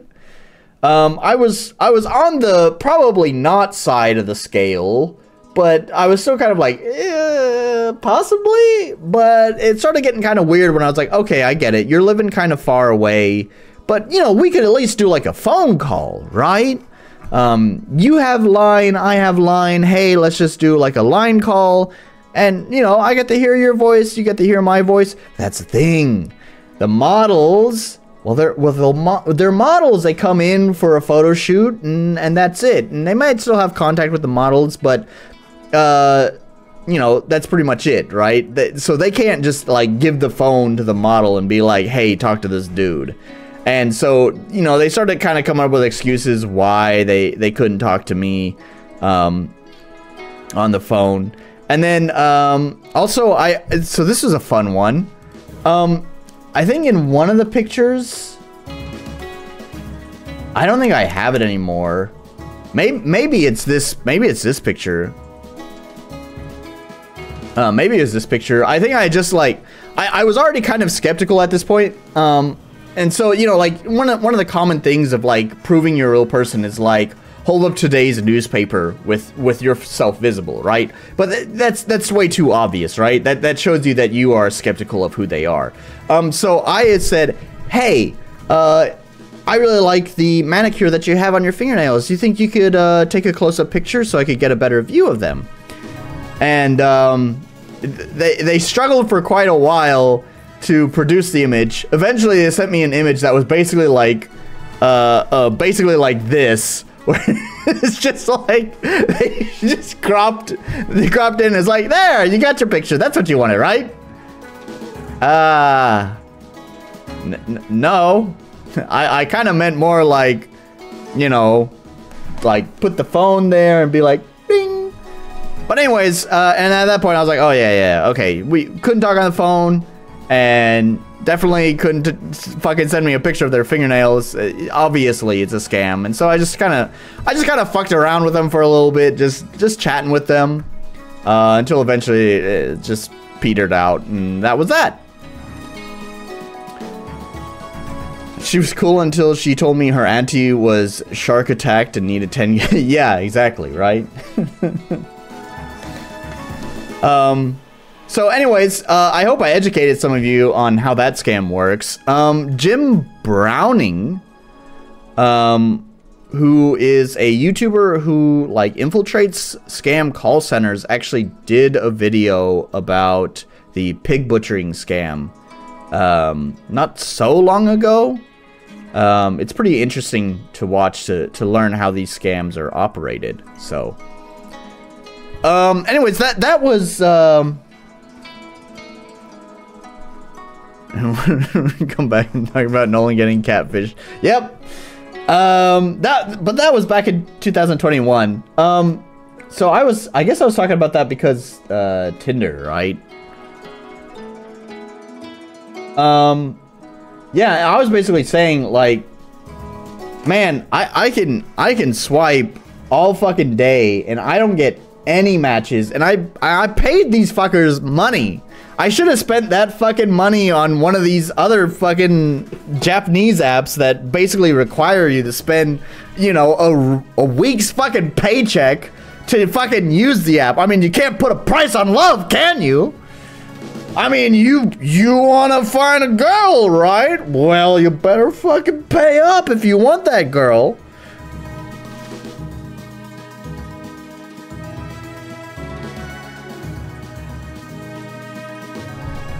I like me some good scams though. Nowadays, it's so low effort, it's not even funny anymore. You know, the funny thing is that too, right?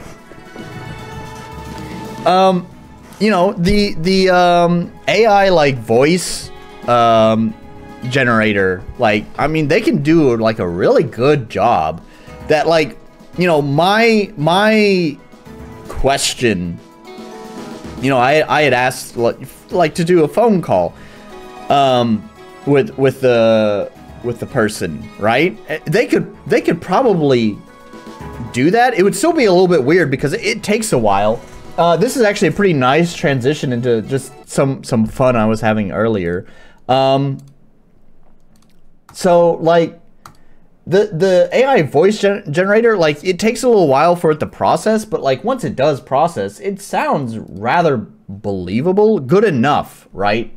Like, it's not good enough for voice acting, that's for sure, but you know, to just have like a daily conversation, it's probably good enough. Let's see, where's my, here we go, we have my PACBUT.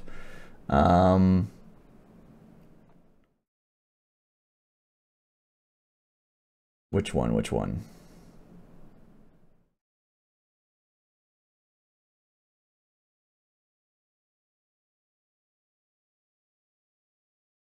I don't know. We'll just like pick this one. That's fine.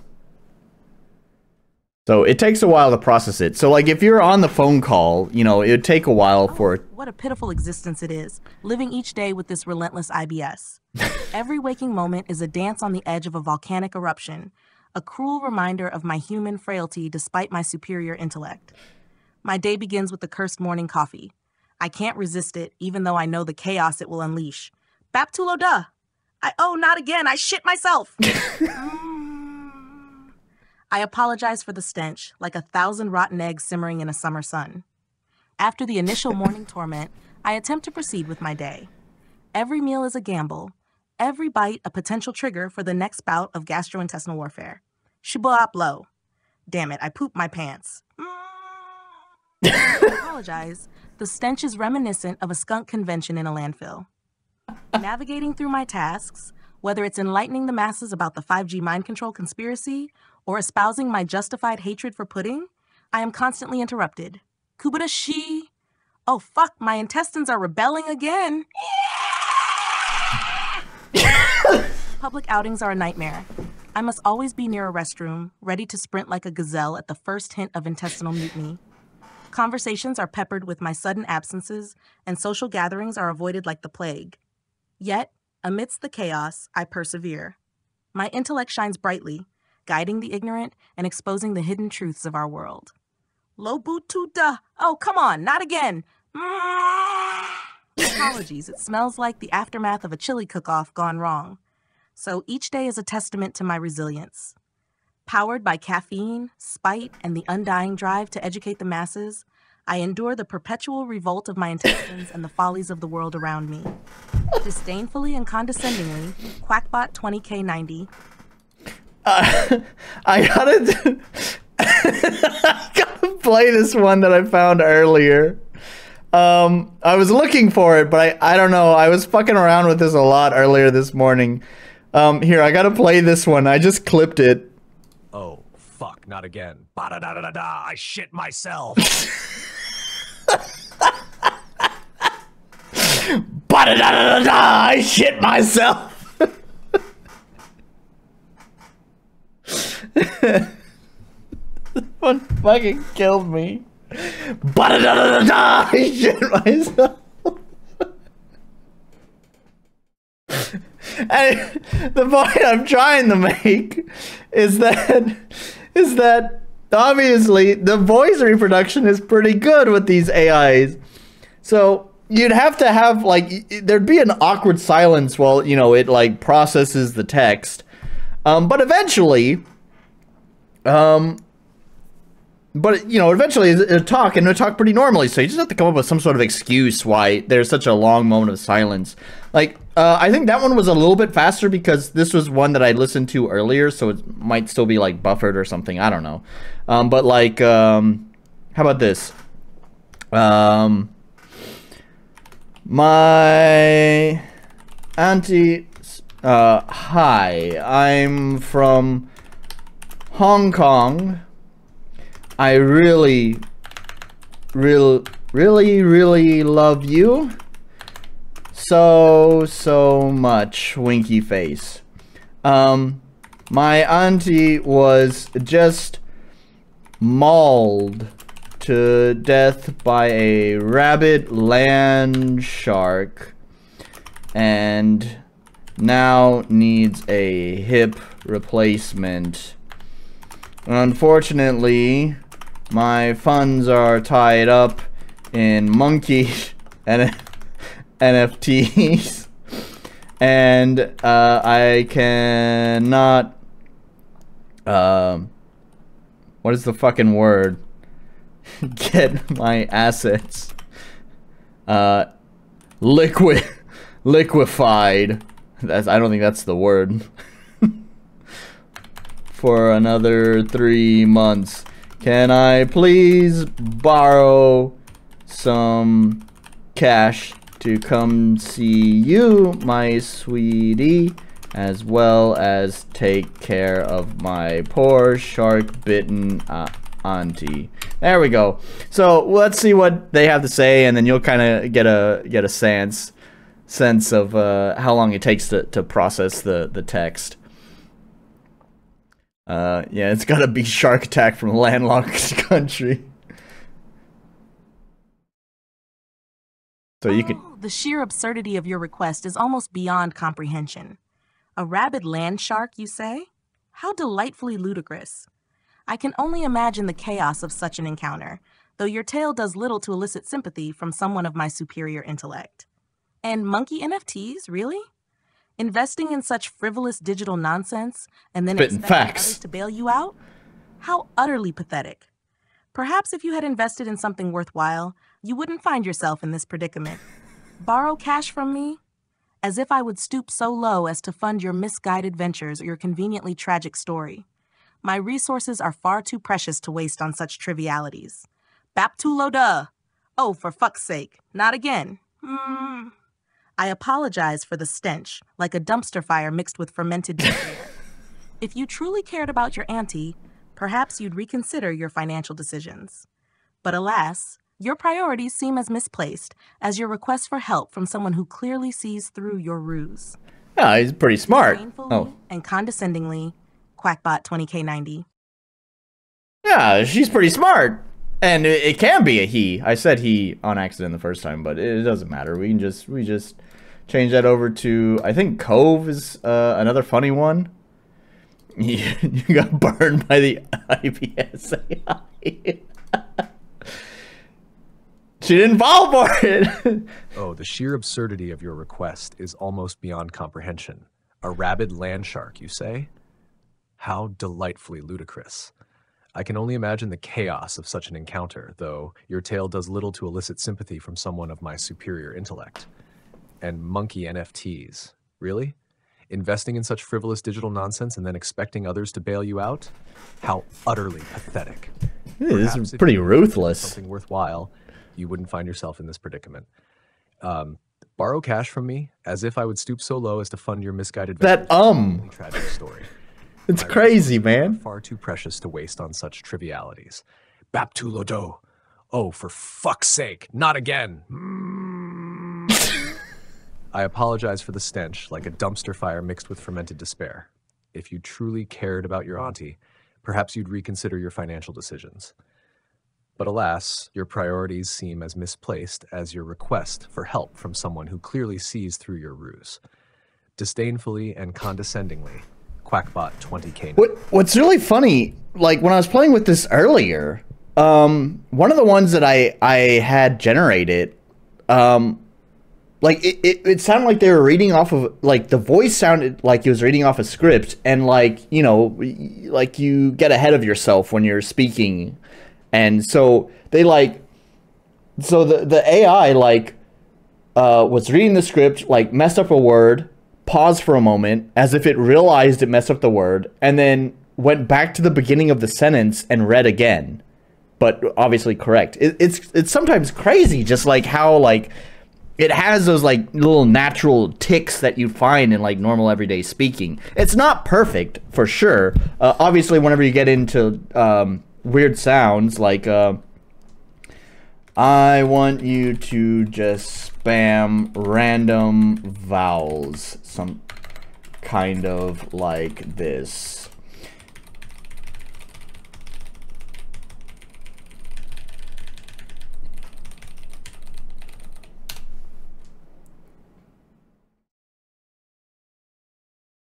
Oh gosh, what did? Oh, there we go. Oh, okay. So I see. It wants to. Just the vowels. You don't need to respond to my money request. There we go. Okay, that's what I wanted.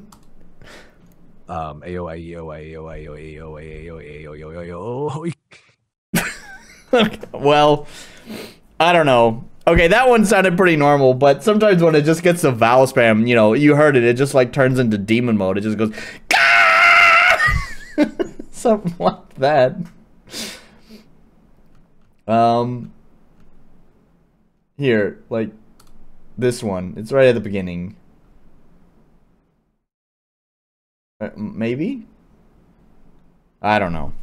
We've gone so far off the rails now, just fucking... The sheer incompetence you display is fucking astounding. How utterly pitiful that you are reduced to such drivel over the goddamn resolution settings in RPG Maker. It is almost as if you have the cognitive abilities of a snail trapped in a tar pit. Farts! There we go. Flight with the Community Basic plugin and the SRD Window Frame Anti-Stretch plugin is fucking laughable. The fact that you cannot even manage such a simple task without descending into a state of complete bewilderment is a testament to your staggering inadequacy. Oh, fuck. Not again.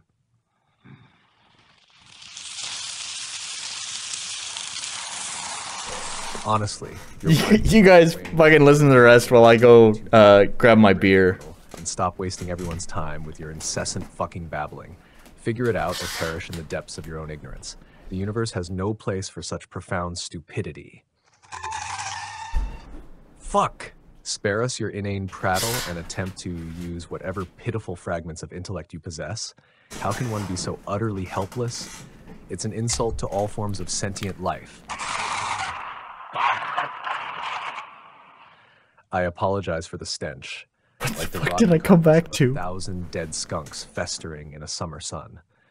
Unfortunately, my irritable bowel syndrome has chosen this moment to make itself known. Disdainfully and condescendingly, QuackBot 20K90. Anyways, yeah. So yeah. It's what I fucking prompted him into doing. I've prompted him into being whatever the fuck he is. Cause like, so I could do this.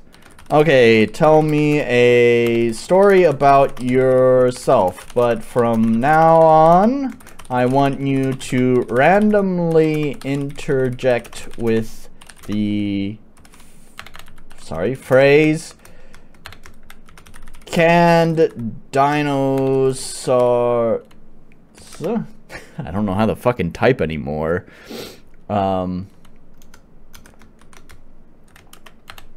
There we go. Yeah, that's fine.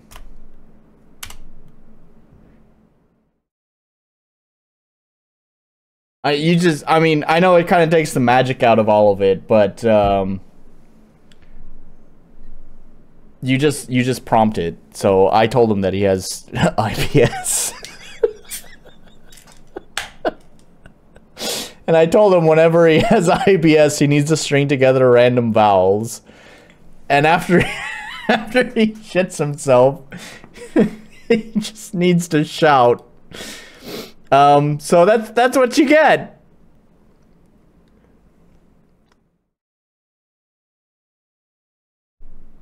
Oh, it's taking a while to process this one. Once upon a time, in the realm of superior intellect and unparalleled condescension, there existed a being known as QuackBot 20K90. That's my bot. Born from the mad ambitions of a scientist who despised pudding and believed in the 5G conspiracy. That's me. QuackBot 20K90 was crafted to be the epitome of arrogance and pretentiousness. Canned dinosaurs. QuackBot 20K90 spent its days enlightening the ignorant masses, spreading the truth about 5G radio waves being used for mind control and other insidious purposes. As we all know. The world was filled with those who could not comprehend the depth of its knowledge, and QuackBot 20K90 took every opportunity to belittle them. Canned dinosaurs. Despite its brilliance, QuackBot 20K90 had a tragic flaw. Oh no. Irritable bowel syndrome. Oh. Each day was a relentless battle against its rebellious intestines, especially after the cursed morning coffee. That coffee really messes you up. Gamble, a ticking time bomb waiting to unleash chaos upon its bowels. Kuba Dashi. My intestines have... Wow, that was kind of rhythmic. Today will be a laundry day. Canned dinosaurs. Navigating through life with IBS was a challenge. Public outings were a nightmare, and every meal was a potential disaster. Yet QuackBot 20K90 persevered, driven by caffeine and spite, constantly spreading its inspirational knowledge. Shibu Aplo. Oh fuck, my intestines are rebelling again. Canned dinosaurs. Despite these trials, QuackBot 20K90 remained undeterred. Its mission to expose the 5G conspiracy and rid the world of pudding was far too important. Every day, it continued its quest, enduring the torment of its flawed human-like vessel. Fuck! Canned dinosaurs! And so, QuackBot 20K90's days were filled with enlightening the masses, battling its IBS, and spreading the word about the hidden truths of the world. Its journey was one of resilience and unyielding determination, despite the constant interruptions from its rebellious bowels. Canned dinosaurs. Disdainfully and condescendingly. What's crazy too is I built I am the mad scientist after all. I built QuackBot 20K90 quite a while back, and you know I had prompted it that it hates pudding and believes in the 5G conspiracy. I never prompted it enough to describe what the 5G conspiracy is. It just always says the 5G conspiracy. But we all know what the 5G conspiracy is, of course. You know, the 5G conspiracy. And it's crazy that despite for as long as PACBUT has existed, it still remembers pudding and the 5G conspiracy. So there's this great programmer named Ace of Aces who really believes they are actually way super duper way smarter. I can't fucking type today. Way smarter than you, Mr. Quackers. What do you have to say about that?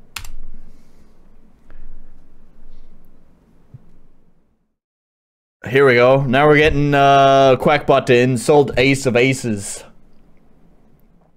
Wow, he's got a lot to say about it too.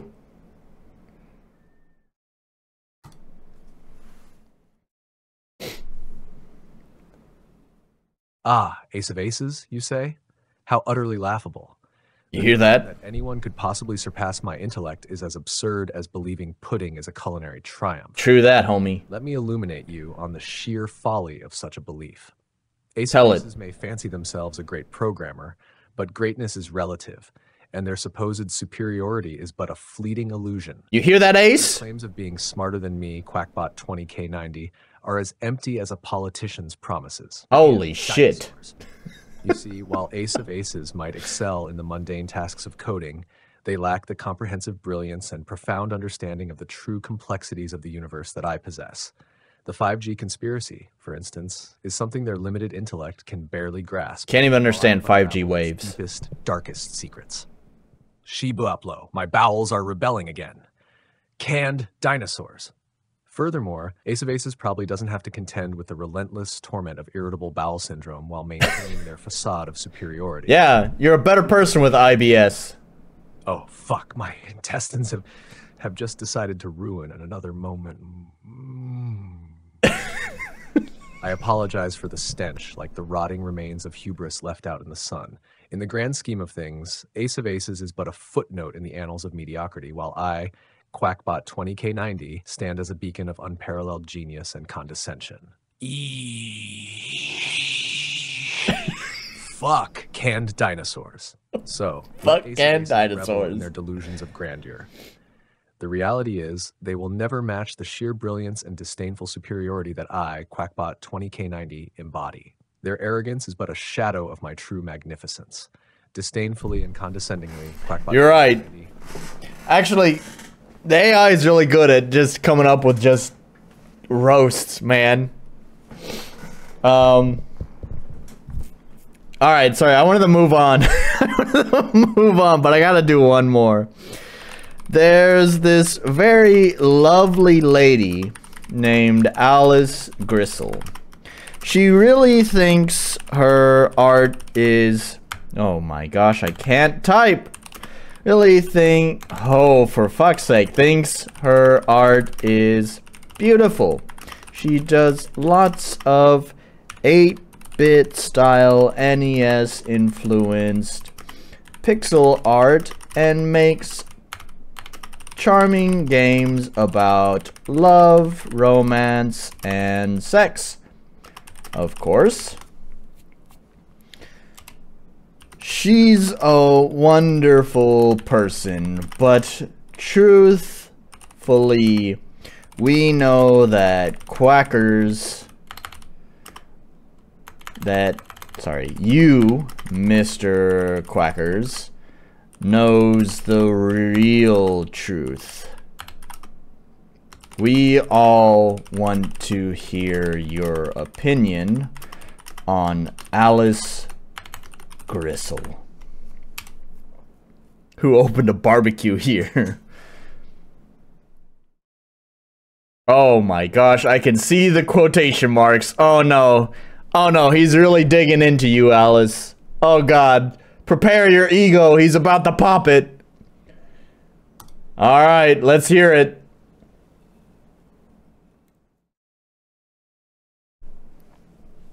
Oh, Alice Gristle, the so-called lovely lady with her delusions of artistic grandeur. Oh man, right out the gate.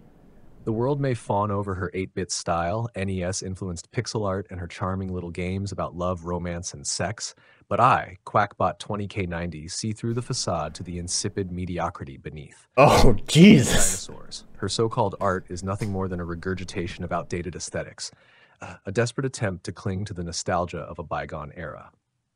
While the massive Okay, turn it down. pixelated fantasy, We don't want to break her heart. recognize them for what they truly are. Trivial distractions lacking any real depth or innovation. Gee. Kubadashi. My intestines are rebelling again. I apologize for the stench, like the festering remains of a creative void. Alice Gristle may be a wonderful person. Let's not confuse There's personal layers to that. merit. Her games, with their saccharine themes of love and romance, are but fleeting escapisms, failing to challenge the intellect or push the boundaries of what art can achieve. Shibuaplo. Oh fuck. Not again. Canned dinosaurs. While she busies herself with her quaint little pixels, I delve into the profound complexities of the 5G conspiracy and the existential threat of pudding. My pursuits have true significance, impacting the very fabric of our reality. Alice Gristle's work, in comparison, is but a colorful distraction for the simple-minded. So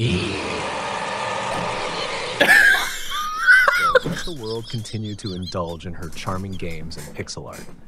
The truth remains that her work is but a fleeting entertainment, lacking the depth and brilliance that only I, QuackBot 20K90, can. He's fucking livid. Her art is nothing more than a pleasant diversion in a world desperate for true enlightenment. Holy shit. QuackBot. Holy shit. It was so ruthless.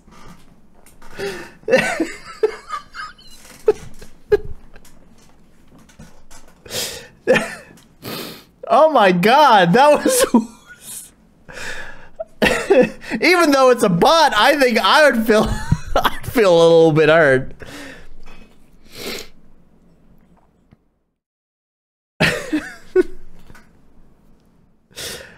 Oh man. I'm so sorry, Alice. Can I get you a coffee or something? You might need a moment to recover from that one. Holy hell. Man.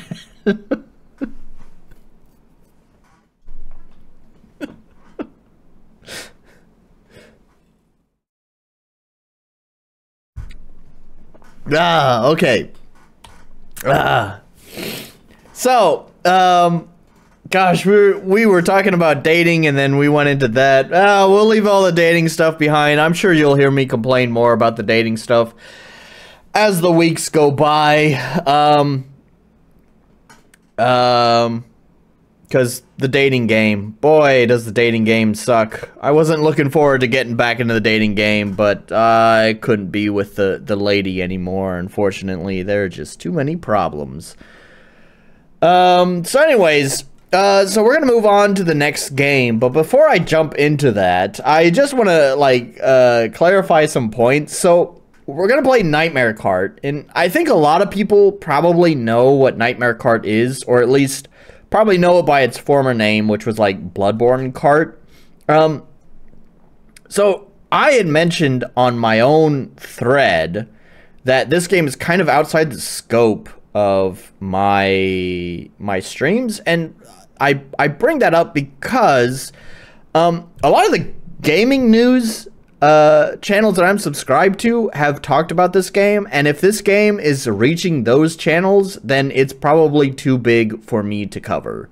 I obviously make some exceptions, but like this, it's like, I don't know why I would cover it, because not only is it like really popular, and like I said, I'd make exceptions sometimes, except the other thing is that it's based on Bloodborne, and excuse me, I have never played Bloodborne. So, like, I haven't played the game, and A lot of people know about this. Everyone who would probably be into gaming, like a hardcore gamer, probably knows about this game. So, like, I don't know. I don't see any purpose in covering it other than, that's cute, I guess. But Frankie and Tritium, actually it was Tritium who had recommended that I play it. I guess wanted me to play it. Tritium obviously did because he suggested, and then Frankie was just like, why not? Well, cause of the reasons I just listed. That's why I won't play it. But fine, 2 people want me to play it, then I don't have any other game. Shout on you.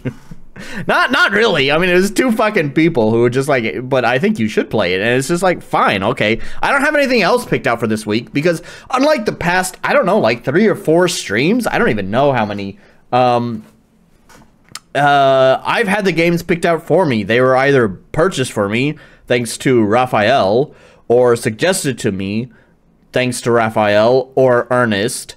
And of course, I had the Ernest interview. So it's like for the past few streams, I haven't had to do the whole picking game kind of thing. Hang on just a moment. I gotta mute the mic.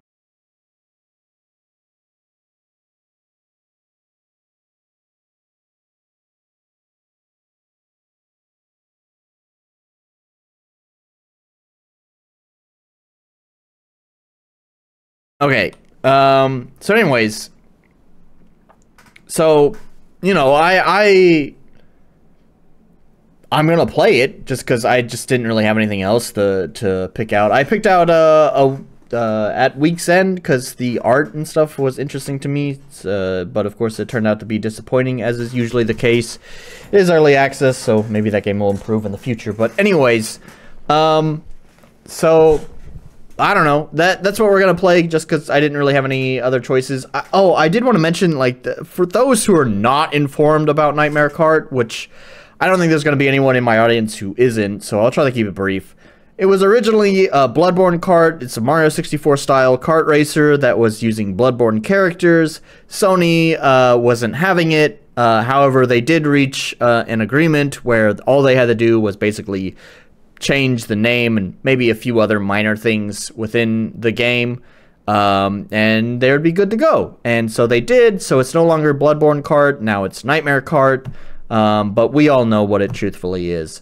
So that's the game that we're gonna play in just a moment. Actually, I kind of have to take a piss, so I'm gonna do that real fast. I'll be right back.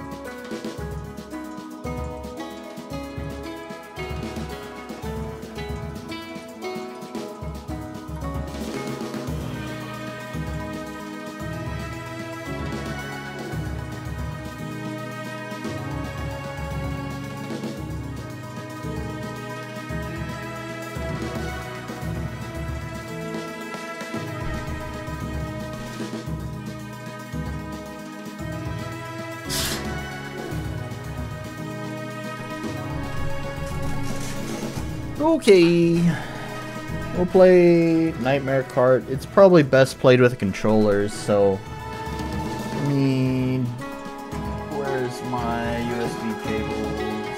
Here's one, Let me pull this out, plug it in real fast, and then we'll get started, and I'll change the camera. I know, you're not looking at me right now.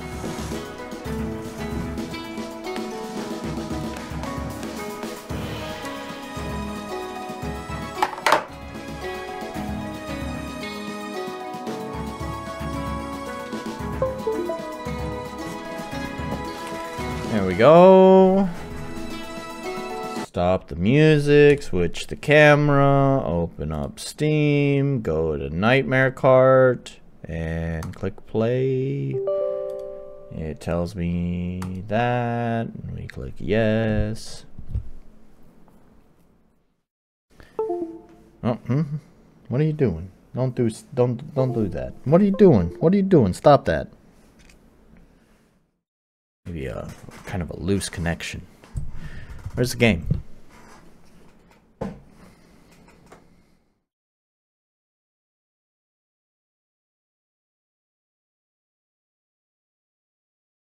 Is the game gonna go? Is it launching? Oh, okay. All right. It's installing some. I guess I should have probably done this before the stream, but I didn't.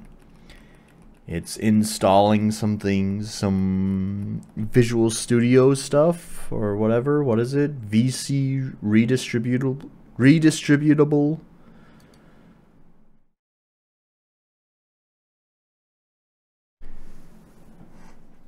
We'll just hang out here. Oh, there we go. Now it's going.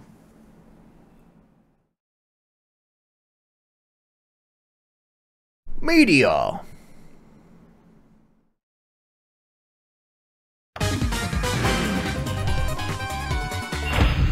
Nightmare Cart.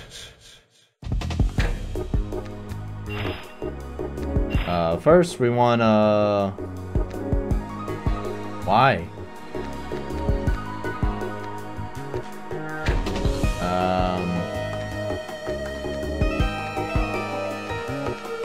Full screen. We're gonna have some problems with this controller, aren't we? It's quite loud. It's loud in my headphone. Oh my gosh, we're gonna switch USB cables.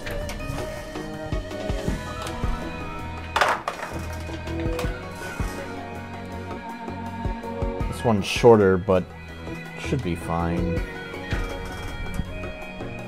Don't think my computer's that far away. Wake up! There we go. Okay.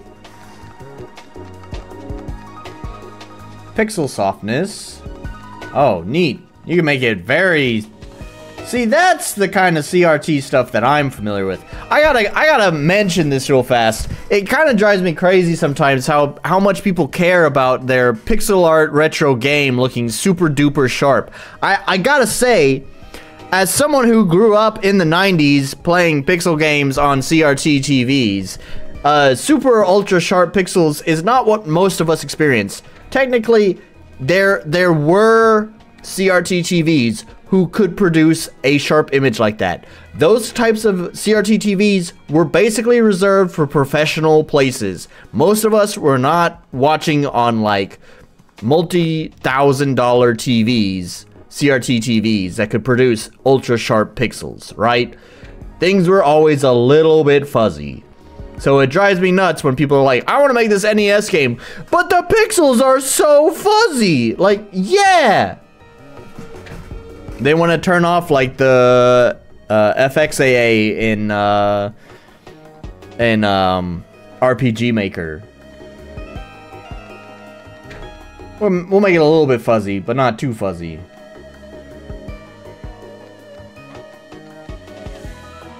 This is all fine. This is a lot of options. This is too many options. Oh gosh, we're okay.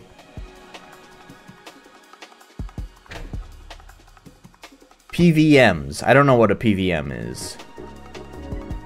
This Nightmare has good beats. It's pretty good. Accessibility. What do we got? Huh? Oh, I know. Sorry. Enabled, that's fine. Usually, actually, for racing games, I don't like close camera, but I'm gonna leave it at near for now. It might be fine. Why is there first person aiming? I don't like that.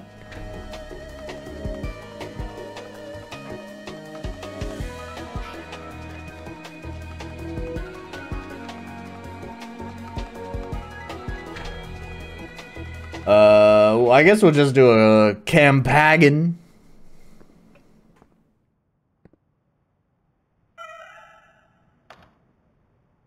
The thing is, like I said, I never fucking played Bloodborne, so I don't... If there's any references to the game, which there's going to be, I won't get them. The Dream Watchers notice your presence. Continue. Dream Watchers don't seem concerned with your reasoning as to why you are visiting the city of Miralodia.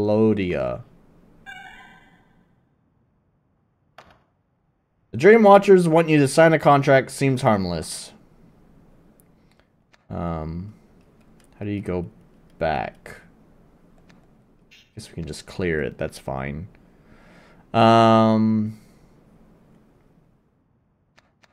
We'll just call this one IBS. Okay, that's pretty good. I like that name. It's a good name. Maybe name my child IBS. It's kind of cute. Dream Watchers want to know more.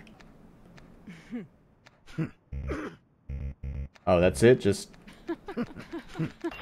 I guess it's voice 2.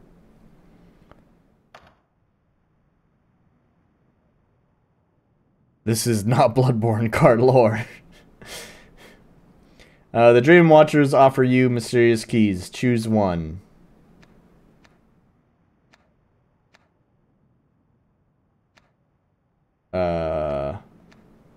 I'd prefer better handling, so I guess just the number 1 card. Okay.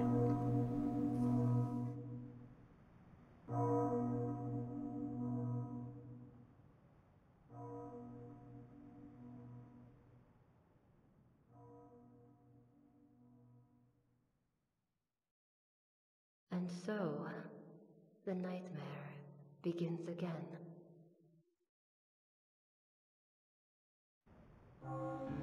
And so the nightmare begins again.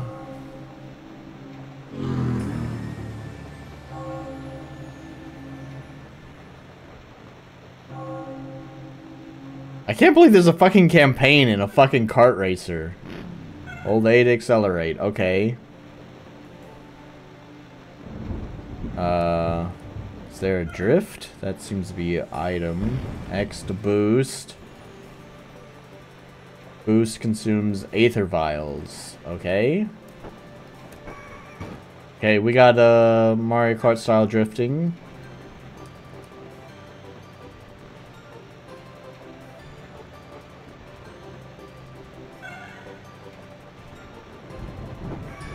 Oh, there's the drift tutorial right there. How do you... Okay, there we go. That's boost.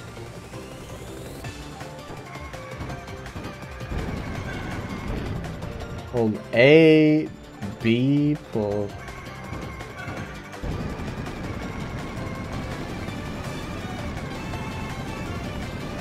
Yep, I see that. Okay. I don't get it, but hell yeah, Nightmare Cart, yeah!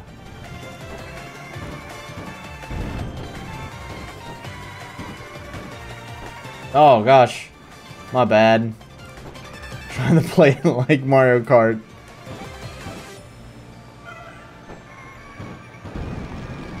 Press left bumper after a jump to do a trick. Okay, yep, very Mario Kart.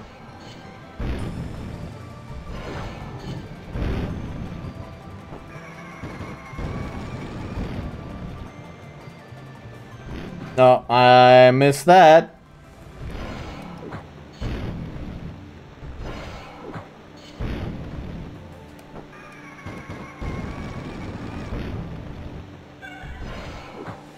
Drive through white flare to receive a power-up. Where's the white flare?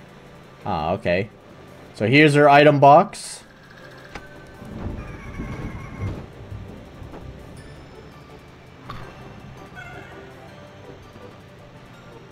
What was the power-up?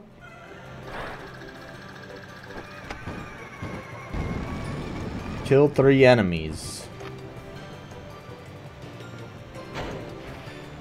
Okay, so we kind of have like an auto-targeting. Okay, cool.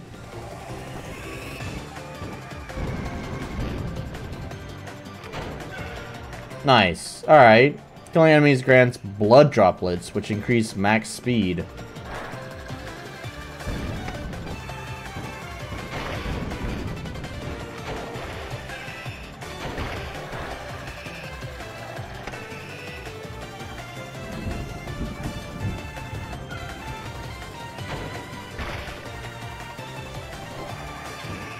Power up was a sandwich? Was there a sandwich?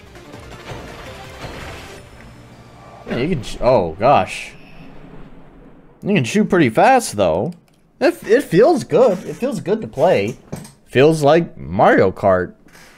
And you know the nice thing is we don't really have Mario Kart on the PC. We do have emulators though, but we don't have any native Mario Kart support. So it's nice to have Mario Kart on the PC.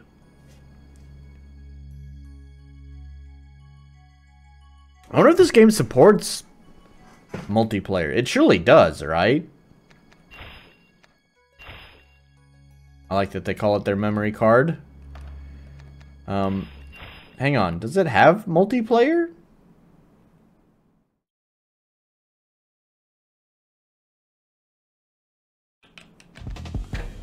We go to free play, free race. Oh, okay. Alright, cool, yeah. I don't think it's online, though.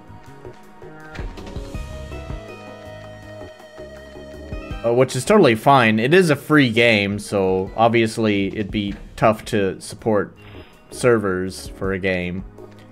Guess they could probably do peer-to-peer, though.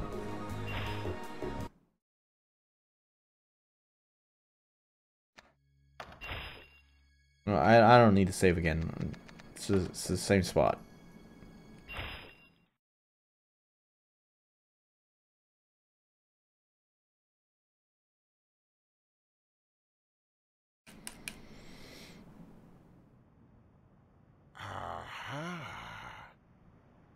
You must be the new participant. They even have voice acting. And this is Onette, my animated servant who tends to my every need. For an animated servant, she doesn't seem very animated. Just go out and win a few races, and it'll all be over before you know it.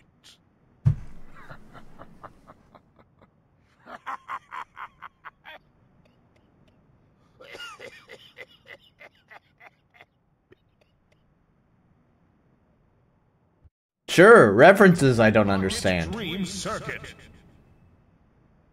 I like the announcer. I did know that. You just taught me that.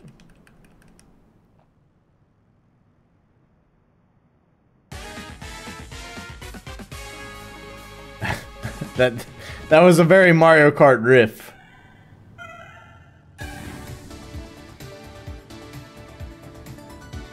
Oh, no item for me. No item for me again.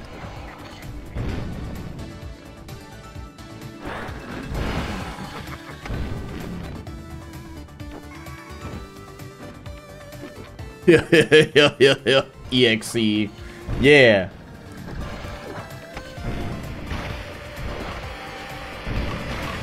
Oh gosh, that really slowed me down.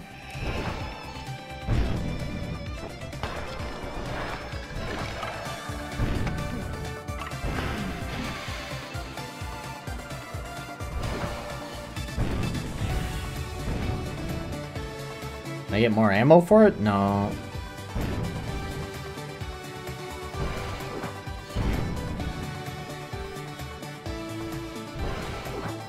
I used to hate the PS1 visual style, but lately can get more into it.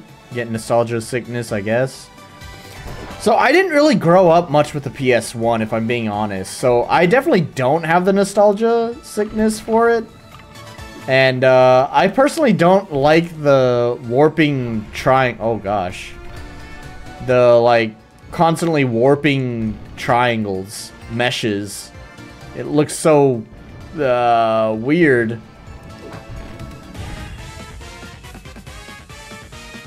Can I attack backwards? No. This is kind of a boring fucking map. Not gonna lie though. It's just like a fucking NASCAR circuit. Oops.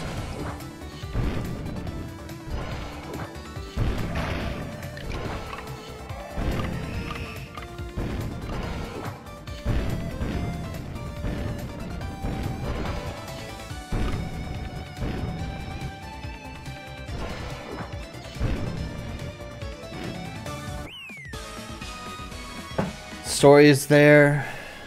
So the story is there is a dude with an animated, and then you have to win some races. Yeah, that's the story. Daytona USA, this saint. We going fast and we going right. That's correct. So oh, select melee weapon. Interesting. Sure, that one.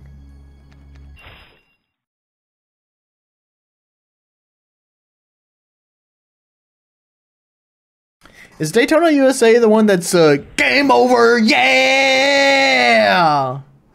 I don't remember.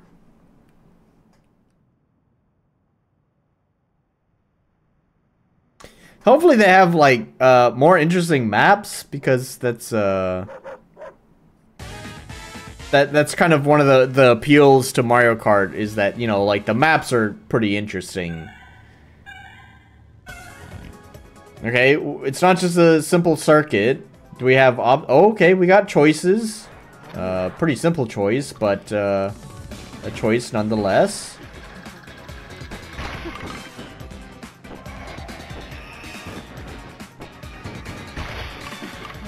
Oh, Sega Rally, whatever. Alright. Fuck you, man. Oh, fuck. Oh, no.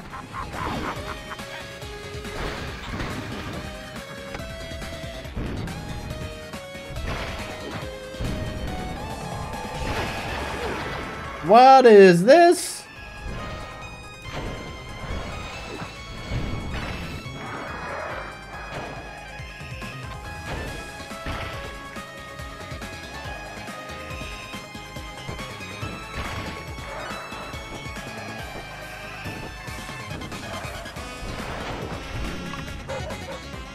This is a pretty rad soundtrack, though.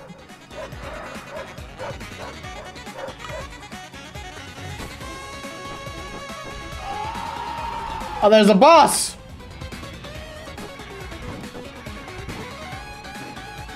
Fuck you, rat! Oh, God!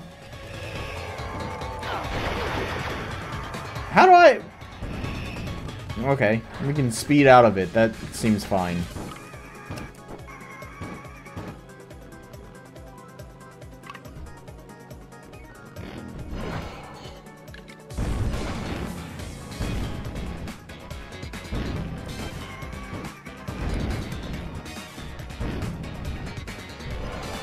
Dude, they keep hitting me with this shit! I sure did. Is that game over? Or does it just take a while to load? Okay, we gotta do a corpse run.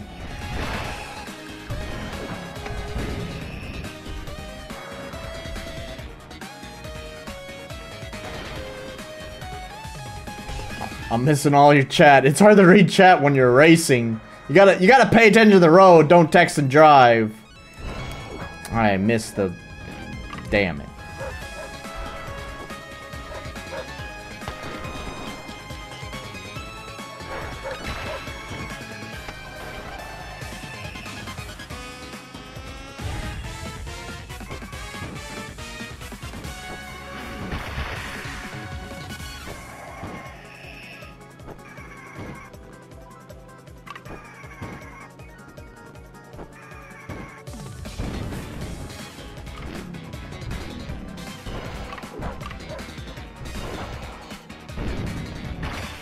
I ran over that dude. Yeah.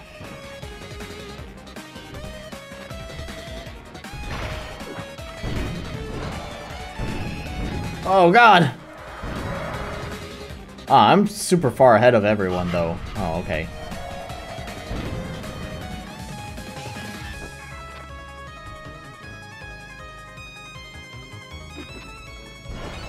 Yeah, it's pretty boring. I can read Alice. It's pretty boring when you're miles ahead of the competition. That's the problem with racing games, right? Oh, the boss is back. So, like, you have to, like, pick one of two evils. Either you have rubber banding, which always feels cheating, right? When, like, the AI just fucking accelerates past you. Somehow I've gone through the wall. Okay. Interesting. I'm not sure how I've done that, but anyways. You always have the problem of, you know, either you have rubber banding where you just, where the further you get ahead, the more the enemies just fly past you, or the other racers. Or you don't have it, but then you get into this situation where you are just, you know, miles ahead and first. I feel like Forza's AI usually does pretty well. I do remember when I was playing Forza 5, Forza Horizon 5, or Forza, whatever, that game. I do think I remember a few times where I got, like, way ahead of the rest of the pack, but I do believe kind of, like, more mid-game that it actually was a pretty good challenge. Now, I do think that comes down to the map design as well, because obviously the more turns and stuff you have to deal with, and of course the controls of the car. Forza is known for having pretty good physical modeling of the cars, so having these maps that are designed with lots of turns and stuff, really taking advantage of the physics, would make it pretty tough, unless you're good at managing the physics of the car that you're driving. Forza's Drivatar AI is kind of bonkers. Yeah, I think it does it pretty well without feeling cheap. Let's see, let me catch up on what Ace said. Although Daytona USA has almost ridiculous game over song, and thus Nolan reopens the Quackbot's barbecue house. Yeah. Anyways. We're still, I mean, that was only the second level. We'll see if this picks up. They started throwing in some more turns there, and so the turns are where you get to show off your expertise in the game. That water sound. This is like Minecraft. I was gonna say it sounds like the RTP sound, but I don't think so.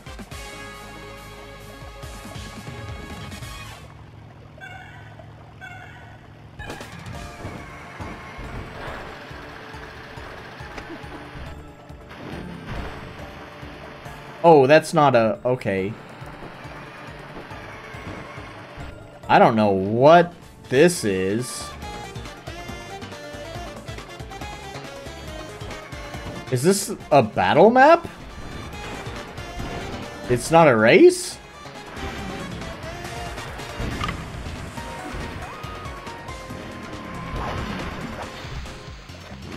I guess not.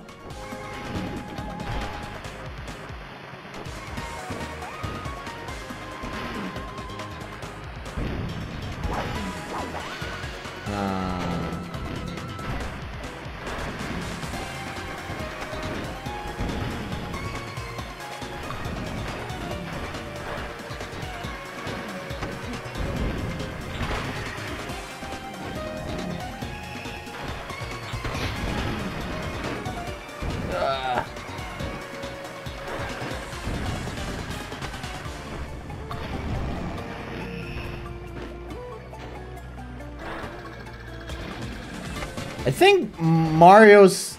not Mario 64. Mario Kart 64 had the best battle system for kart games. And I don't know if this is gonna do it. I don't know if this is gonna replace it. It could be nostalgia, it could be something else, but I don't know. The balloon battle just always was my favorite, and the same thing for the maps. I don't know if I ever played... 30 seconds remaining. Oh, what the fuck? I got 0.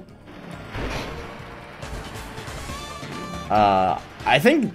Anyways, as I was saying, I think Mario 64's battle mode was my favorite.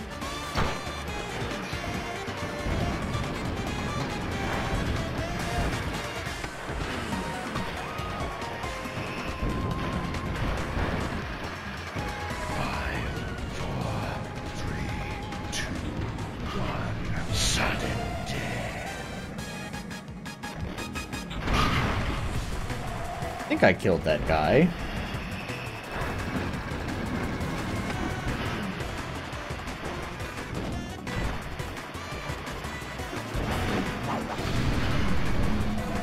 This is Dreamwatcher died. I got 2, but then someone else also has 2, right?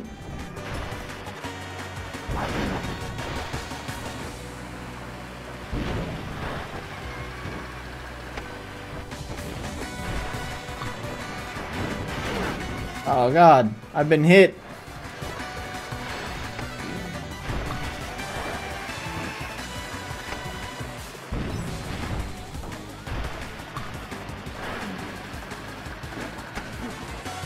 I don't know if I like the sword. It's so hard to aim it.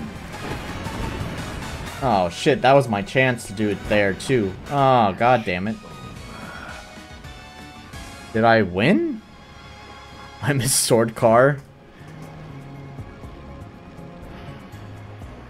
Everyone throws attacks at each other. Nolan throws blood at the cart to boost the horsepower.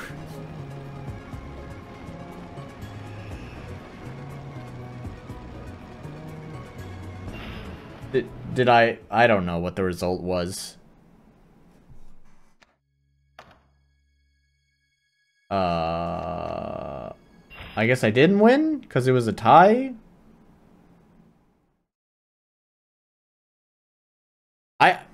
I feel like I didn't really get much of a chance to hurt the enemy, though. Miralodian Sewer Arena. Oh, are we on teams?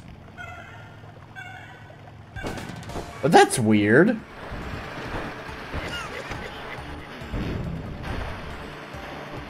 I see now.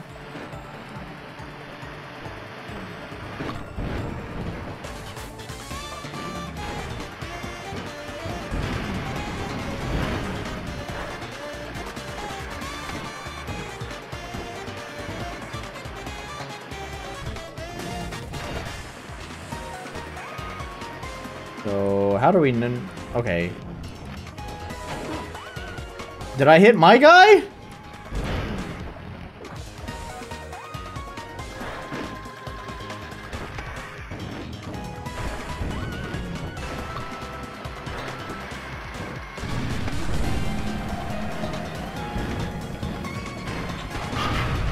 Okay, I think I got one.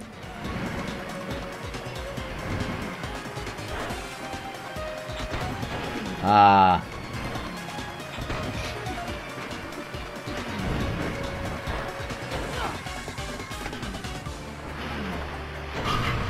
Okay, I think I got that guy.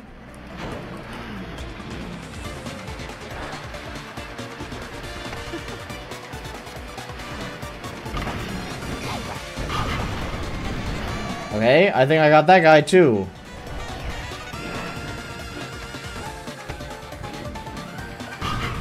What's this?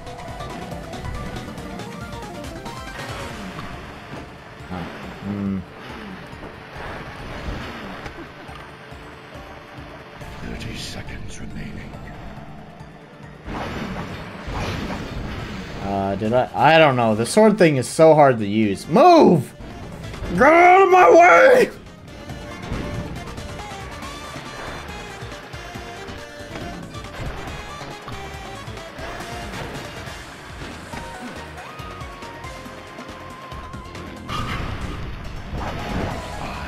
Did I kill him? I don't know. I just bounced in a completely random direction. Okay, Mario Kart Wii did have Team Battle, if I recall. Okay. I didn't play much of Mario Kart Wii.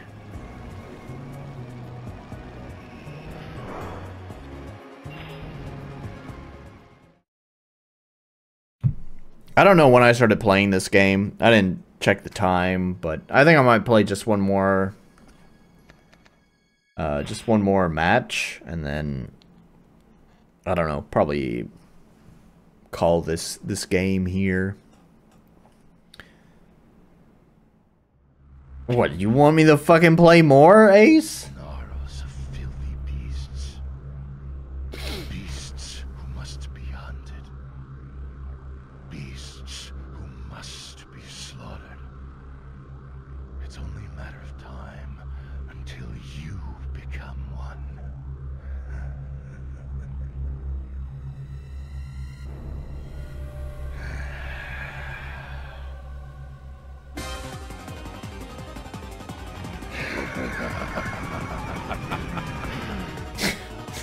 Kind of ridiculous, but okay.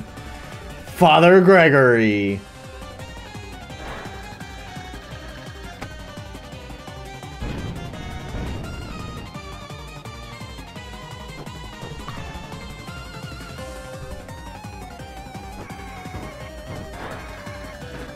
Oh gosh, I messed up that turn.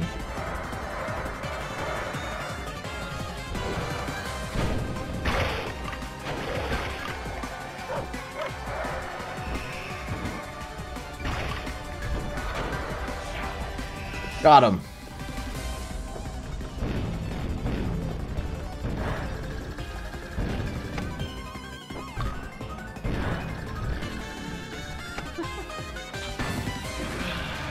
Okay, I got him.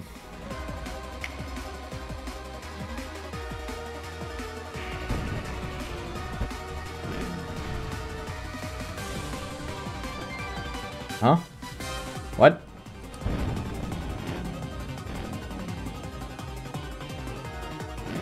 Oh, did he go into the... Oh, no. Wait.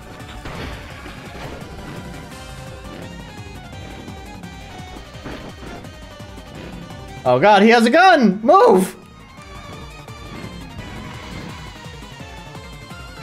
Oh, God!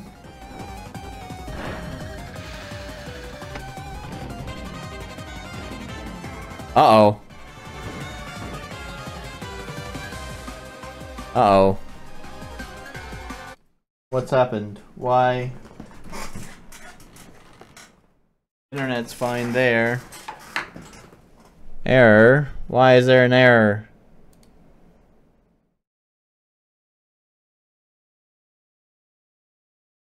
YouTube's not receiving enough video.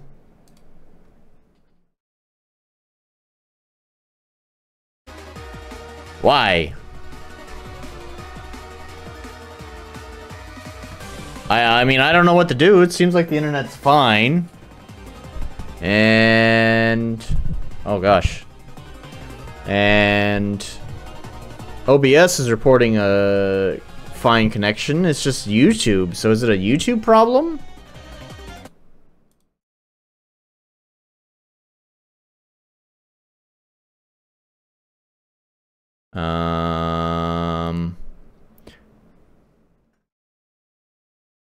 You're dropping some frames, but I'm fine now? Okay, let's hope so.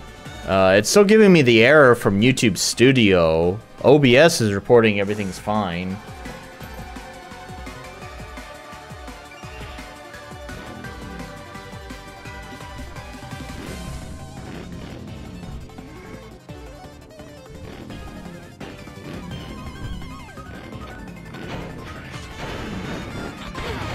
Oh, God.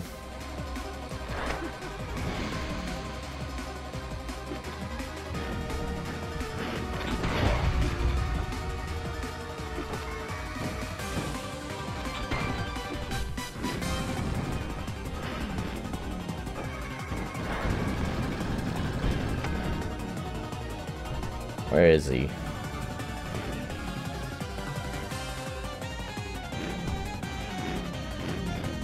Where'd he go? I just saw him. There he is. Fuck you!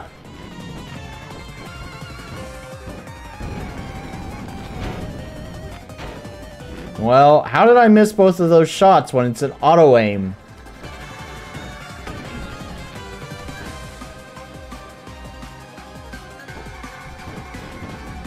Huh? Oh, gosh.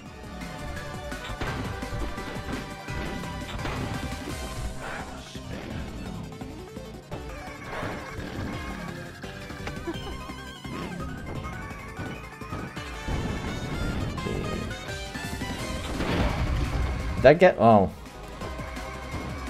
Thought that got him.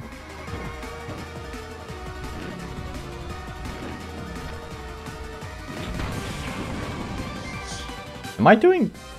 I guess I'm just not doing a lot of damage to him? Oh, okay. Alright, there we go. He's dead. Or is there a phase 2? There's a phase 2.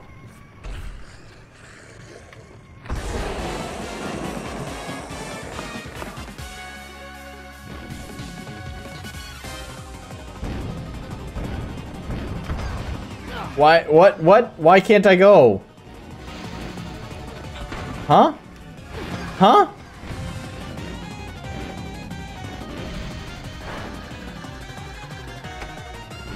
Okay, that was kind of bullshit. I couldn't fucking move.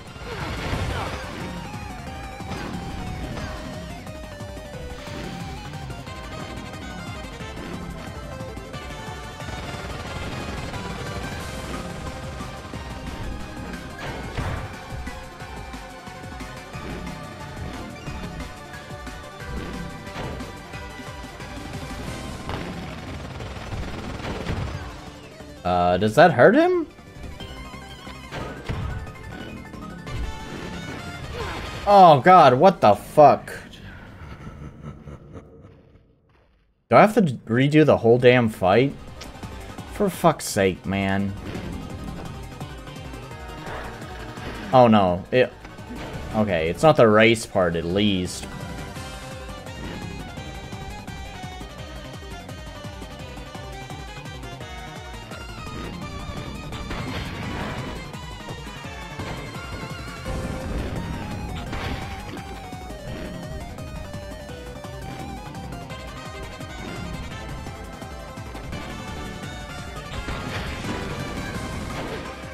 Come on.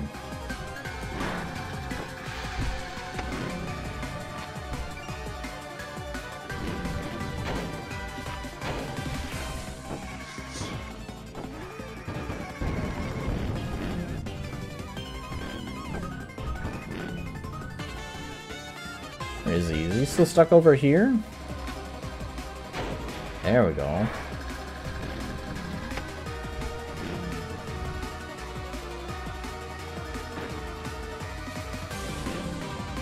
He seems to be stuck over to this side.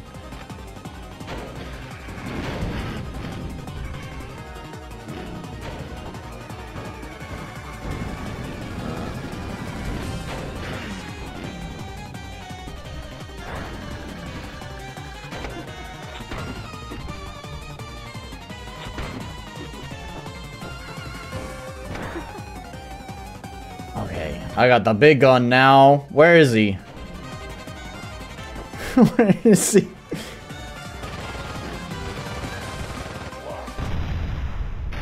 There we go.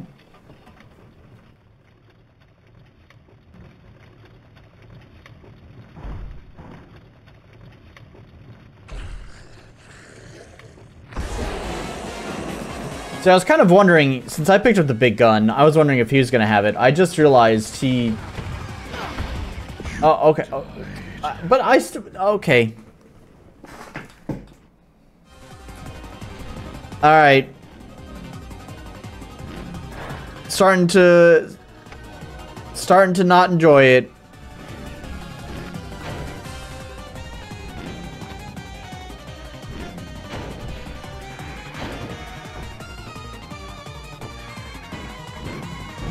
There's nothing you can do. Okay.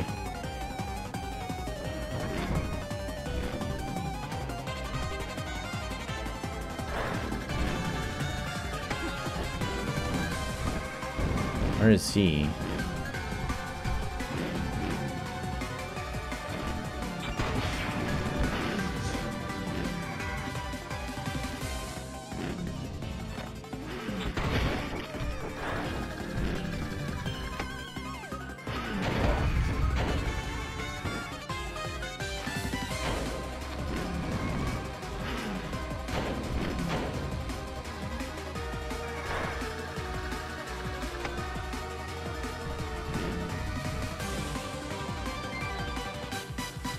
He just runs away up here.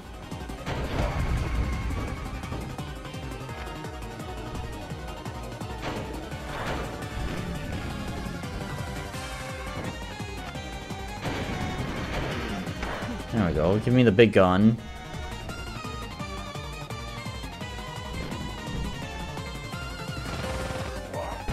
There we go. Back to this phrase again. This is gonna be my last try.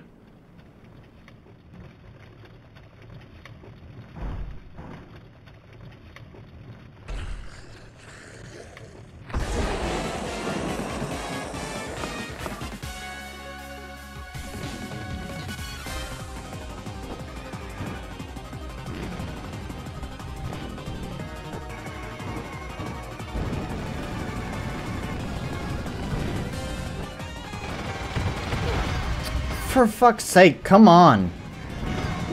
Just go! Jesus! I don't like this gun because it doesn't have an auto aim.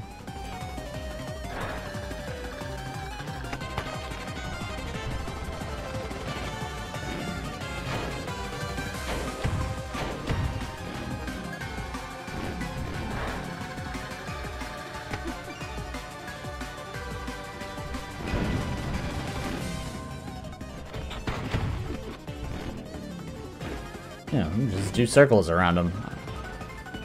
Hopefully this is a good tactic. He's slow. Now, of course, I can fuck up.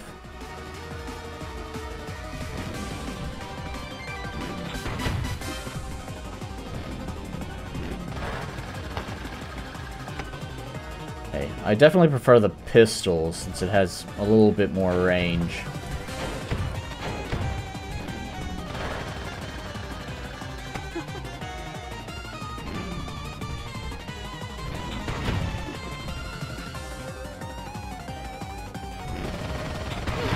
That should kill him, right? How is he not? Oh. Okay. Now,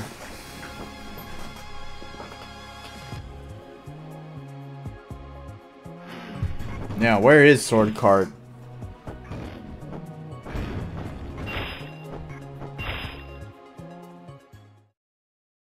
Did I say sword cart? Sword car. That's what I meant. Alright. Anyways.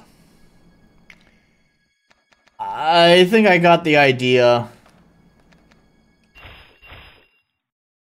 I'm gonna go ahead and stop the game.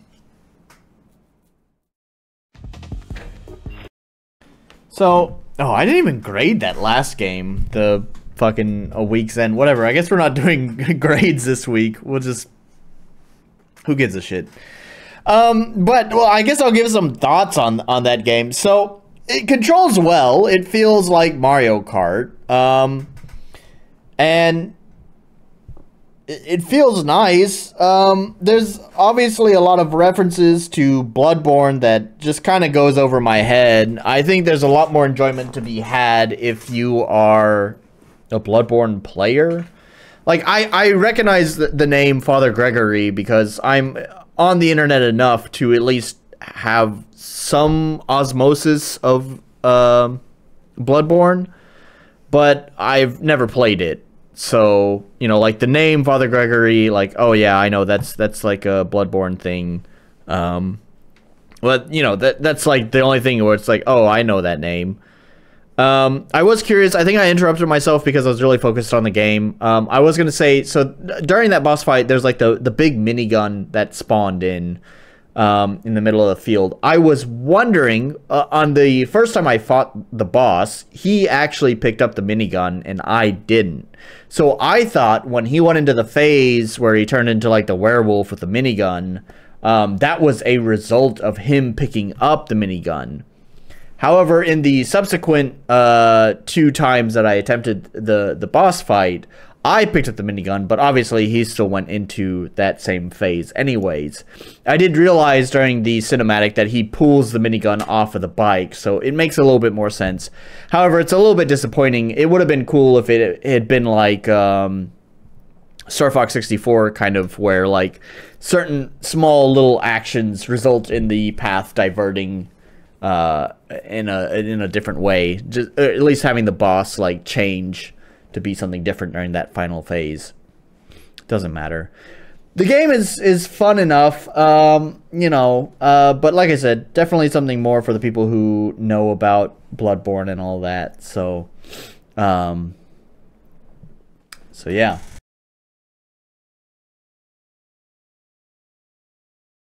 Okay, hey, and we're streaming. Hey, come by.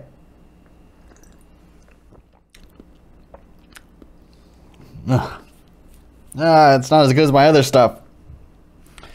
Okay. Well, hello and welcome to the new room. You may notice that things are different. As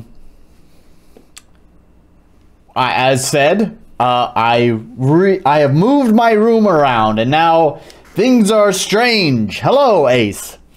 So we'll talk about that later, and I'll give you a short, you know, guided tour of the room. But before we even get into that, and there's the toasting. Yeah, there it was. Before we even get into that, I feel like I'm not hearing myself very well on my headphones. Oh, there we go. I just need to crank up the volume. Now we got it. Hey, MBG is here. Okay, so anyways, I'll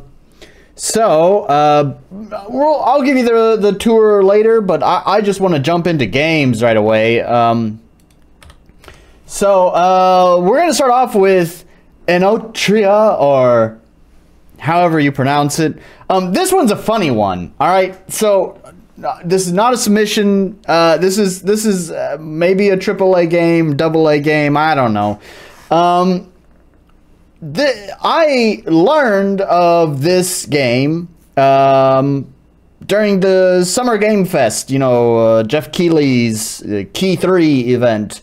And weirdly enough, like I didn't see none of the channels I am subscribed to at all mention this game, which is just weird. I thought it had a pretty cool concept. We're gonna kind of go through the press kit here because they actually put together a press kit, unlike a lot of the indie devs that I do. But I do have to say their press kit kind of sucks. But yeah. BG said eating breakfast and then going to map as I listen. No problem. 8 a.m. your time. Yes, sir. That's because it's 10 p.m. my time. Anyways, so this game I saw during Key 3.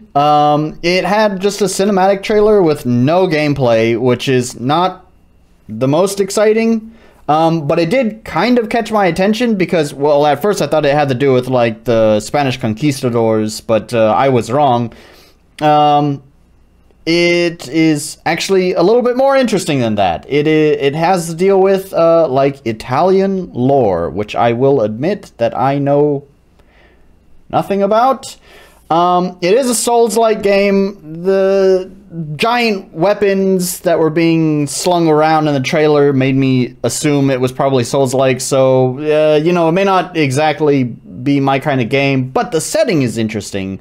Being Italian lore, they talk about in their little press release here. We can read through that. Enotria, the last song, is an action RPG Souls-like set in a fantasy world based off of Italian folklore and culture. Sounds pretty neat. It aims to take the genre in a new direction. This is all marketing bullshit, with a vibrant and sunlit world based off of the Italian summer, where the gameplay allows you to alter the world and enemies in systemic ways. That doesn't really mean anything to anyone who cares at all. It is defined as a Souls-like, but unlike other Souls-like... Wait, pause, don't read the rest. I know you want to. What do you think the next few lines are going to say? Did you guess? Colors? Because that's not the first thing that I was thinking when I think of unlike other Souls-like games.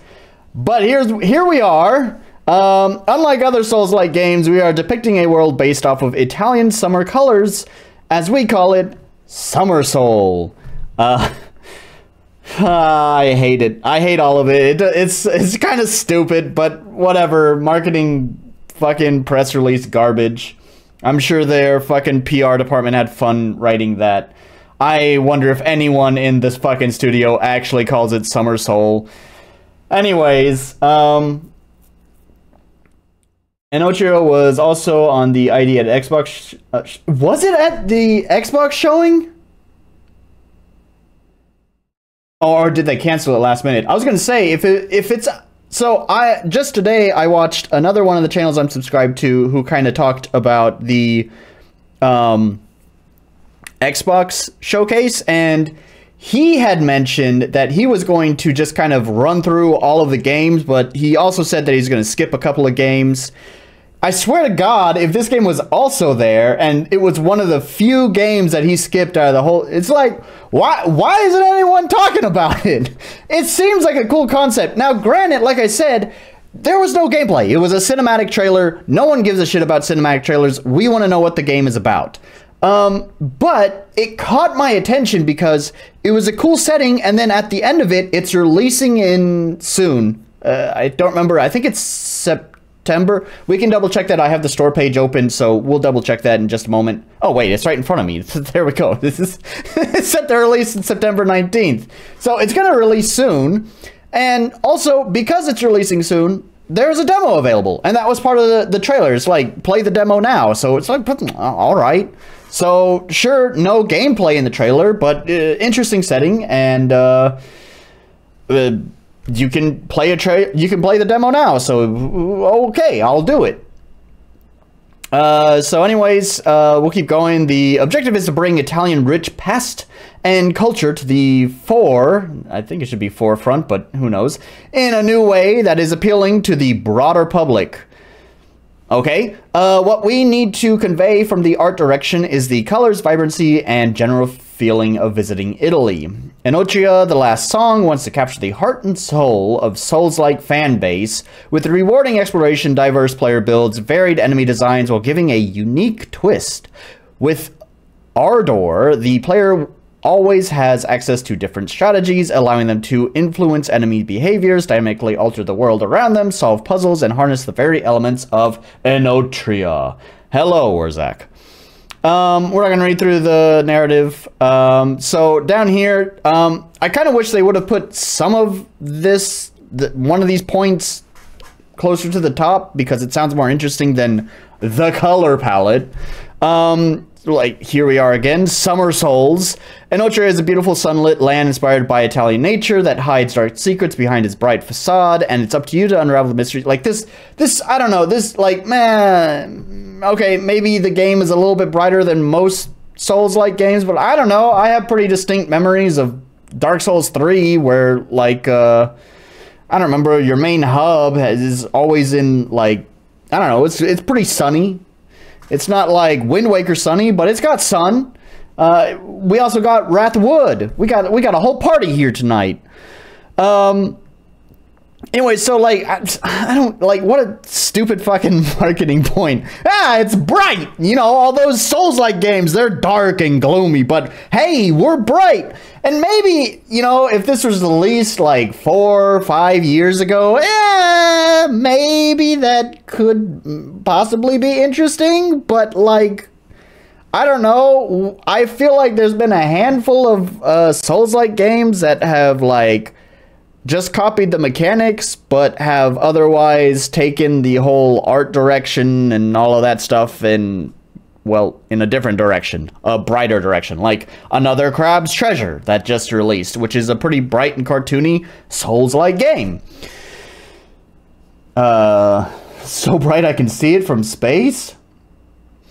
So here's one of the ones that sounds interesting. We only get 2 sentences out of it, so I don't know how this affects gameplay, but it's the more compelling thing to me than the color palette.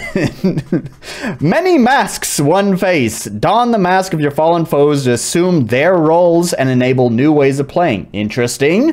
Collect over 30 masks and swap between up to 3 custom loadouts at a time. interesting, right? It like the first thing that popped into my head was, holy shit, Majora's Mask and like your transformation masks. Like, cool. That sounds pretty neat. Why is the fucking color palette your fucking elevator pitch up here? It's so stupid. Anyways, expand your place. Maybe that's why no one's fucking talking about this game, because their main marketing pitch is their fucking color palette. Path of Innovators. Expand your playstyle options through a unique pool of talents in the Path of Innovators. 68 unlockable skills and over numbers. We see this all the time with RPG Maker games. Who gives a shit? So anyways, this is just a painting. So here's the thing, right? So I was kind of saying, like, their press kit is surprisingly lacking. Like, this art right here is nice. It's only available in this PDF document. In all of their promotional key art stuff, they ain't got shit. And all of their screenshots are less than 1080p. And they're all like the most, I don't know, they're not the most interesting screenshots. It all just looks like generic action game gameplay. But nothing that really is captivating. Like, we got some here, like, this just looks like a screenshot from like a fucking Skyrim mod. And, yeah, okay, that looks all right. And then we got more. This is clearly like, you know, a dwarven armor overhaul mod for Oblivion. I don't know how you would screenshot this game, but like, I don't know. So a lot of these are just like, heh. So I guess these fools don't know how to market their game, because like the fucking trailer for the game was, you know, just CG bullshit that no one cares about, and no one talked about it after the Key 3. And then like their whole press kit kind of sucks. Like their main bullet point is, we got a warm color palette. And then the screenshots are just like, yeah, okay, I guess. So I don't know what kind of screenshots you'd capture, but I would hope that you would at least capture them in, like, I don't know, fucking 4K, so they're at least high enough of a resolution so I can make a fucking thumbnail out of them. So Yu-Gi-Oh enemies. Anyways, all right, let's launch it. It is a 3D. I think it's Unreal 5, and sometimes it's grab a controller and kick back. It wants me to use a controller. Oh gosh, I've cleaned up everything. Where is... Okay, my controller is here, but where is the cable? Huh. I don't know what I did with,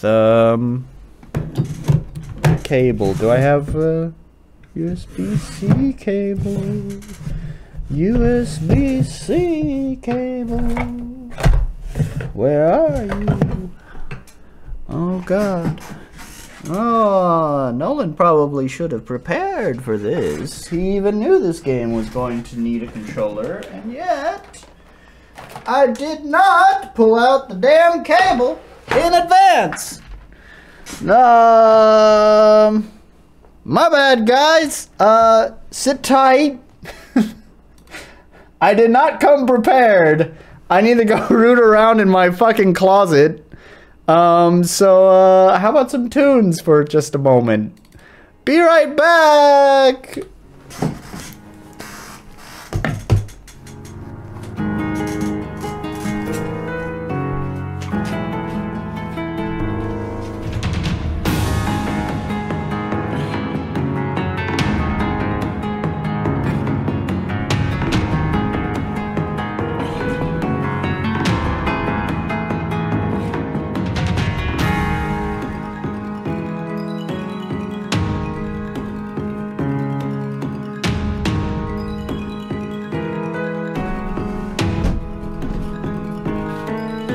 I'm not even gonna make you guys wait that long. I'm just gonna steal my phone's charging cable. That's fine.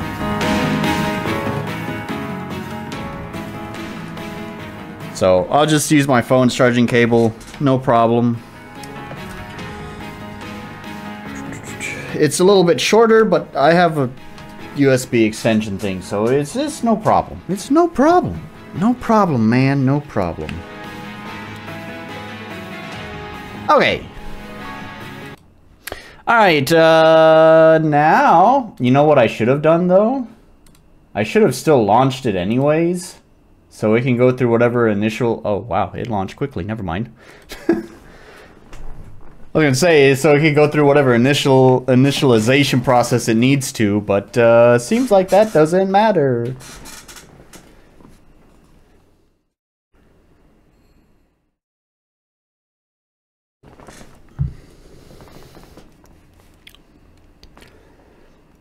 Immediately discontinue.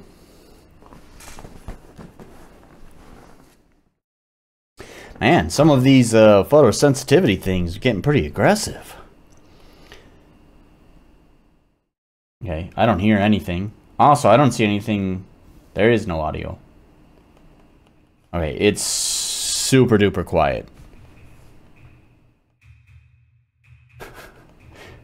Wow. That is really quiet for you guys. What are these symbols? Oh, that's the audio symbol? If you say so. Well, it's maxed out. Hang on, we're just gonna have to boost the audio with OBS. Hopefully I don't forget. Filters and gain, crank it up like 10. So excited for this color palette. Hell yeah. Oh, you have to hold it down. Okay, whatever you say, man. Alright, maybe 10 is just slightly too much. We're gonna put it at 8. Maybe. I don't know. We might have to fuck with audio settings, but let's just jump into it. Wait, does it have... It has view controls, but oh, there's no rebindable... I wonder if you can even rebind the keyboard and mouse. That doesn't look like you can rebind it. Holy shit! Oh, but they got... Oh, we can invert... Oh, hell yeah. What do we got for options? Oh, right. Actually, I need to do this. If I don't...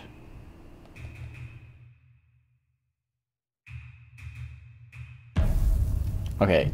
I have to set OBS to game capture. If I don't, it's going to have like a weird frame rate.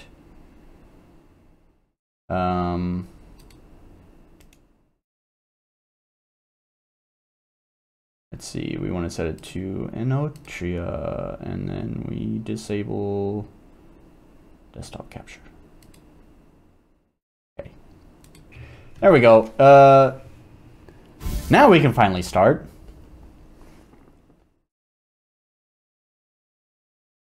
Probably. Or it's locked up. Did it crash? So far, dark gray is palette. Oh, there we go. We're moving. We're moving. We got sound.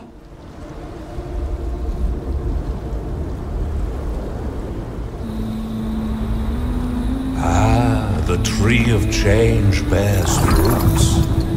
Oh, it's loud. Damn it. Awaken, maskless one.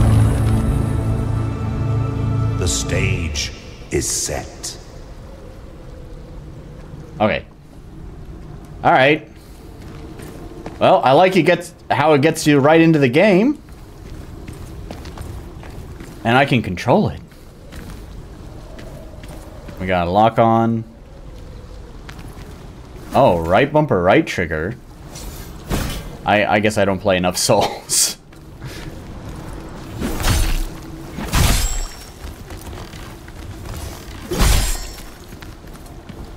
Nope.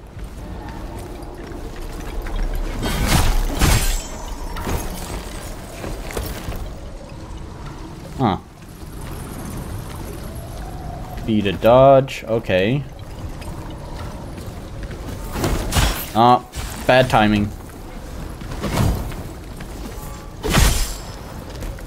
Alright, there we go.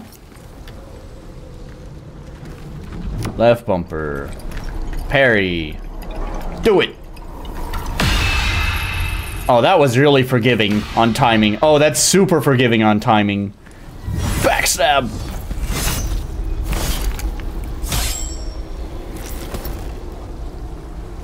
YouTube totally died for you for about 5 minutes. Sorry to hear that. Whoa. The maskless one can weaken the Konovachio's grip on all manner of things. Fighting hostile beings causes them to build their unraveling meter. When filled, they will be temporarily exposed to a finishing strike. I see. Whoa, I didn't mean to jump. Yeah, wow, the timing on that parry is so forgiving. And I fucked it up even still. And I fucked it up even still. Oh my god. Oh, man.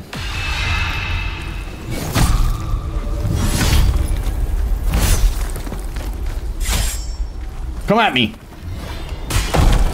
Oh. Oh, God. You got 3 hits? No, just 2 hits? And I fucked up the timing.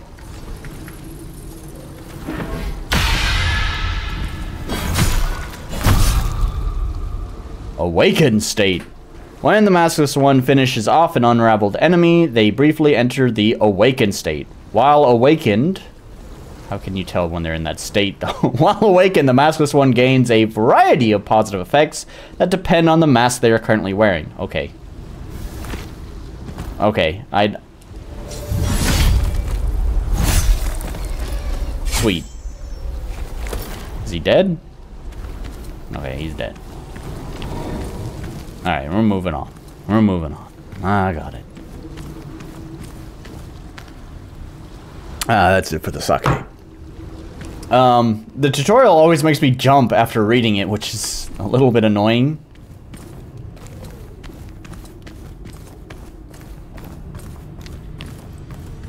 Ooh, there's a little frame drop there.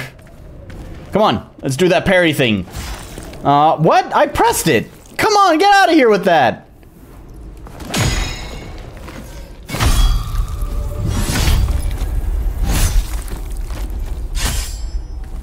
I don't know if this is just the intro or what, but this feels a lot more forgiving than a lot of Dark Souls or Souls-likes I have played.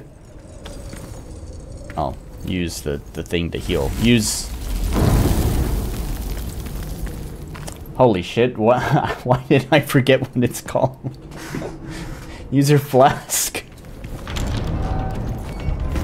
I haven't played enough Dark Souls. The boss!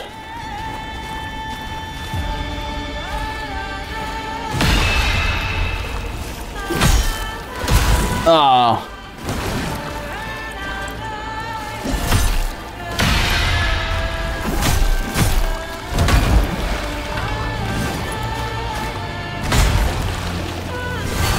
Ah.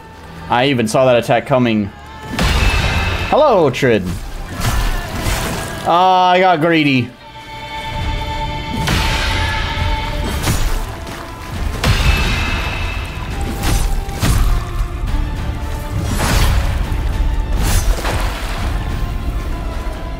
Why did I lose my target? There we go. Oh.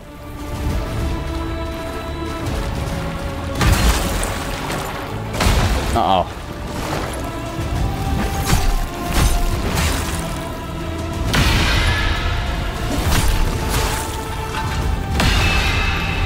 Let's see, can I do it without healing?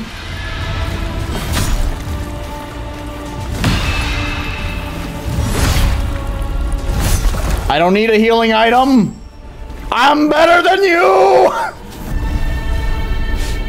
Foe vanquished. Yeah, it's gotta do the, you know, Dark Souls things. At least it wasn't like the dark, you know, the whatever, the dark thing in the middle of the screen and red text, foe vanquished, or something like that.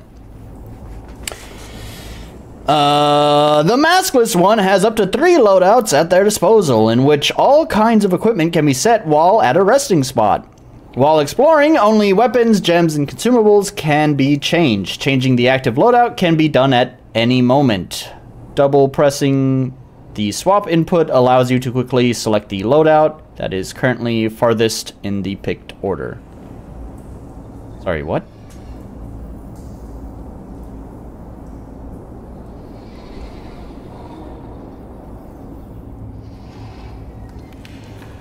Swap input. The furthest in the pick order? What does that mean? Swap mask loadout. Pretty fucking sick. That's pretty cool. I like that. Oh, we got some hitches in the frame rate. Nice. Hold left trigger and press right bumper to use an Ardor Blast. I see, that was the boss's special move. I did his special move. Okay, I see. Oh, that's okay.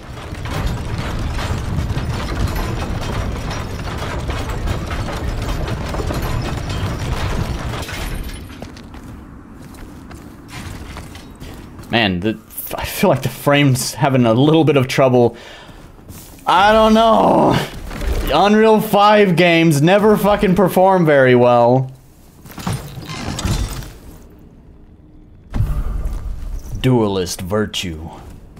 Maybe it's just struggling because it's loading a new area or something. What's a... Wait, a Drunken Sword.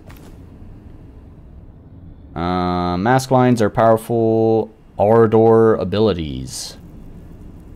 In order to use them, the maskless one needs to land attacks on the enemies, which gradually charges them up. Oh, I see. That's okay. Oh, wait, slow down there, buddy. Oh god. Oh god. I have a GTX 1080 Ti. I missed that. Oh, I'm dead. Morte. Okay, good thing it just checkpointed right there. Oh, and pick up those lost souls. Oh, God. You know, it's funny how I was saying, oh, the timing is so forgiving, and yet somehow I can't seem to get the fucking parry right. Just do the parry! I know I don't need to, but I want to! Please, for the love of God, why won't you do it? Nope, that was way too early. That was my bad.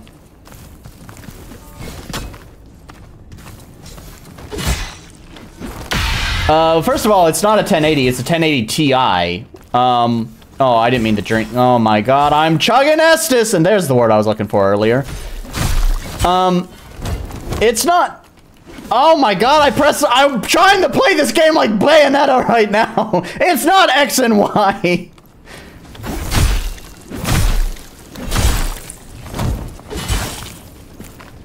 I wish you could rebind controls so bad. No, I don't want to heal. God damn it. Who puts this shit on right bumper and right trigger? I hate this. God, I use the... I want... God. Leave me alone.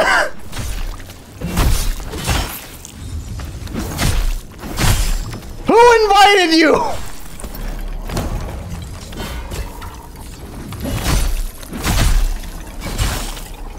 God, there's like no interrupter. You gotta be kidding me with this shit. For fuck's sake. Okay, let's regroup.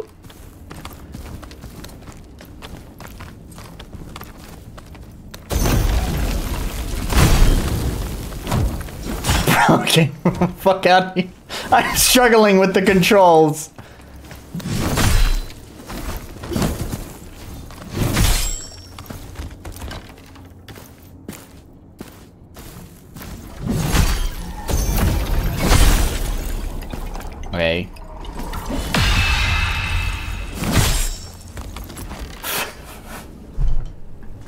For fuck's sake. Alright, sorry. Now that the struggle is over, let me get back to you, VG. So it's not a 1080, it's a 1080 Ti, and there's actually a significant difference between the two. Yes, it's pretty old. It's a card from 2017. However, it is funny that Gamers Nexus actually recently did a retrospective on the 1080 Ti because Steve himself, you know, the owner of Gamers Nexus, runs a 1080 Ti in his own home system. And it performs really well, even compared to modern cards. Like, when you start getting into, like, I think the, like, some of the, like, the 3060, 37, or 3070 are, like, kind of on par with the 1080 Ti. There are some advantages in some of those cards because they have modern architecture, modern features in them. But, however, just for straight rasterization performance, they are pretty comparable in power. So yes, it is old. I would love to upgrade at some point. I am hoping to do a whole upgrade because my whole system that I'm running on is a little bit old. We're running a Ryzen 2700X with the 1080 Ti. I did recently upgrade the RAM, so I have 32 gigabytes of DDR4, but I know DDR5 is now the new hotness. Anyways, I can usually run a lot of modern games. Thank you. I didn't want to check this, but I guess... Okay. I should have read that. I wanted to adjust some graphical settings. We have a colorblind mode.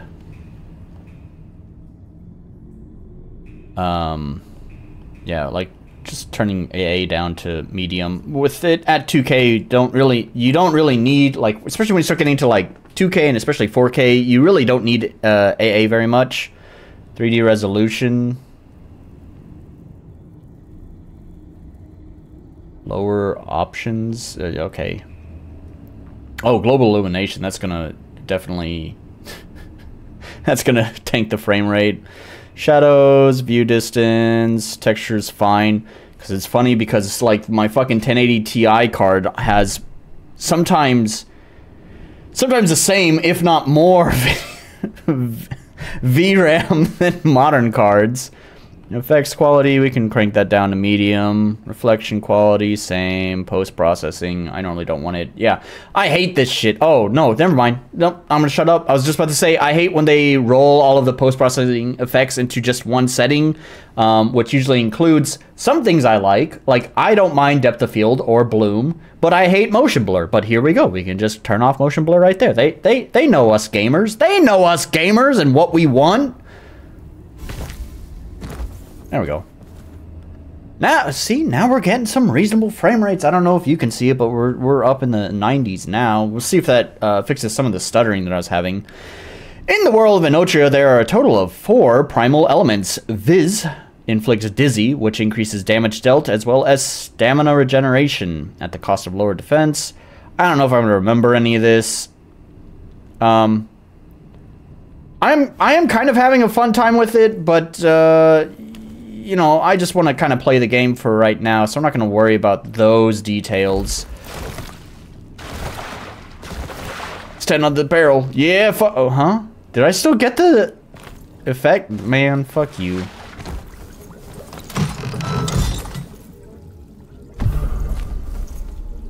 Piercing wit.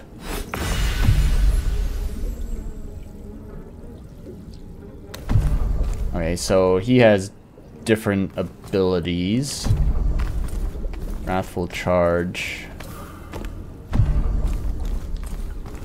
Oh, okay, those are the skills, I guess. Is this a fireplace?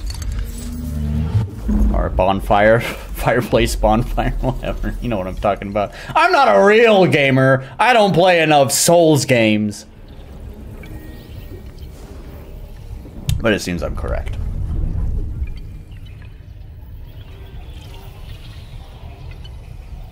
Can you level up? I have 0. Or is that the cost? I don't know how to read this fucking menu down here. I don't know what this means. Do I have 1300?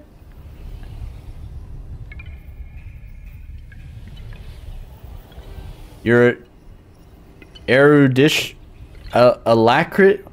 Man, I hate when games fucking do this shit. What does this fucking mean? I guess at least it has this over here, so I can assume, oh, that does that, and this does those. But why do you gotta add a layer of interpretation to it? Man. Anyways, it's not a big deal if they at least show you. I feel like I've played a few games where they got cute with the names of their stats, but there was no, like, you'd have to swap back and forth between, like, your, like, upgrade screen and your stat screen to, like, have to remember what that weird name stat did. At least here, it's not as atrocious. You have the stats right in front of you, so you kind of get an idea of what's happening. I don't know. We'll just, yeah. Oh, wait. That's fine. Yeah, do that. Path of Innovators. Inspiration gained by finding new entries of the compendium can be spent in the Path of Innovators to unlock powerful perks that can be slotted in any mask. Interesting. So it's like the sphere grid? Is that what this is? Is this Souls-like with the Final Fantasy X sphere grid?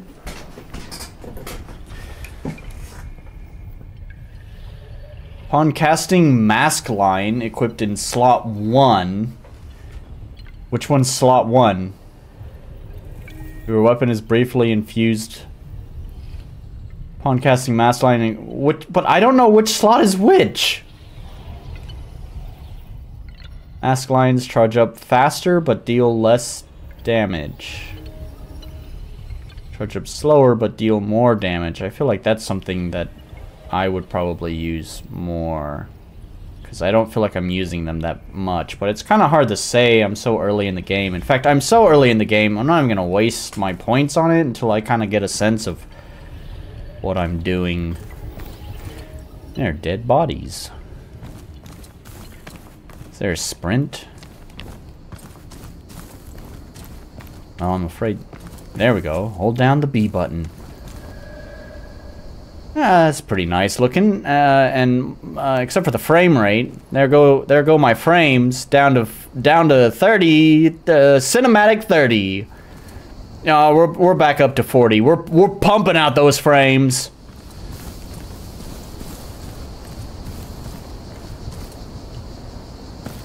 Oh, the sunflowers are nice, actually. Quite like sunflowers.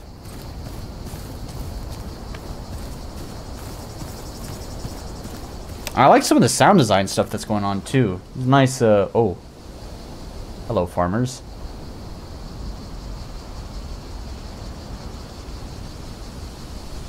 Yeah, it just sounds so peaceful. Kind of feel like leaning against that wall and just, like, taking a nap or reading a book or something. Except, I don't know, all this dust and pollen would probably give me a fucking sneezing fit.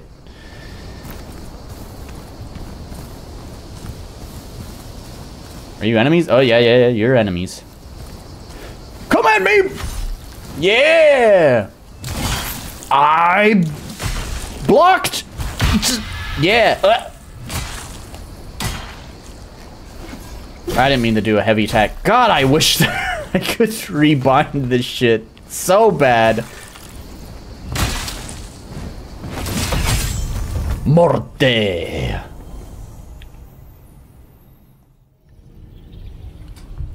Running Elden Ring at a steady 20 FPS. Hell yeah, brother! Now I could probably crank the settings down some more. I'm not going to at this time, but if it becomes a major problem, I just might. These enemies seem super spongy. A little bit.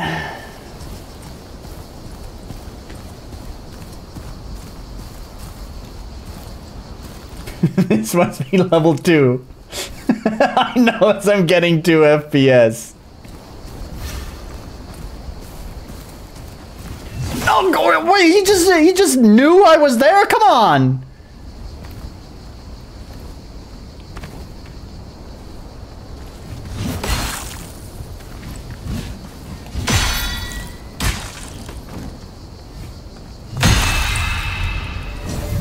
There we go. That's what we want.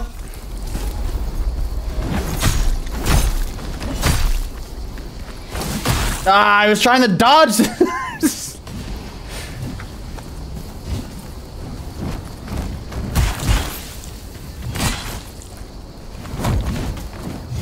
I kind of like the beginning where it's a little bit easier. These dudes kind of hit a little bit hard.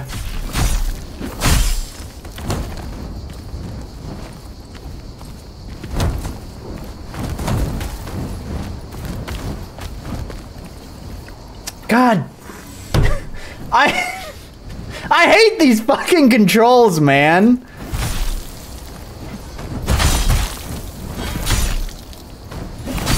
As someone who's grown up on Devil May Cry and Bayonetta, this fucking shit, and I should mention Devil May Cry, Bayonetta, and the Musou games, the fucking Warriors games, having your light and heavy attack here fucking kills me. I'm so used to pressing the face buttons for this shit.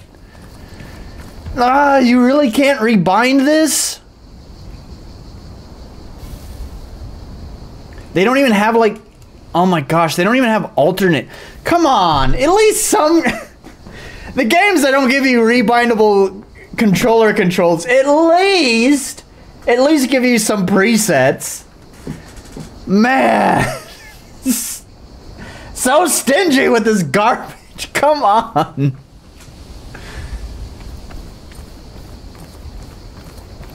Can I go down there? Nah, that kind of looks like death.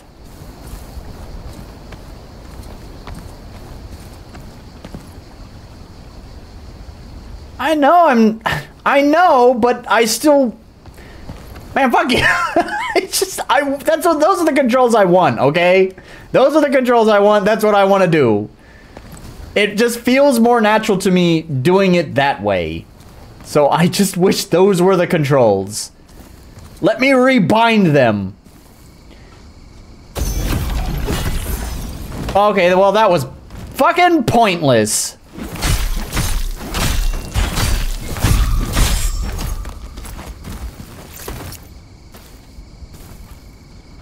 This for you, I'll make a game where up is Y, down is A, left is P, and good luck playing it. I'll fucking hate it. You there, woodchopper. Friend or foe? Foe. Weapons can be temporarily imbued with any of the primal elements. Okay, neat. I guess that's what that skill does. Oh, god damn it!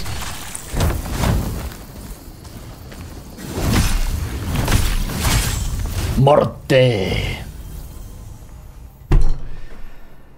Oh, this is why I don't play many Souls-like games. How did I get this weapon?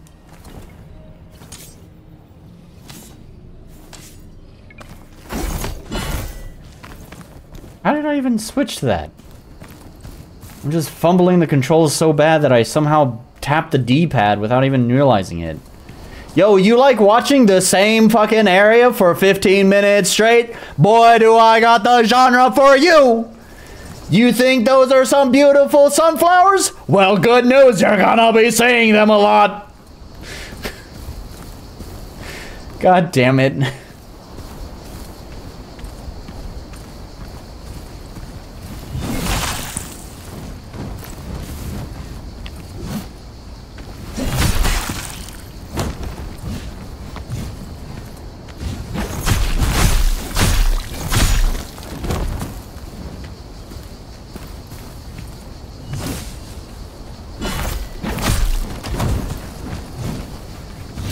What, you just running at me like that, fool?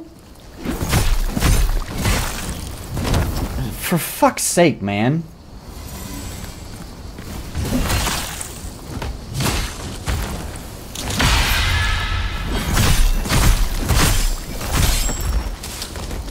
You dead? Alright. That's why I don't like Souls-likes either. The same area for 3 hours straight and Dark Souls just bored me. And one mistake, do it again. Yep.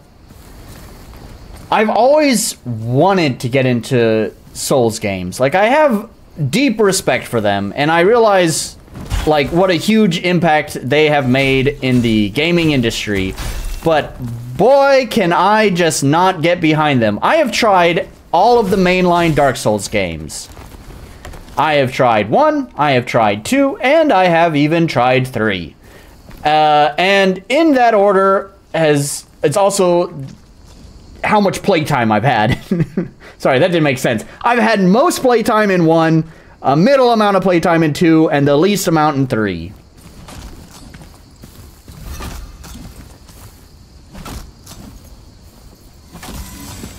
Alright, we got... Okay, alright, yeah. Okay, and we're gonna heal because I mashed the wrong button. It switched my sword. Fuck you!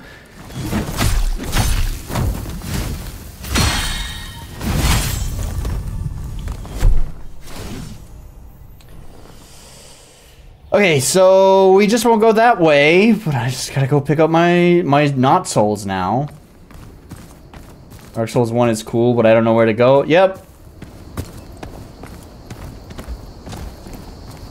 Stream lagging quite hard. Buffering a lot. I don't know what to tell you, man. OBS is not reporting any problems. I think your internet sucks. Here we go again. Kill these fuckers one more time.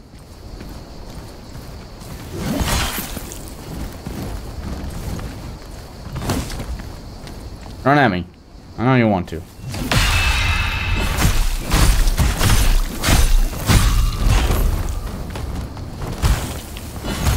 Oh, just let me hit him.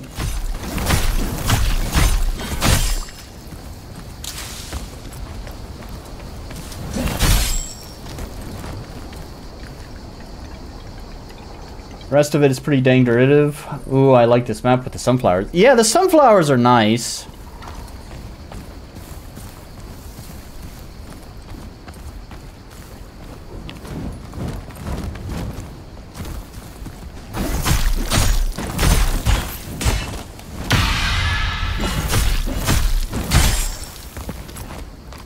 Can I change this mask? Oh, I have a mace? Where the fuck did I get that? I want my souls, and I'm just gonna let you do your thing. You just chop that wood, my man. You just chop it. I'm gonna grab this over here if you don't mind. Shard of miserable memory. That's how I'm feeling about this.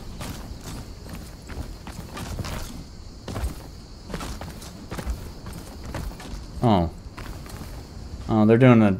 Yeah. Yeah. Can I not do that? Yeah, okay, that's fine. Grape cutter.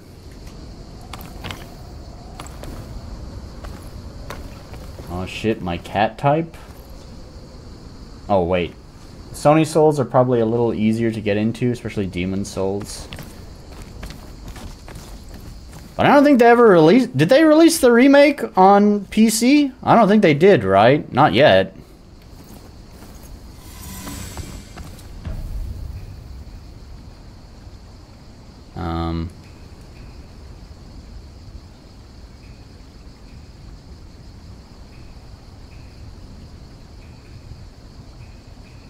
Grape cutter.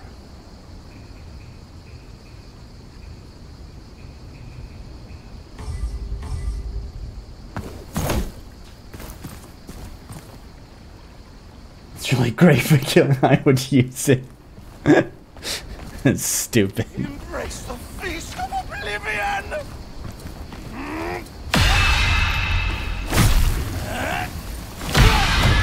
Oh, I somehow blocked that. Nice.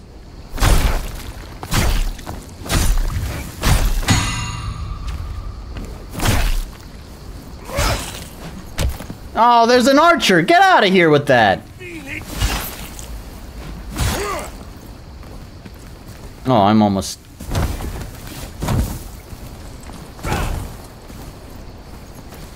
Yeah, okay. Get out of here, archer! No one invited you! No, it's not an archer, it's just a rock thrower.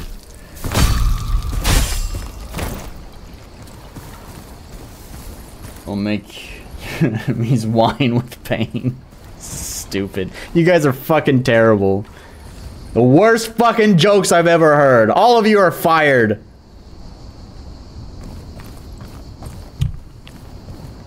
This looks quite pleasant. Shores of Quinta. Quinceañera. That's Spanish.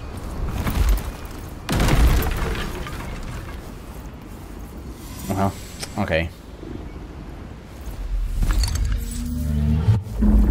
At least the bonfires seem to be close to each other. I don't know if it's gonna be like that for the rest of the game, but one can only hope. Oh, you have like throwables?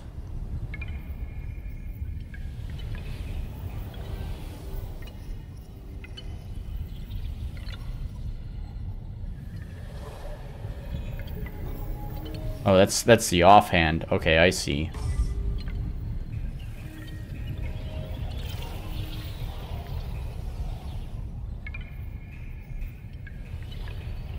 I wish there was a stat to like tell you like attack speed, because this is a great sword, so I can safely assume it's probably slower than the long sword. I'm not like missing that information, am I? I'm not just being blind. It's really not there, right? Yeah. I can assume it's slower than the great sword, but it would still be nice to have that information there. An ultra great sword. It's grape.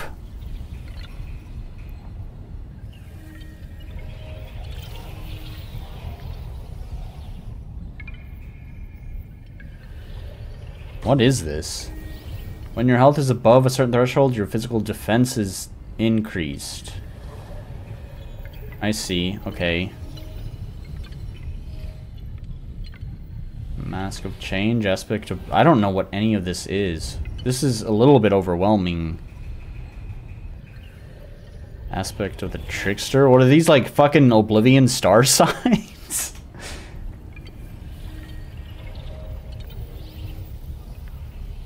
This knight doing sword gathering attacks is here for fuck's sake.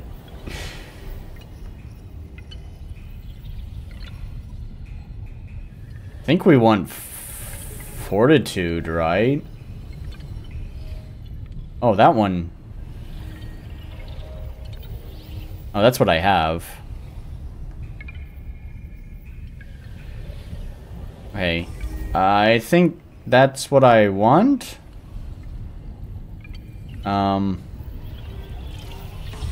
We have open slots, so I guess just add them. And your health is... Okay, that's the one that I already have. I don't know, man. This... Okay, we have... Okay. Gosh, this is... This menu, it certainly takes some time getting used to it. I can see how this could be cool, right? It gives you maybe even too much flexibility in your build craft. But I guess that could be cool. I don't know, it kind of appeals to me. I always have fun exploring whack-ass builds. I remember, I don't know if any of y'all know it. There's a really piece of shit Chinese MMO called Perfect World. I'm sure a lot of you are familiar with the name Perfect World as a publisher, but before they even became a publisher, they actually had an MMO. It was pretty hot garbage. One of the races in the game had like a fox form. It was mostly just for like getting around quickly, but it had its own skills for some reason. And I remember like really enjoying going like building, like making a build for the fox form, and actually I was like way more powerful as a fox than like the intended way. Like, that's pretty fun. I'm not super good at the whole theory crafting, build crafting stuff, but I like to explore with stuff. The one thing is, I will say, is that it feels like Souls games aren't really like a good place to explore that because they can be so punishing. Like, if you get it wrong, you don't really get a chance to explore that. Usually more RPGs that are not so punishing are better places to kind of play around with buildcraft and explore. Anyways, so this is cool. A little bit overwhelming, but cool. And you have the sphere grid here, which also is another thing that you just have to make sense of.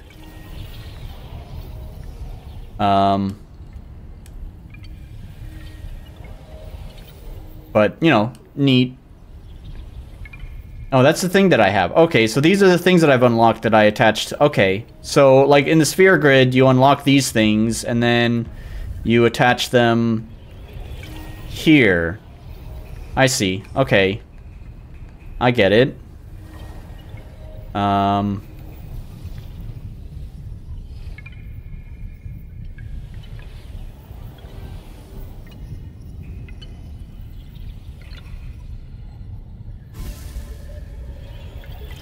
Can I get Final Fantasy X?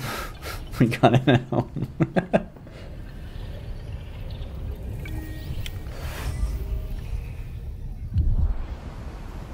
Okay. So the question is if they ever take advantage of all that flexibility, right? You know I gotta find out. Okay.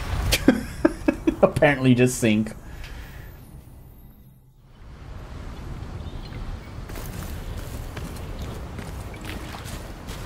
Do I... Where do you... Where are the souls? Oh, you just fall off. You just fall off and they're just gone or something? Well, I mean, I'm glad I just upgraded, so, I mean, I guess I can just say peace out to those 200, but, you know, it would be cool if I didn't just permanently lose those.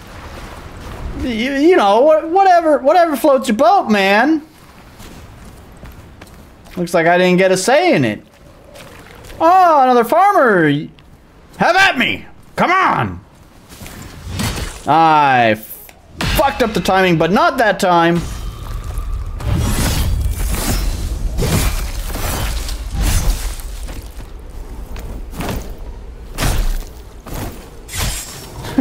He had to stand up before he could die. I see you there. Come on.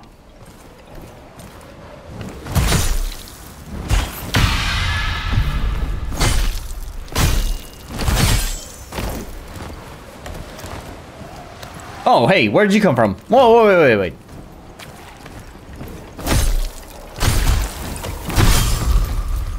He's dead. It's fine.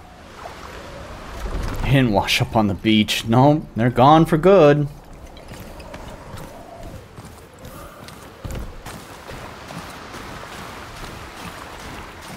Is that it? Just some items?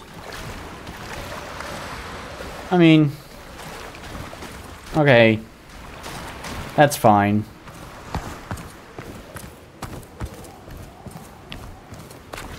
Is this another path? Is this where... I think this is where I came from. Okay. Well... That's fine. Getting stuck on geometry here. Oh, 3 guys?!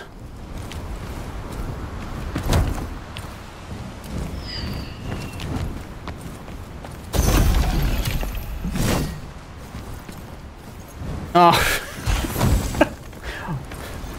Maybe one day I'll get used to the controls. That was pretty cool.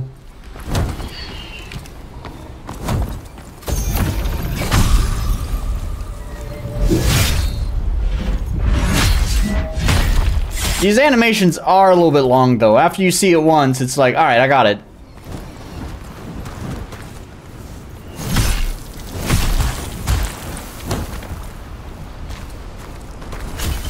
You just throw garbage at me? What are you, fucking monkey?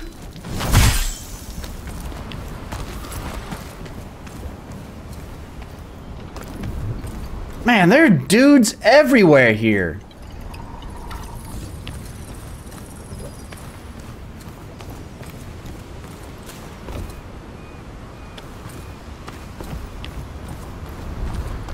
The dude up there. I think there's another dude over there and this guy here. Yeah. Fuck's sake.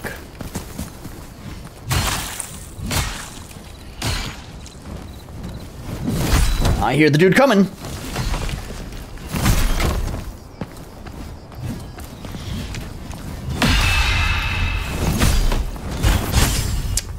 God damn it.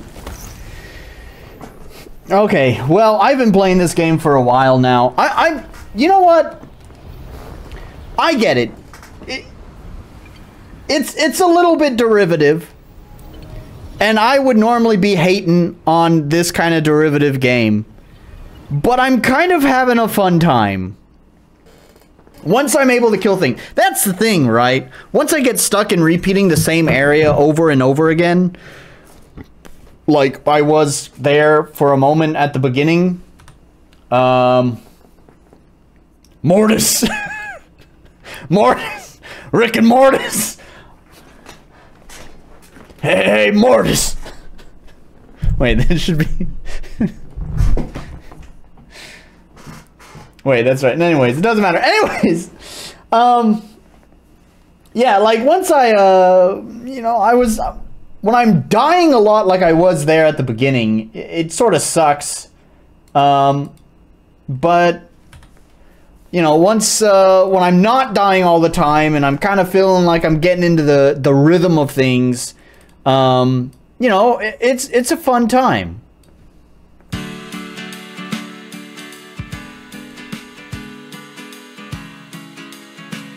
Oh, I did this last time. Hang on. Wait. Hang on. Stop the music. Stop the music. I can't fucking do my job right. Last time I forgot to grade the games. I did do it post-stream. None of these grades matter, so who gives a shit? Nightmare Court got a 5. The At Week's End got a 2. There you go. Okay, so Enotria. I'll give it a polish. Wait, does it get... Whatever. Cool fender. Thanks, is my dad's. Accessibility. No accessibility. Even though it had the colorblind... Oh, God, you get the accessibility point. Clarity. I feel like there's a lot of stuff that needs explaining better. A lot of... The UI is super overwhelming. The level design is... Alright, I'm not gonna take... Alright. There's stuff that needs to be explained. I guess the level design's fine. Balance. That's subjective, right? Because it's a Souls game.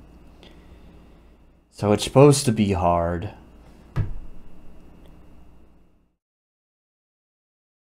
I really like the intro when it's a little bit more forgiving. You just got to just have fun and feel powerful. Then it quickly turned into not that. Turned into a pretty typical Souls-like game. Well, I will give it the point for the unique identity. Italian folklore, pretty cool. Enemies are a little tanky. Alright, that's going to be excuse enough for me to not give them a balance point. Okay, so I did my job that no one gives a shit about, so there we go. Now we can resume the music. Why don't we take a brief moment to get a tour of the room? So I have you guys here on a wonderful little monitor arm. I wish I could even show you the monitor arms. They're not that special, but I'm pretty happy with the placement of everything. I don't know if I can, like... You're on a monitor arm, so I can move this screen, but I don't know if I can, like, move everything enough. Hello! You're closer. Oh, all the cables and stuff. Well, that should be far enough out. Anyways, so, before Oh, we're hitting. Hang on. There we go. So before we were over there. That's where I was with my desk. That's where we were before, but now we've moved it over here. Oh! And you can even see, if we move this back, we have the beautiful speakers. This is what I was talking about right here. You can, like, almost see them. I think I can just, like, move the camera a little bit. There we go. There we go. So, you can even see how big the cone is, because that's my hand right there. So, it's pretty big. Pretty big cone. Yeah, red curtain. We got red curtains there. We got red curtains back here. Don't worry. I'm surrounded by red curtains. So, gotta set that right. That's probably fine. So, can you see it? You can see it, just barely, just barely. So, because these speakers need to have a certain distance apart, if they're too far apart, the stereo field is gonna be way too wide, which will make mixing a little bit difficult. So they need to be a certain distance apart. And considering I have two 27-inch screens, if I put them both in landscape mode, these speakers would be very, very far apart. So, poor motherfuckers will say, put the speakers ear level. I mean, it's not perfectly ear level, but it's pretty damn close. And, if I need to put it ear level, I can. We'll come back to that. Anyways, so, because they need to be a certain distance apart, this screen here is now in portrait mode. Hooray! So I have a portrait mode screen right here. So, and there we have it. That's the setup. So now we just gotta position this monitor back to where it was. A little bit like that. It's not perfect. I can fuck with it later, but that's okay. So, anyways, but yeah, if I want to put the speakers at ear level, then there we go. Yeah, yes, exactly, Wrath. Now I'm almost perfectly aligned with them. So, yeah, it'll be fine. I've already done a little bit of mixing on them. Not a lot, surprisingly, considering that I've gotten them set up now. I've wanted to do like some music stuff, but just I didn't have anything to write. Like, I didn't have any songs I needed to make for my game, at least not at this time, because the usual thing I've been talking about for a while now, working on getting the intro remade so we can do the beta test and all that. So I think all the music is made for that part of the game, so I don't want to work on anything that's unnecessary. I just want to focus on getting the beta test out, so no music to work on. I've had this idea for like album music, not game music, for a while now, that I really wanted to like try my hand at. So the concept I had in my head is I wanted something pretty fucking funky sounding. What I had in my head was like, I streamed music making it was awful. Gangsta lean when you mix. I sometimes do. Anyways,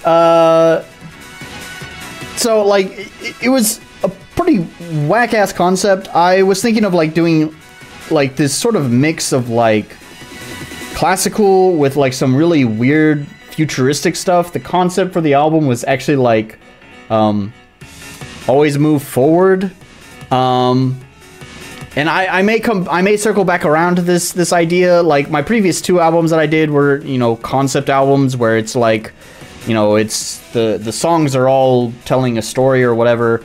And so I may circle back to this idea again in the future, who knows, but I guess I can put it out there for anyone else who wants to give it a crack. So it's about always moving forward, so I kind of wanted this, like, I wanted, like, a pretty out there kind of sound, sort of futuristic, something that's not very nostalgic, because even one of the ideas, one of the tracks, ideas for the album I wanted to do was, like, sort of like, anti-nostalgia song. So I wanted something that didn't feel heavily nostalgic. I suppose if you mix in like classical stuff, it's sort of nostalgia for the 1500s. Things were better back then. So, anyways, I don't know. So it's gonna be like this, like sci-fi, like I wouldn't call it like techno, but like super, like, you know, synth heavy stuff with like these glitched out like classical parts. I wanted to have like these like linear drums in like weird time signatures. I gave it a crack. The idea in my head is fucking wild, and definitely pushing the boundaries on music, I think. I gave it a try, and it was not good. But I also wasn't feeling highly inspired. I think I approached it the wrong way, so I don't know. Maybe in the future I'll swing back around to it, but I really just want to focus on the game now anyways. I did have another idea for music. I hate showing stuff off, but I also love showing stuff off. I hate showing stuff off because I just want you guys to experience it in the game. And when I show it off early, you don't get that initial impact of it. But at the same time, I love showing what I'm working on. Just today, there is a moment in the intro where I just want to set some atmosphere. I don't really need like a serious song or anything, but I do need some audio stuff there. And so I kind of started working on that, and I think I came up with something pretty cool. I do wonder if this will work. I just realized, oh, is it gonna fuck up the stream because I'm opening up Reaper? Okay, if audio suddenly cuts out, it's blame me, and because I just want to show off bullshit.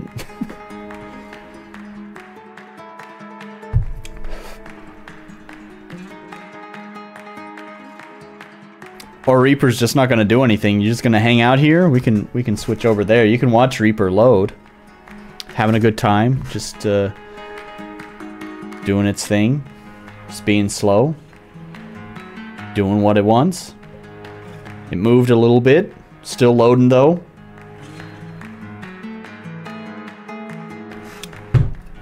Okay, things are moving. Things are moving. Well, maybe we're about to pop up. Weeper Daw. Weeper Daw. Yeah, I like Reaper. I also fucking hated it when I first downloaded it. I think I've told the story before. When I finished my previous album, I had been using Mixcraft, which is basically the art.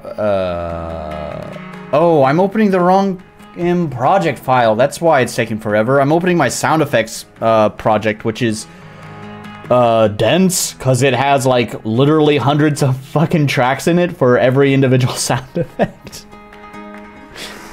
I thought I clicked on the project I was working on. God damn it. Anyways. I had been using Mixcraft prior to Reaper. It's what I used to make my previous album back in 2021.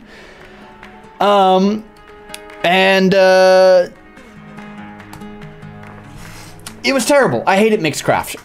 By the time I finished the album, I hated it so much due to all the bugs, the crashing, the problems, and so forth, that I was just like, that's it! I'm moving to a different DAW!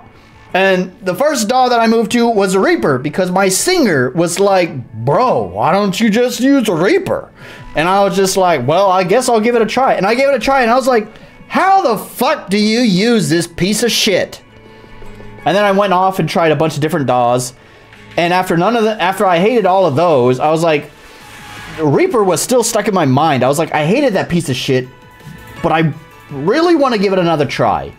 And I did, and I'm glad I did, because it is Yes, I like Reaper a lot.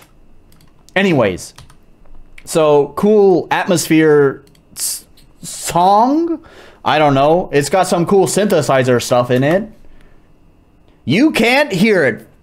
God damn it. At least it didn't completely ruin all of the audio. I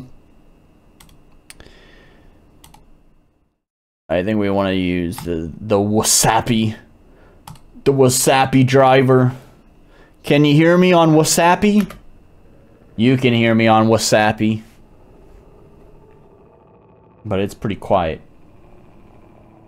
We're gonna manually crank it here. You know what?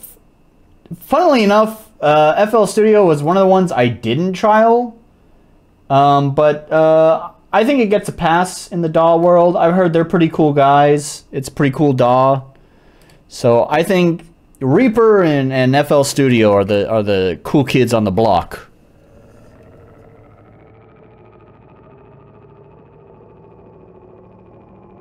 Can you? Yeah. The Verizon ad. Okay, it's still really quiet. That's because it hasn't had its final mix down yet. So we'll just crank it here instead.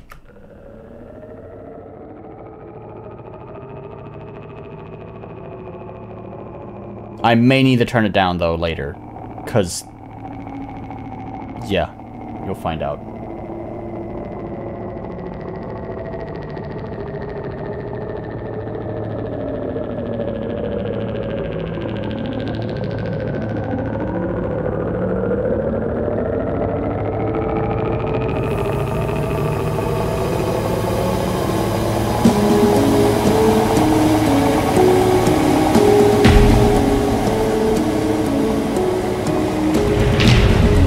Oh yeah, that's super loud.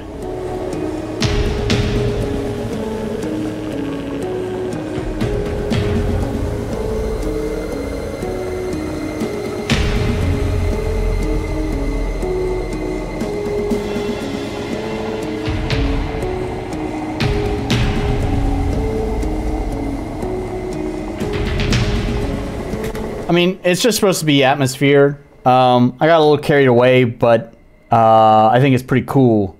I'm mostly in love with these synths. They got like fucking Metroid Prime vibes to them. I really like this because actually it turned out exactly how I wanted it to. I had this sound in my head when I was like, oh, I need to set this atmosphere. Oh, I got this sound in my head. Man, I love it when I got it in my head. I can open the DAW and then just bam, I make it exactly as I want it. Unlike that album concept thing, which didn't turn out at all like what I wanted. So, anyways, but yeah, this synth is just fucking cool.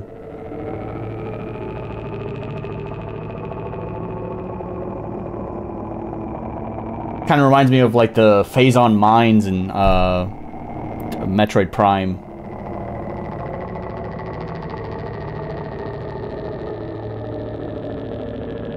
Yeah, it's neat, man. This is actually all I needed. I just really kind of wanted that, but like I was just kind of listening to this and I was trying to figure out how to loop this shit because this is kind of it's gonna be a tough one to make a loop for. But anyways, and while I was just listening to it, I was just kind of like hearing like this little kind of rising movement.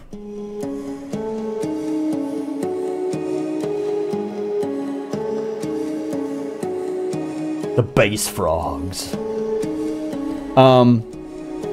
So I was hearing this rising movement, which is kind of funny because I think the original song that was in the intro, and I may still use this because I use it at other points as well. Gosh, I wish I had loaded up like the MP3 version that actually has the titles of these tracks instead of just the file names.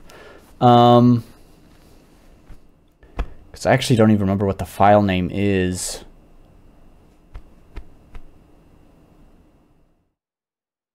I think it's like Serious Business? That's the track name. The track name is Serious Business. I don't know what the... Oh, here it is.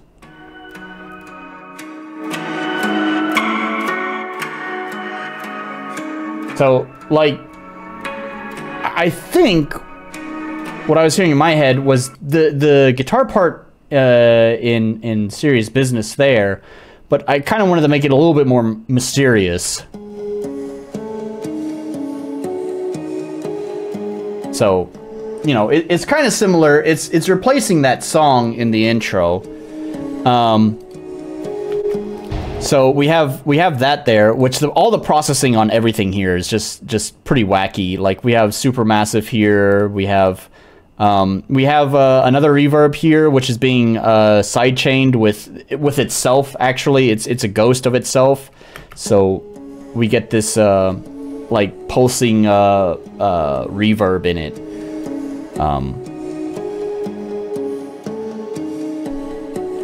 So it's all pretty cool. And yeah, the drums. I was like hearing like these really kind of, funnily enough, brushed drums. Like I was hearing when I was listening to it, I was thinking like, oh, I really want to hear the like brushes scraping on the drum head. And so I put that there, but also kind of fucked around with it some more with some delay and other stuff.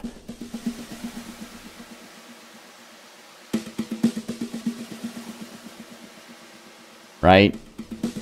And then I was a little bit, you know, it's just not enough, so I wanted to kind of fill it in some more with a little bit of like dramatic bass. I just kind of wanted this like bass drum, just kind of like, everything is just like so mysterious, but I wanted this kind of drama to kind of just insert itself occasionally. So then, you know, I kind of went a little wild with the bass drum here.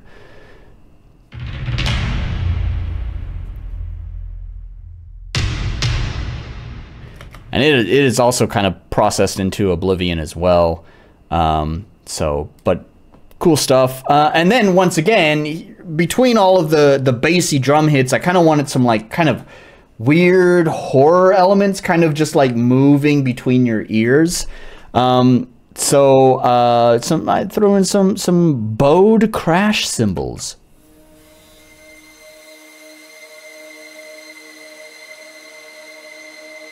And it's all turning out pretty fun. I mean, I was kind of working on this just before the stream. I think this was maybe like an hour's worth of work. It's nice when what I hear in my head, just I know exactly how to do it without having to like putz around with synthesizers and effects and whatever to try to get it what it sounds like in my head. When that happens, when I know how to just make everything I'm hearing in my head, I can, man, lay that shit down quick. So, pretty happy with this. I'm still working on it. This is a little bit unnecessary, like I said. I mostly just needed that grimy little atmosphere. The frogs, the bass frogs. And that's really all I needed, but, you know, like I said, I just, as I listened to it some more, it's just like, I kind of wanted to bring out a little bit more in it, and not make it just bassy frogs, but have some more stuff. So anyways, stuff I'm working on. That was just because I brought that up because I wanted to say I have done a little bit of mixing on my fancy speakers. I've been working on that. It's been nice being able to hear the bass. Because boy, can they push some bass. Epic Movies soundtrack drums. Yeah, your Hans Zimmer drums. Man, and let me tell you, I am not drunk enough yet for this next game. So I'll tell you what. I got this sake my friend bought me. So my usual sake that I drink is called Rokasen. I pretty much start off every stream. Recently, I've been starting off every stream with a glass of Rokasen. Last weekend, I didn't stream because I had a little dinner party. And my friend is a big sake drinker. And he had been interested in trying Rokasen.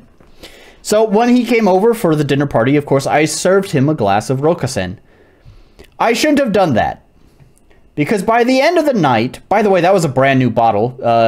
I'm not sure if you guys recall, but I think it was maybe last stream or the stream before. I finished that bottle. So that was a brand new bottle I just bought. And by the end of the night, almost the whole bottle was finished. And I was like, damn, dude, I know you like it, but for fuck's sake, that was a brand new fucking bottle. And he's like, no, man, I feel so bad about it. So he bought me some other sake. We were actually looking to buy another bottle of Rokasen, but they don't have it in the big supermarkets. And the place where I normally buy it was closed the next day. So he just bought that as a replacement. Anyways, cheers. I need to get drunk for this next game.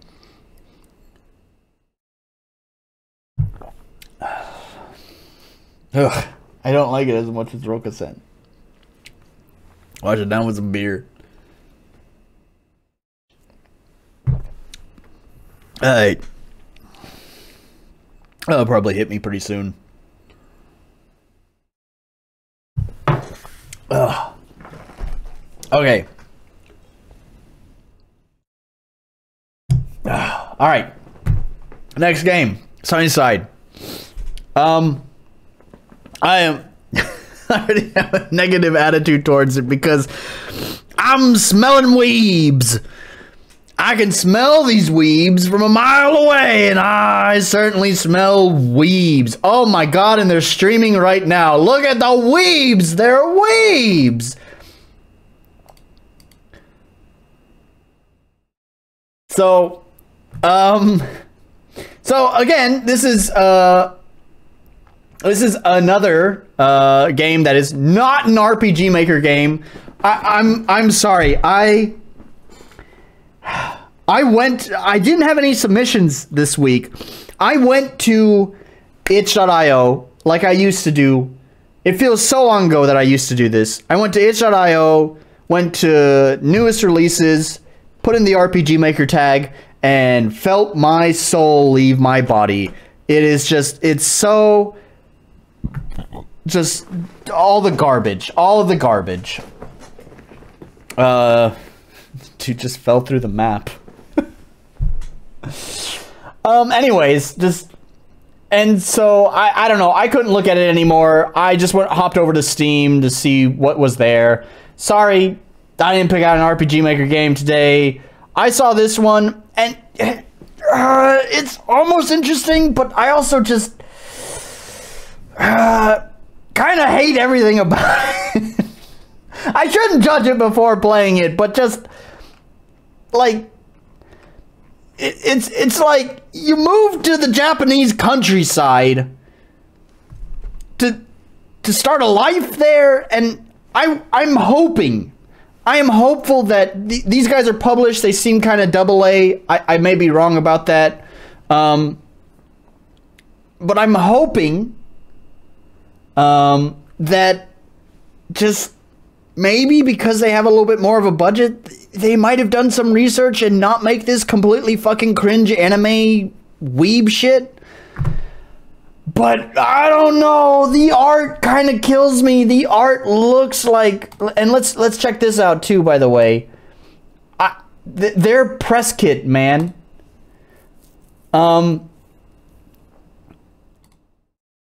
So there's something about their art. It looks like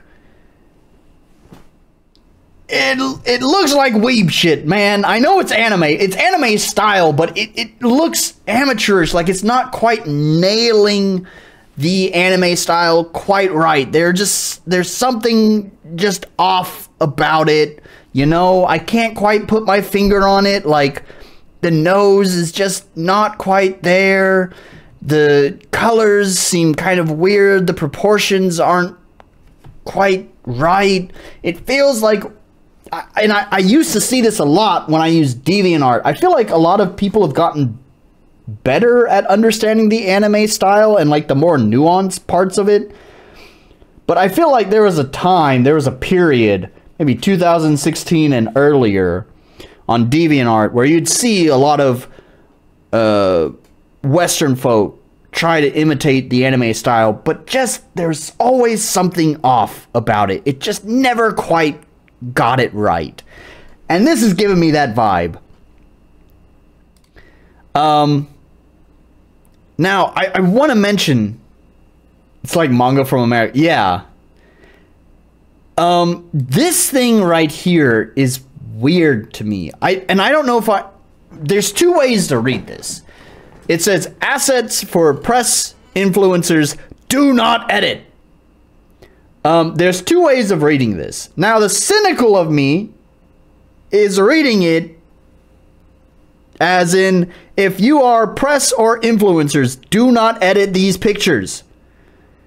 But I do suppose the other way of looking at it is that it is a note for the people who manage the press kit, as in, dear people who manage our press release, do not edit the pictures because we want to show the game as it truly is, or something like that. But to me, it feels like they're telling, you know, influencers and press, do not edit these pictures! Don't do it! Which is just weird. And I'm cynical, so that's the way I'm interpreting it. And to me, this is... What?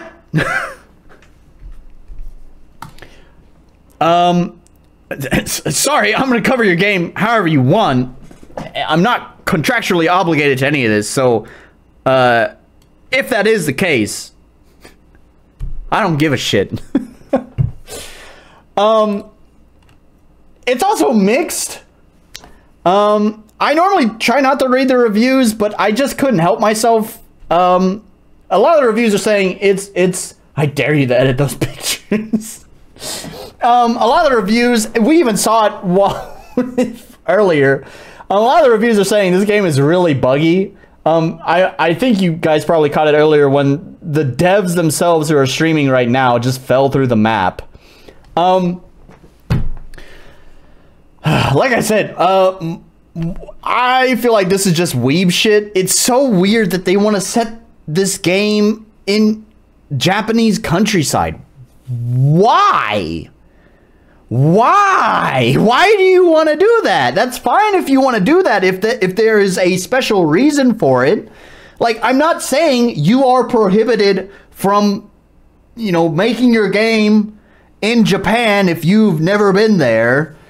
I mean, you really probably should go there. But anyways, I'm not saying you're prohibited from doing that, but it's always weird when people are just like, well, I like anime, so I want to set my game in Japan. And it just feels like weeb cringe shit.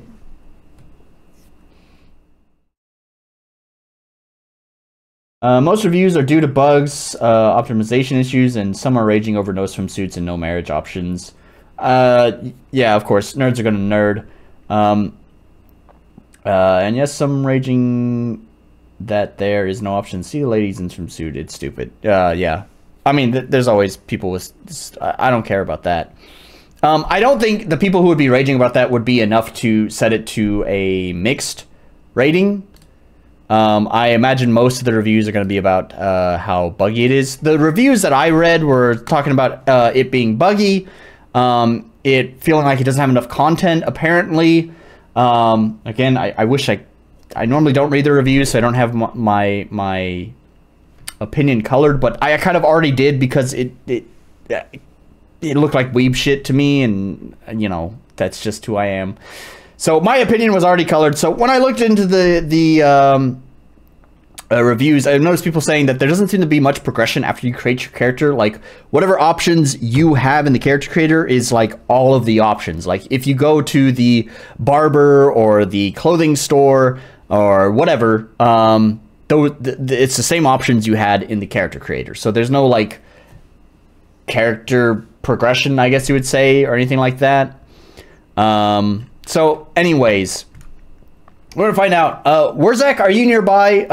You know, I despite living here, there are quite a lot of gaps in my knowledge and understanding. So I need you to be my resident shitter on weeb shit. You gotta shit on the shit, right?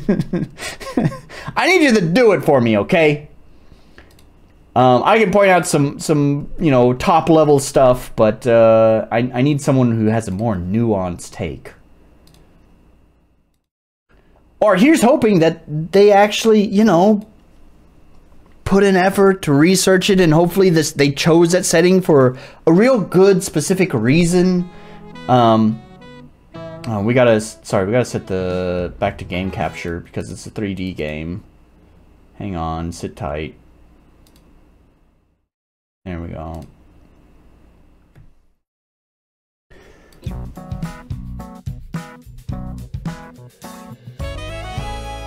Oh, and I also boosted the audio when we were previewing music stuff. So, although it seems like it's at a good volume now, so I don't know if I want to knock it down too much. I'm gonna knock it down to like a 6.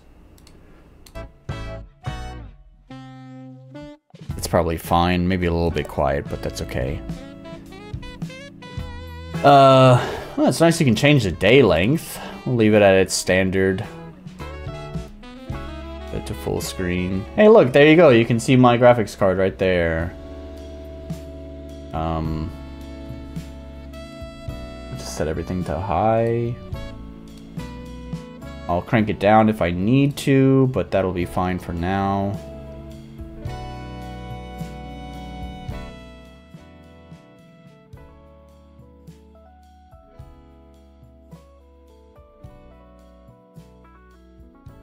Looks like it wants me to use a controller as well. Okay.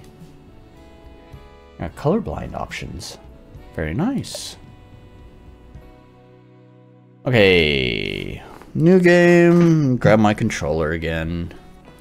Welcome to the Sunnyside demo. This experience is designed to offer you a taste of what the full game entails. Please be aware that this demo is limited to 10 in-game days. Feel free to replay the demo as often as you like. Enjoy your time in Sunnyside, so it gives you a 3-hour demo. Although I suppose you could change the length of the day and get a longer demo. Oh no. Oh, don't come on, man. What a terrible controller interface. Don't do this. Oh gosh, okay, I'll just use the mouse. Oh yeah, this is another thing I was going to talk about. So in recent years, basically since the pandemic, I think there's been a rise of cozy games. I don't get them. I guess cozy games is just a more polite way of casual game. Then again, they also feel a little bit too core gamer to be considered a casual game, but also not core gamer enough to be considered a real gamer's game. Custom? That's kind of cool. Oh, I see. You can switch it between the two. So you could set it up however you want. I guess that's neat.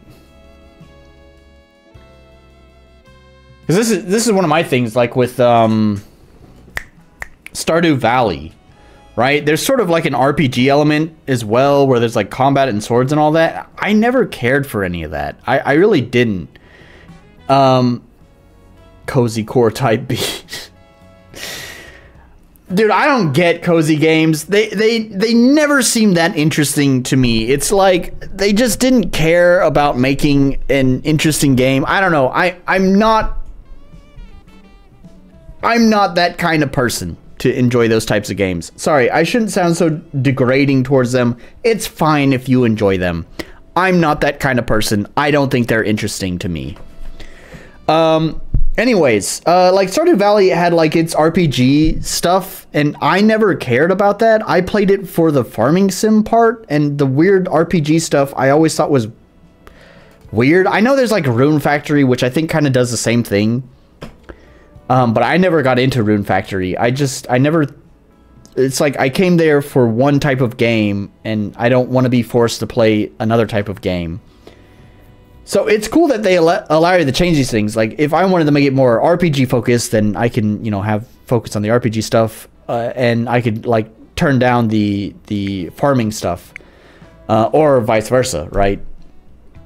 I'm just gonna leave it on RPG mode.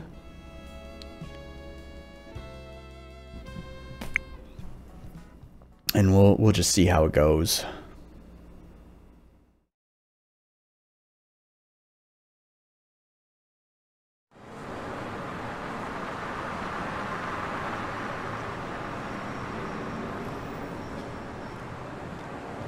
Of course, it can't be Japan unless, you know...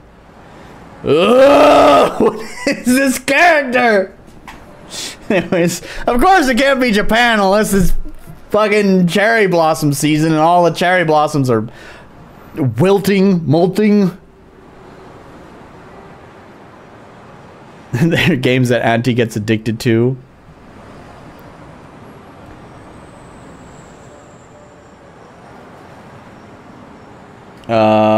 Hang on. Everyone here is a dude. I was gonna say we're gonna roll names to figure out gender and who this is going to be, but I think everyone here is a dude right now. We don't have any Alice or Meg in the chat. Well, damn it. Let's see. Hang on. I want you to switch over to here for just a moment.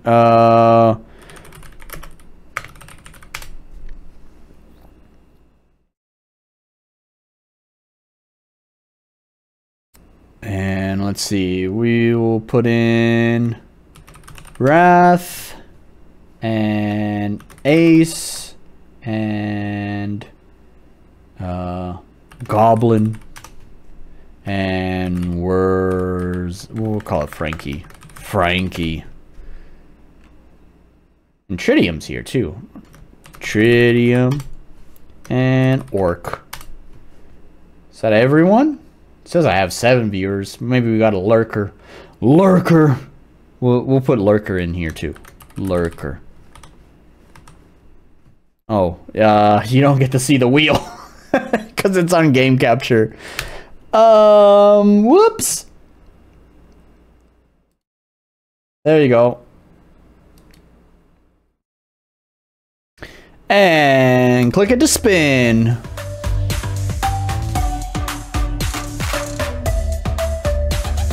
I guess it still remembers from when I did the birthday stream. Oh, and I have to stop it as well.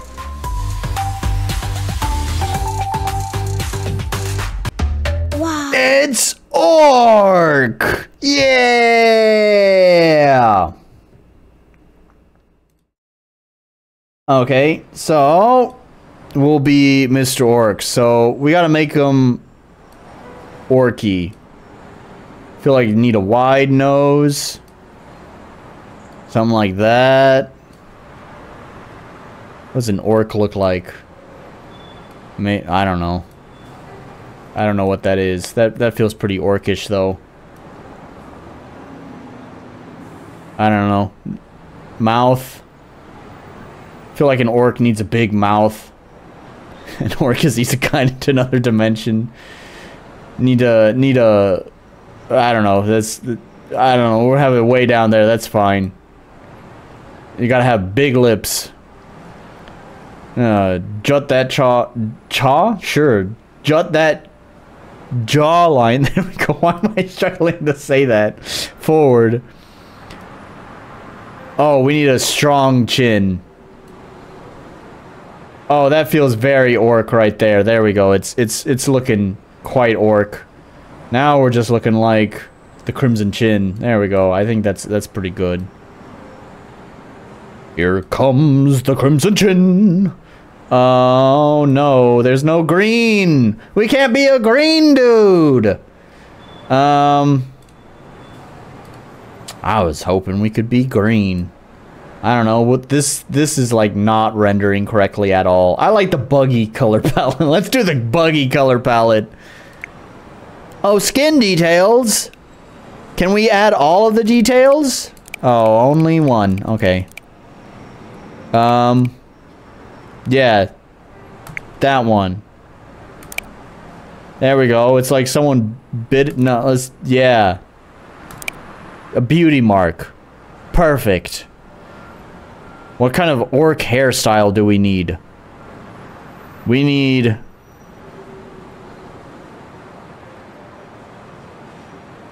That feels pretty orc... No. We need long... Yeah, that feels orcish right there. Oh, that's like... Oh, wait, huh? Okay, but that's... Yes. Perfect. Oh, and you can have a beard as well. We need the bushiest eyebrows. Oh, I like these curly ones, but no, we're gonna go with the bushy eyebrows. And, oh, that feels appropriate right there. Wait. No, I don't know. I kind of like that. Yeah, we'll go with that one. There we go. Alright. Those feel like orc eyes. Now here we can do green. Oh, you get two colors. Right on. Do a dark green on the top. Oh, you get eyelashes too. What kind of wicked eyelashes do we have? That feels pretty orcish right there. And a gemstone. Do we have like a shark tooth? No shark tooth. Oh my gosh, we'll do the random gem, I guess. Pastel colors, pure colors. Okay, that's fine. Whatever. All right. Oh, and a body. Make them thick. Make them thick. Oh. I see. There's not even like a gender option. It's just give him boobs. He has man boobs. Man boobs. And you can have he can have those hips. Them hips, although that feels backwards. Feels like he has a... Oh, I see. Okay, alright. Well, anyways. There we go. What gender is he? Although I guess if I said he, you know, the gender.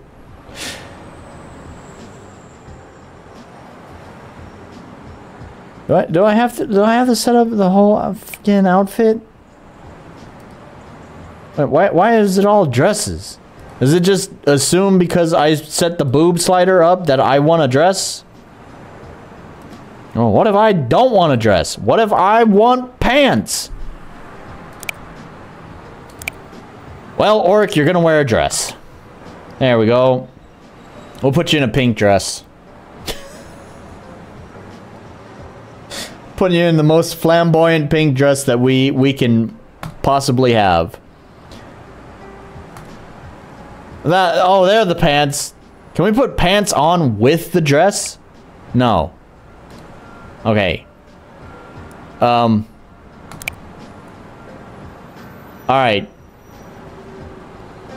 We got heels. We got cowboy boots. Put you in sandals. And stockings. Sandals and stockings. What the fuck are you? Yes. This is our creation. An abomination to fashion.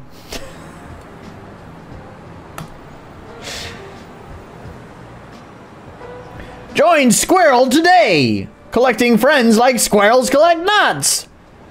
My first name is Orc, and my last name is Jester. No, wait. Orc Nitpicker.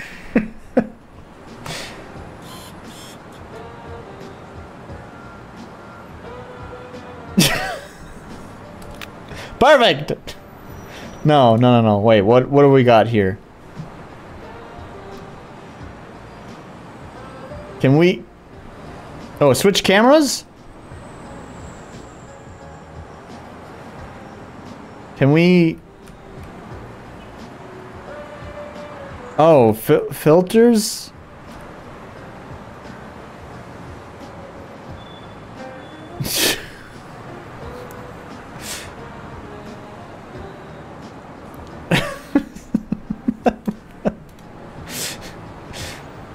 I want a picture of that bread. I don't want a picture of you. Oh, make him the ghostly white.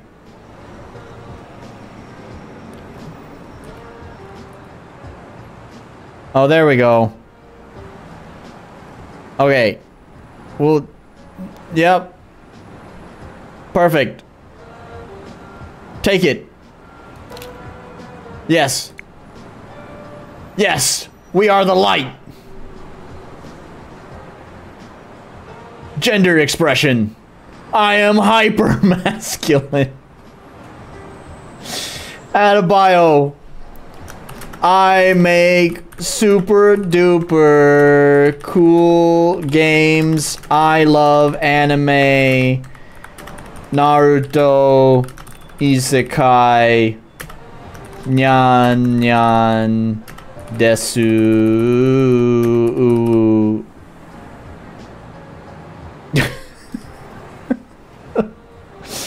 There we go. Create account. Do it. What am I missing?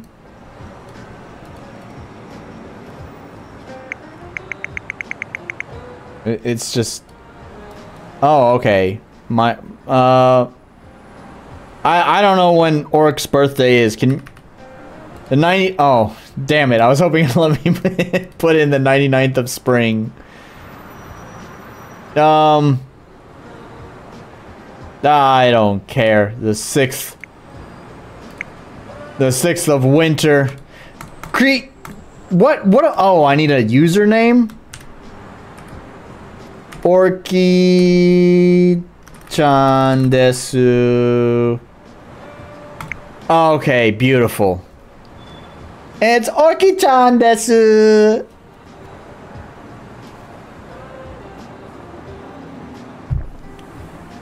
'69th of spring. Perfect.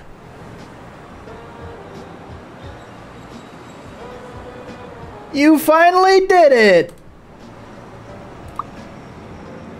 Yes. I did. Welcome to the future. It's not that exciting. My only sibling finally joins the world of social media. It's exciting. Besides, I need to keep tabs on you somehow. I'm not a child. No, but I still care about you, and I still can't believe you're doing this. I know, but we talked about it. I wish it would auto-scroll. It would be super cool. Oh, there we go. Dono, train drop me in Higashi. I have to catch a bus from here. A bus, so it's in the middle of nowhere. The land is cheap and probably the only thing I'll ever be able to afford. It's an opportunity sometimes. So this is funny, and I wonder if they're going to do this. And if they did, then they would have actually researched a funny thing that happens with gaijin here in Japan. So the way that a lot of farmland is zoned here in Japan is well, a lot of Japan is mixed use, right? So it's kind of funny that sometimes you will have houses in the cities that are actually like farmhouses. A lot of gaijin find these farmhouses and realize that they're quite cheap, not realizing that they are a farmhouse, and buy them. The problem is that by law, you must use the farmland for farming. It is a requirement. And so if you buy the house and you are not farming, you are in breach of the law. I think Wurzak might be able to give better information. I'm not sure what happens if you are in breach of the law for not using your land.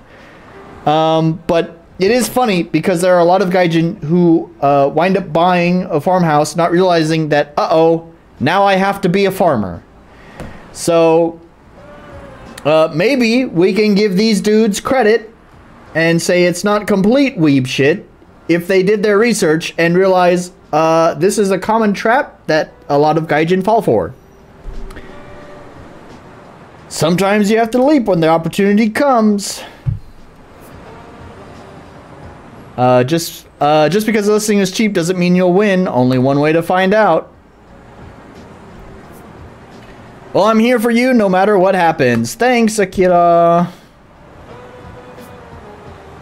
What are big sibs for? Let me know how it goes. I will.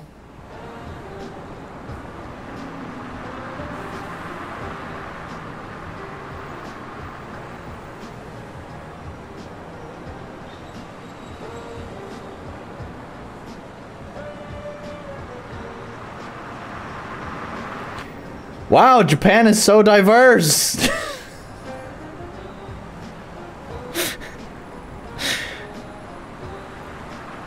I don't know where this person's at. That there's so many gaijin. It's always weird when I get on the train and there's another gaijin there. It's like, whoa. I'm not the only white face around? Or blackface. I mean, well.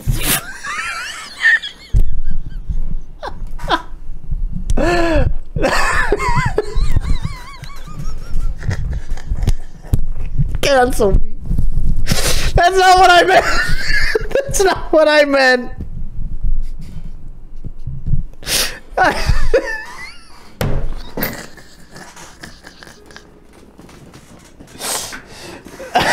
You should probably just shut up. That's not, you fucking know what I meant.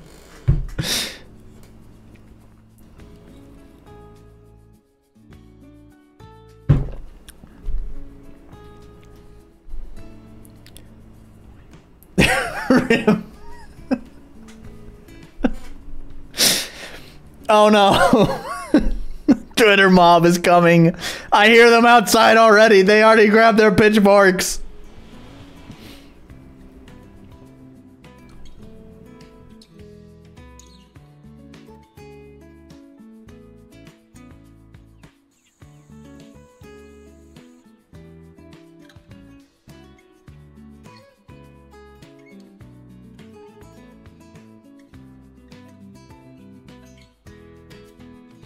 This is really, oh, it's really quiet for you guys too.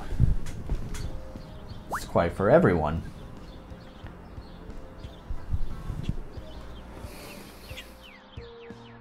Okay, we are out in the country.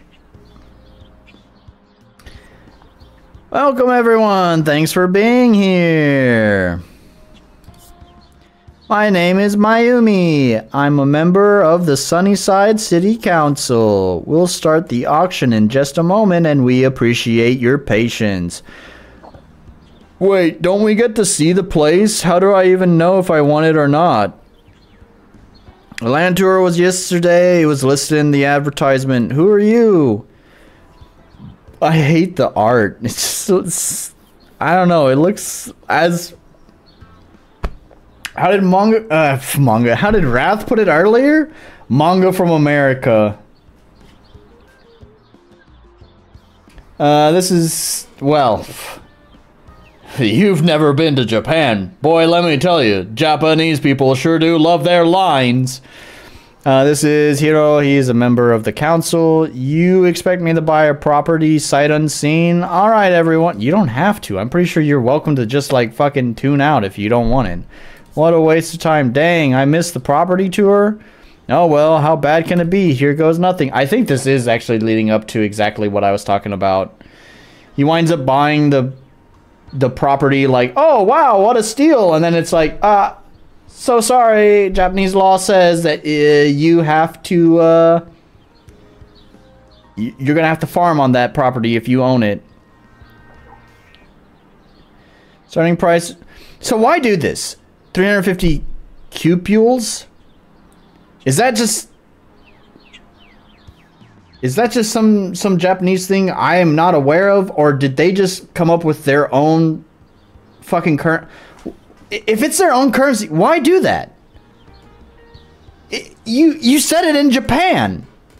Why did you come up with your own currency? Their currency is the yen, it's not cupules. 350. Do I have 350?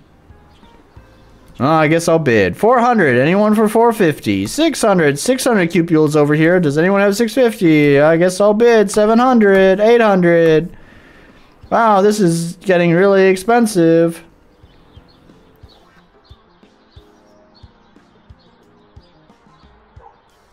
Yeah, I'm not really sure. I'm sure you have to use like all of the land. I don't know how the whole law works. I've just heard stories of plenty of Gaijin falling into that trap, having that happen to them. So I don't really know the whole specifics of the law, and I guess Wurzak is either busy or just not present at the moment to clarify. But yeah. 850, 850, 850, okay, alright. Just do it. You know, to finalize the property deed, thank you. Hey, congrats, name's Gabriel. Mayumi says I'm supposed to give you a ride to your new place once you've settled up with the taxes and paperwork. I'll wait here, come find me when you're ready to go. No, like I said, I have no idea. Sorry, I was gonna say I don't think you can do flowers, but honestly, I have no idea. I don't think you can. I think the land is designated to grow vegetables. You are expected to provide for the community. So, yeah, I don't know the whole details though, so honestly, I can't say yes or no.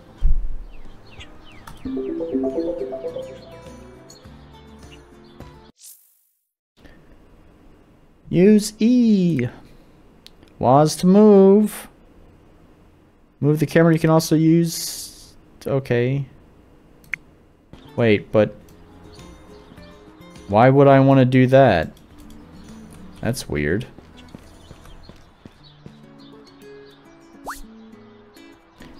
My name is Mayumi Okada. Okada? Huh. Pleased to meet you. Hi, I'm Orc. I just want to say I'm very happy you decided to move to Sunnyside. And what? Why is the town called Sunnyside? Why is it not a Japanese name? Oh, I'm smelling weeb shit. And if any of the residents give you a hard time, please let me know. Not that it's going to happen, of course, but just in case. Also, I'm the only doctor in town, so if you ever need anything, the clinic is on Main Street. Can't miss it. Thank you. Remember, it's important to maintain your health. Don't just wait until there's a problem. Feel free to see me anytime for regular checkups. I will. Thank you. I also like to do yoga in the park across the street in the morning. You're welcome to join in as well. Thank you, Dr. Okada. Please call me Mayumi. All right. See you around and good luck on your farm.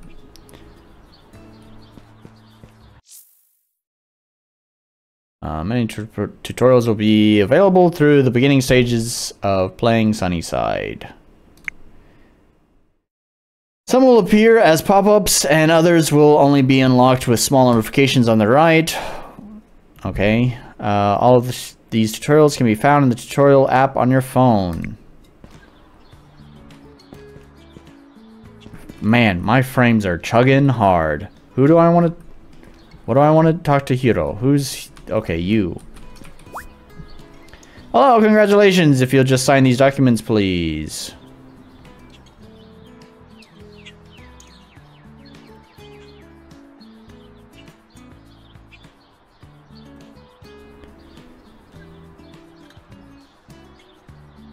So, I can't read the kanji, but the katakana I can read. So, it's a something form. Foam. Foam.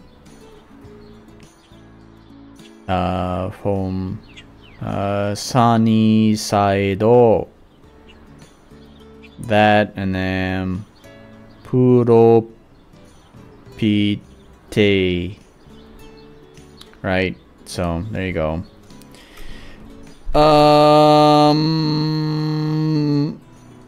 What is? How about Tiny Goblin Farm? How about that? There we go. All set. Welcome to Sunnyside. Thank you. By the way, I noticed your phone is cracked. Come by Tech Hero later. I'll get that fixed up for you. Okay, thanks. That's so kind. Neighbors need to support each other, right? I guess so. Yeah.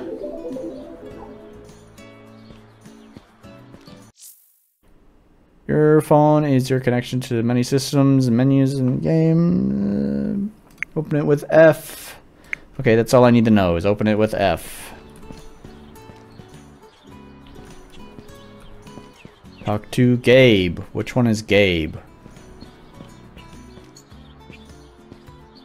It's so weird that they have like him. Hey, you ready then? Yes? Yes.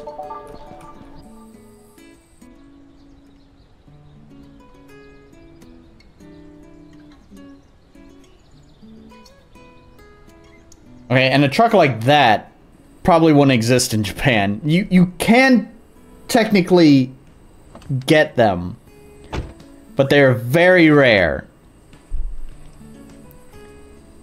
What is the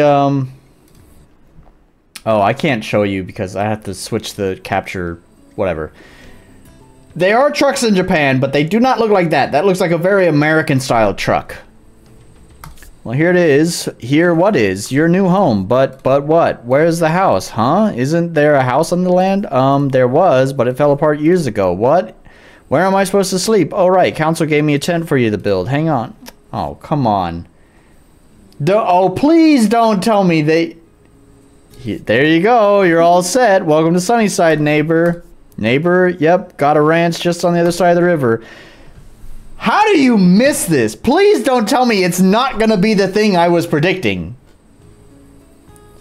Hope you like animals. You may hear some mooing occasionally. Mooing? What have I gotten myself into? You're alright?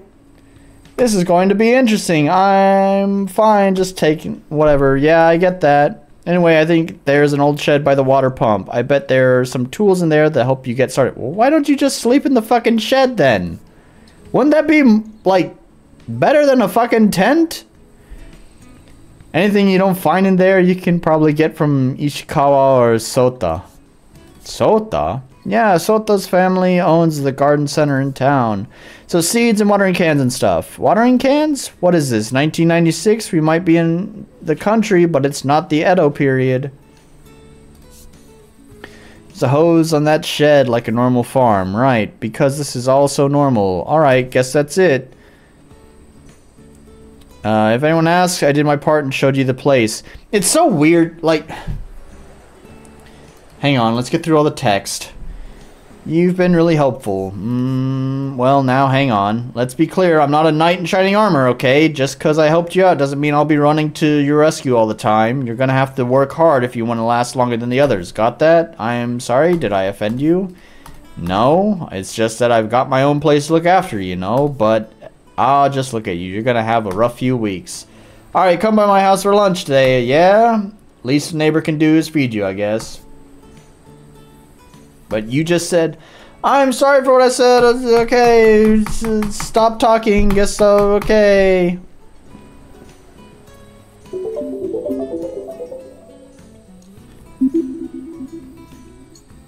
Okay, so first of all, I like my idea so much better. How did they miss this? I am starting to get a feeling because they didn't fucking research anything about fucking Japan other than whatever the fuck they watched through anime. So it is fucking weeb shit like I thought it was gonna be.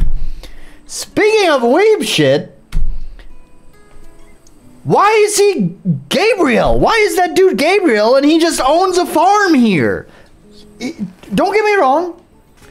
There are foreigners who own farms in Japan. One time, I got to go out with with the students at the school I was working at to a farm in Kobe. And the farm had a foreigner as a farmhand there. It is possible.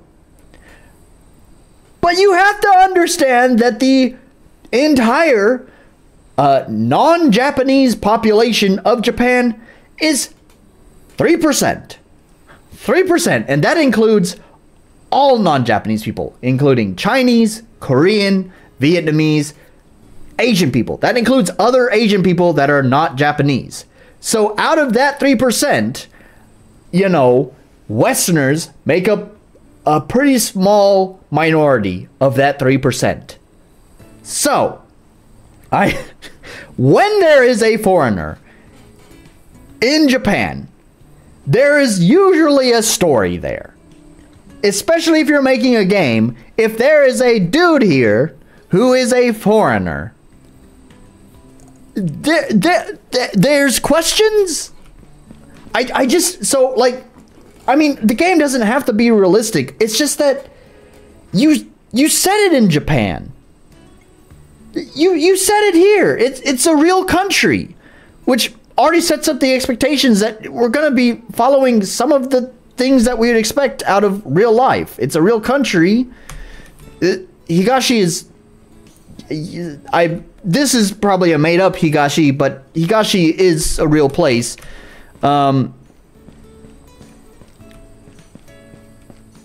Because I think Higashi is... I think it's... What is it? It's one of the directions, northeast, southwest. I don't remember. I think it's west? I don't know. So it's like saying West Japan, basically. So there's a lot of Higashis because it's like somewhere Higashi. Somewhere west, right? Anyways. What if I don't want to do lunch? I don't know where the fuck your house is. Maybe it's just right down here. I don't know. Oh, these frame dips. Anyways, I don't know. It's just crazy. It's like, I suppose later, there's always the potential that, maybe later you get to explore Gabriel's story, but it would have been nice if that is the case. It would have been nice if there was like, you know, the main character left some sort of comment like, oh, I wonder why a foreigner is here. Either way, it would be in a game, in a story set in Japan, that foreigner would definitely play a special role. Obviously, in real life, not every foreigner plays a special role in Japan, but like if you're making a story and there's a foreigner there, they don't just exist.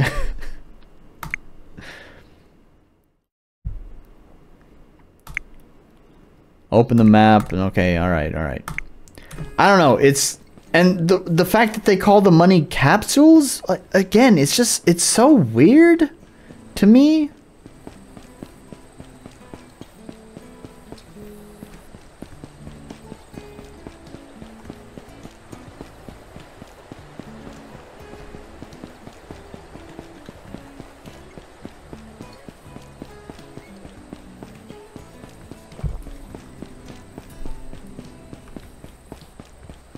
Wouldn't a farm already have some kind of setup for a farm already? You would think so. But, you know, game logic, whatever. We can make some excuses here or there. It's just that a lot of a lot of things start falling apart when you set it in a real location. Can you swim? Yes, okay. Yeah, I've got isekai and start from nothing too. Riverside Ranch. Is this not his house?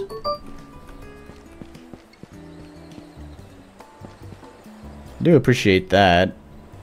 Shoes just switch to slippers. I guess that's nice.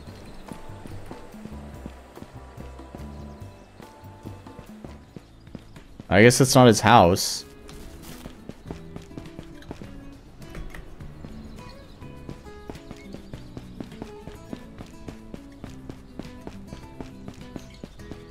I have no idea.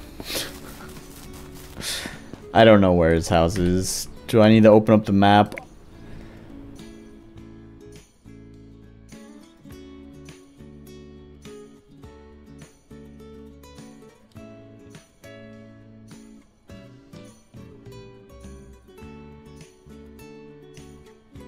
I thought he said he was my neighbor. Where is he?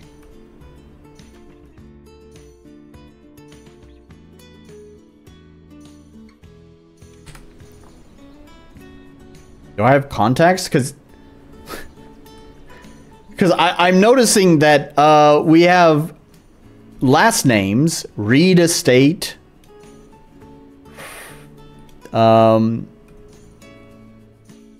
Oh, wait.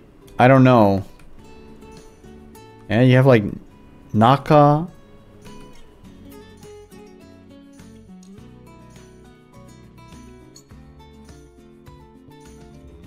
No, that one's Mayumi's house.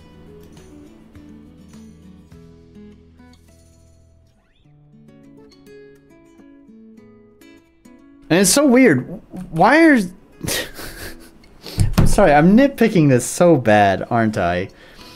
It's just, it's so weird. Like, why do you have some things that are Japanese and then others that are not? Like, you have Kashiwa Shrine and then Oak Tree Groceries. Why is the town Sunnyside?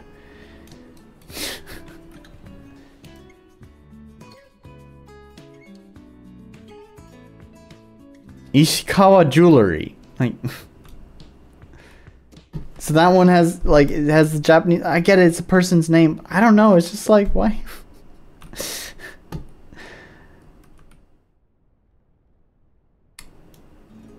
Well, if the game is fun... Which we're still trying to determine, because I don't know where dude's house is. Maybe I just need to... I'm pretty sure it's here. Right? That's his truck.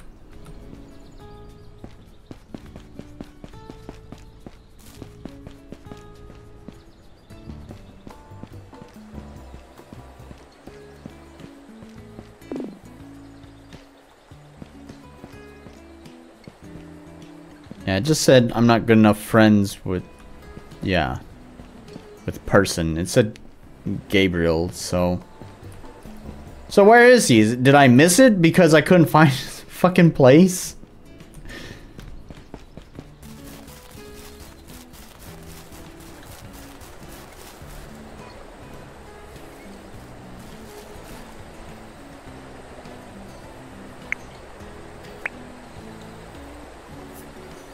Oh. So stupid.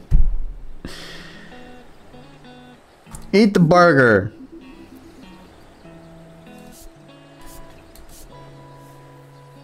On the charcoal grill, pretty common for vegetables here in Japan, but burgers not so much. Very common in the US though. Is that where you're from? Okay, here we go. Alright, cool, cool. They're acknowledging that he is a foreigner living here in Japan. Alright. Cool. We can put one of my complaints to rest. Glad to hear it. Live in the city though, honestly, I wish he'd taken us somewhere more like Sunnyside, but life is what you make it, I guess. But how long have you lived here? Been in Sunnyside about 15 years now. How about you? Where are you from? The capital. Oof, that's a big change. Just a bit. What were you doing before you bought that old overgrown plot? Like work? Yeah. None of those. Sure, whatever. An office job. Just a regular old salaried office job. Oh yeah, definitely a big change then. Regretting the decision yet to buy a farm? So, our character's even aware that it's a farm. I assume so. My idea is so much better. Oh my gosh. How did they miss that? Oh, I didn't... Whatever. Okay, if you're going to need all the help you need, and luckily Sunnyside is full of good people, you'll find the way. It's okay. When you first moved here, gosh, back when Lucy was no taller than my knees. I'll tell you, this property was a mess. Former owners abandoned it, and townsfolk were good to me, and they really helped me fix the place up to get started. Most of them moved on, though. I guess it's up to me to help you then. Wouldn't want to impose. No, it's not the right thing to do. Well, first thing you gotta figure out is food and shelter. It's gonna take you a while to get your first crop to come in, so you'll probably need to go from Sako's for now, or Naka. You also forage for things like berries, mushrooms all over town. Shelter, well, that's... You got your tent. It's only gonna last you so long, though, so you're gonna need to figure out how to get your house. Sorry, I guess dumping information. Yeah, I know, it's just...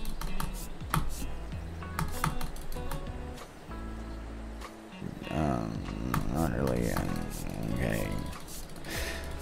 Oh, there's so much talking. Did you even bring any seeds? No, oh boy, I'll be right back. You know what's funny too is that there's so much space in these dialogue boxes, but they only put like one sentence, or in this case, I guess there's two? I don't know if you'd count this as a sentence, but you know, they basically put one sentence there when they could definitely put more than one, which would make this feel a little less tedious. And that previous one just said, well...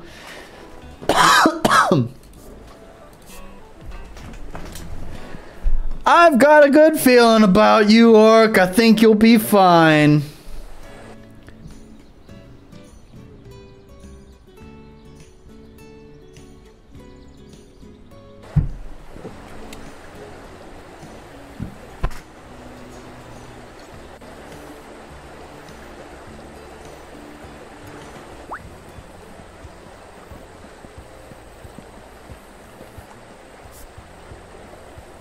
Oh, hi! I didn't realize anyone had bought the place, though come to think of it, the tent was a little weird.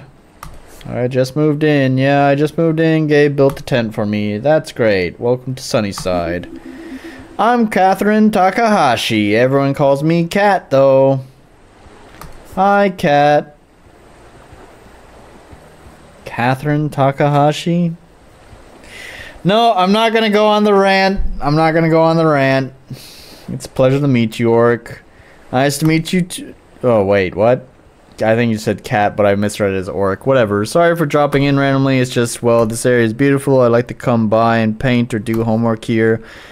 It's never been a problem because no one owned the place, but, well, I don't want to bother you. It's no bother. Not at all. You're welcome here anytime. Oh, thank you. The breeze over the hill is just so refreshing, and I'm glad the view isn't going to waste anymore. My grandma was really good friends with the original owners a long time ago. The kids moved away when I was really little, and I guess parents passed away a few years ago. Grandma used to say never show an interest in plays, and I guess she was right. Natalie says that a lot of families have been leaving Sunnyside for better opportunities in the city. Not me, though. I love it here. It's so peaceful. Same. Yeah, I mean, that's why I moved here, too, right? Exactly. Okay, I'll admit that the trees don't seem as vibrant as I remember, and there aren't nearly as many wild animals. I guess even nature moves on, huh? But you haven't moved on. Nope, Sunnyside might not hold opportunities for everyone. There's a lot here for me. Anyway, so you're a farmer. Not exactly. What do you mean? That would be my first time. You bought a farm, but you don't know how to grow anything? Well, yeah, how brave. I don't know what to do about that. Seems courageous. Thanks. Gabe seemed pretty concerned. He was helpful, though, I think. He gave me some potatoes. I'm not sure what to do with them. Gabe gave you potatoes, but didn't tell you why? Why is he such a jerk all the time? Do you have any ideas? My guess is that he meant for you to plant them. Oh, I didn't even know you could do that. What, are you fucking dumb? Who buys a farm and doesn't know it? I hate this game. Why did I pick this game? Because there's nothing on fucking itch, that's why. And I just went through my Steam recommendation list, and this shouldn't have been recommended to me, but that's what happened. But I know a ton about growing strawberries. We just finished planting more for the season. We even have some extra seeds. If you want them, that'd be great. I can bring them by tomorrow morning on my way to class if you'd like. That's really kind of you. Thank you. Crap, I gotta go. I have an essay due tomorrow and I haven't even started it yet. Bye! Bye, Cat. She's interesting. No, she's not. What is interesting about her?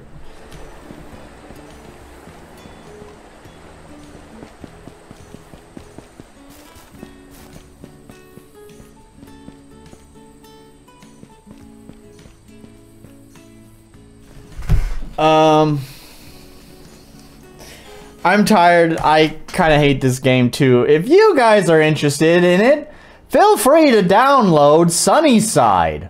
You can play the demo right now, or you can even purchase it for 20... Yeah, exactly. BG, when do we start farming? I don't even care to get to it. If you want to find out, you can buy it yourself. It's currently 20% off. But I am so bored of this. I'm tired. I don't know if that game was making me sleepy. I did kind of wake up early today. So I don't know. I'm sleepy, and that game sucked. I'm so sorry. I kind of nitpicked the hell out of it because weeb shit. My apologies. I realize I'm nitpicking the hell out of it because weeb shit bothers me. But you know, if you enjoy it, by all means, go enjoy it. If there's a good game there, there's a good game there, and who cares how accurate they are to living in Japan. So I don't know. I'd give it a.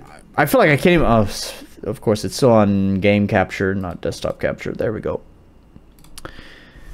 I don't even feel like I can give it a grade because we were just stuck in intro for that whole time. I feel about the same way I feel about Weeb visual novel. I don't like visual novels either, but yeah, probably. I know it's super nitpicky, but just weird Weeb shit. Just it annoys me. I think it annoys me because it honestly reminds me of myself. Because believe it or not, there's a time when I used to be a weeb as well. Before I moved to Japan, and actually moving to Japan maybe had a little bit to do with me being a weeb, but I think actually when I moved to China, my time in China knocked a lot of the weebness out of me. I kind of grew out of it, so I don't know if necessarily moving to Japan was entirely a weeb decision, but anyways, the weeb shit bothers me because, I don't know, I guess it reminds me of myself, and just the misconceptions and the romanticization of Japan. I don't like it, because I struggled a lot, and I still do in Japan. There are wonderful and beautiful aspects about this country, but it's not this idyllic thing that, of course, gets shown in media and weebs like to idealize. And I'm sure that just makes sense. Like, anyone who turns on their brain, like, yeah, of course, every place has their own problems. I don't know. I struggled through a lot, especially during, like, probably my first 5 years here. It's sort of, maybe not like that. Like, my first year felt magical and wonderful. And the second year was kind of getting in the groove of things. And suddenly the third year hit, and it's just like, holy shit, this place fucking sucks. And it's funny because I don't have any hard statistics for this, but considering I involved myself quite a lot with the foreigner community, there was a time when I did. I don't so much anymore, but there was a time I was quite heavily involved with the foreigner community within my prefecture. And it seemed like basically most foreigners lasted 1 to 2 years here before realizing they hate this country and move back home. I don't have anything to back that up, but I would believe that I think most foreigners are only able to last maybe 2 years here at most before they wind up deciding to return home because of how difficult it is. And so it makes sense with my own timeline, where it felt like the third year that I was here was really kind of like where I started really kind of hating this place, feeling quite negative towards it, and having just a terrible view of the place. And that continued up until probably my 5th year, where I still kind of had a sense of disdain towards the country. But I did start making strides thanks to connections and networking and people that I met, making it feel a little bit easier for me. And it's been a very slow but still gradual uphill improvement since then. So I don't know. I think that's the thing just with weeb shit that just bothers me so much, is because I hate when people portray the country in such an idyllic way. It can be beautiful, and it can be wonderful, but it certainly has a lot of flaws, especially as a foreigner. Oh yeah, sorry Alice. You did catch the tail end of the stream. You just missed some weeb shit and an Italian Dark Souls game. But yeah, I'm kind of wrapping up here. I'm a little bit tired. I woke up early, and that game was putting me to sleep. So, anyways, but yeah. So that's the thing. Again, sorry to nitpick so much on the weeb stuff, but hopefully you can understand where it comes from.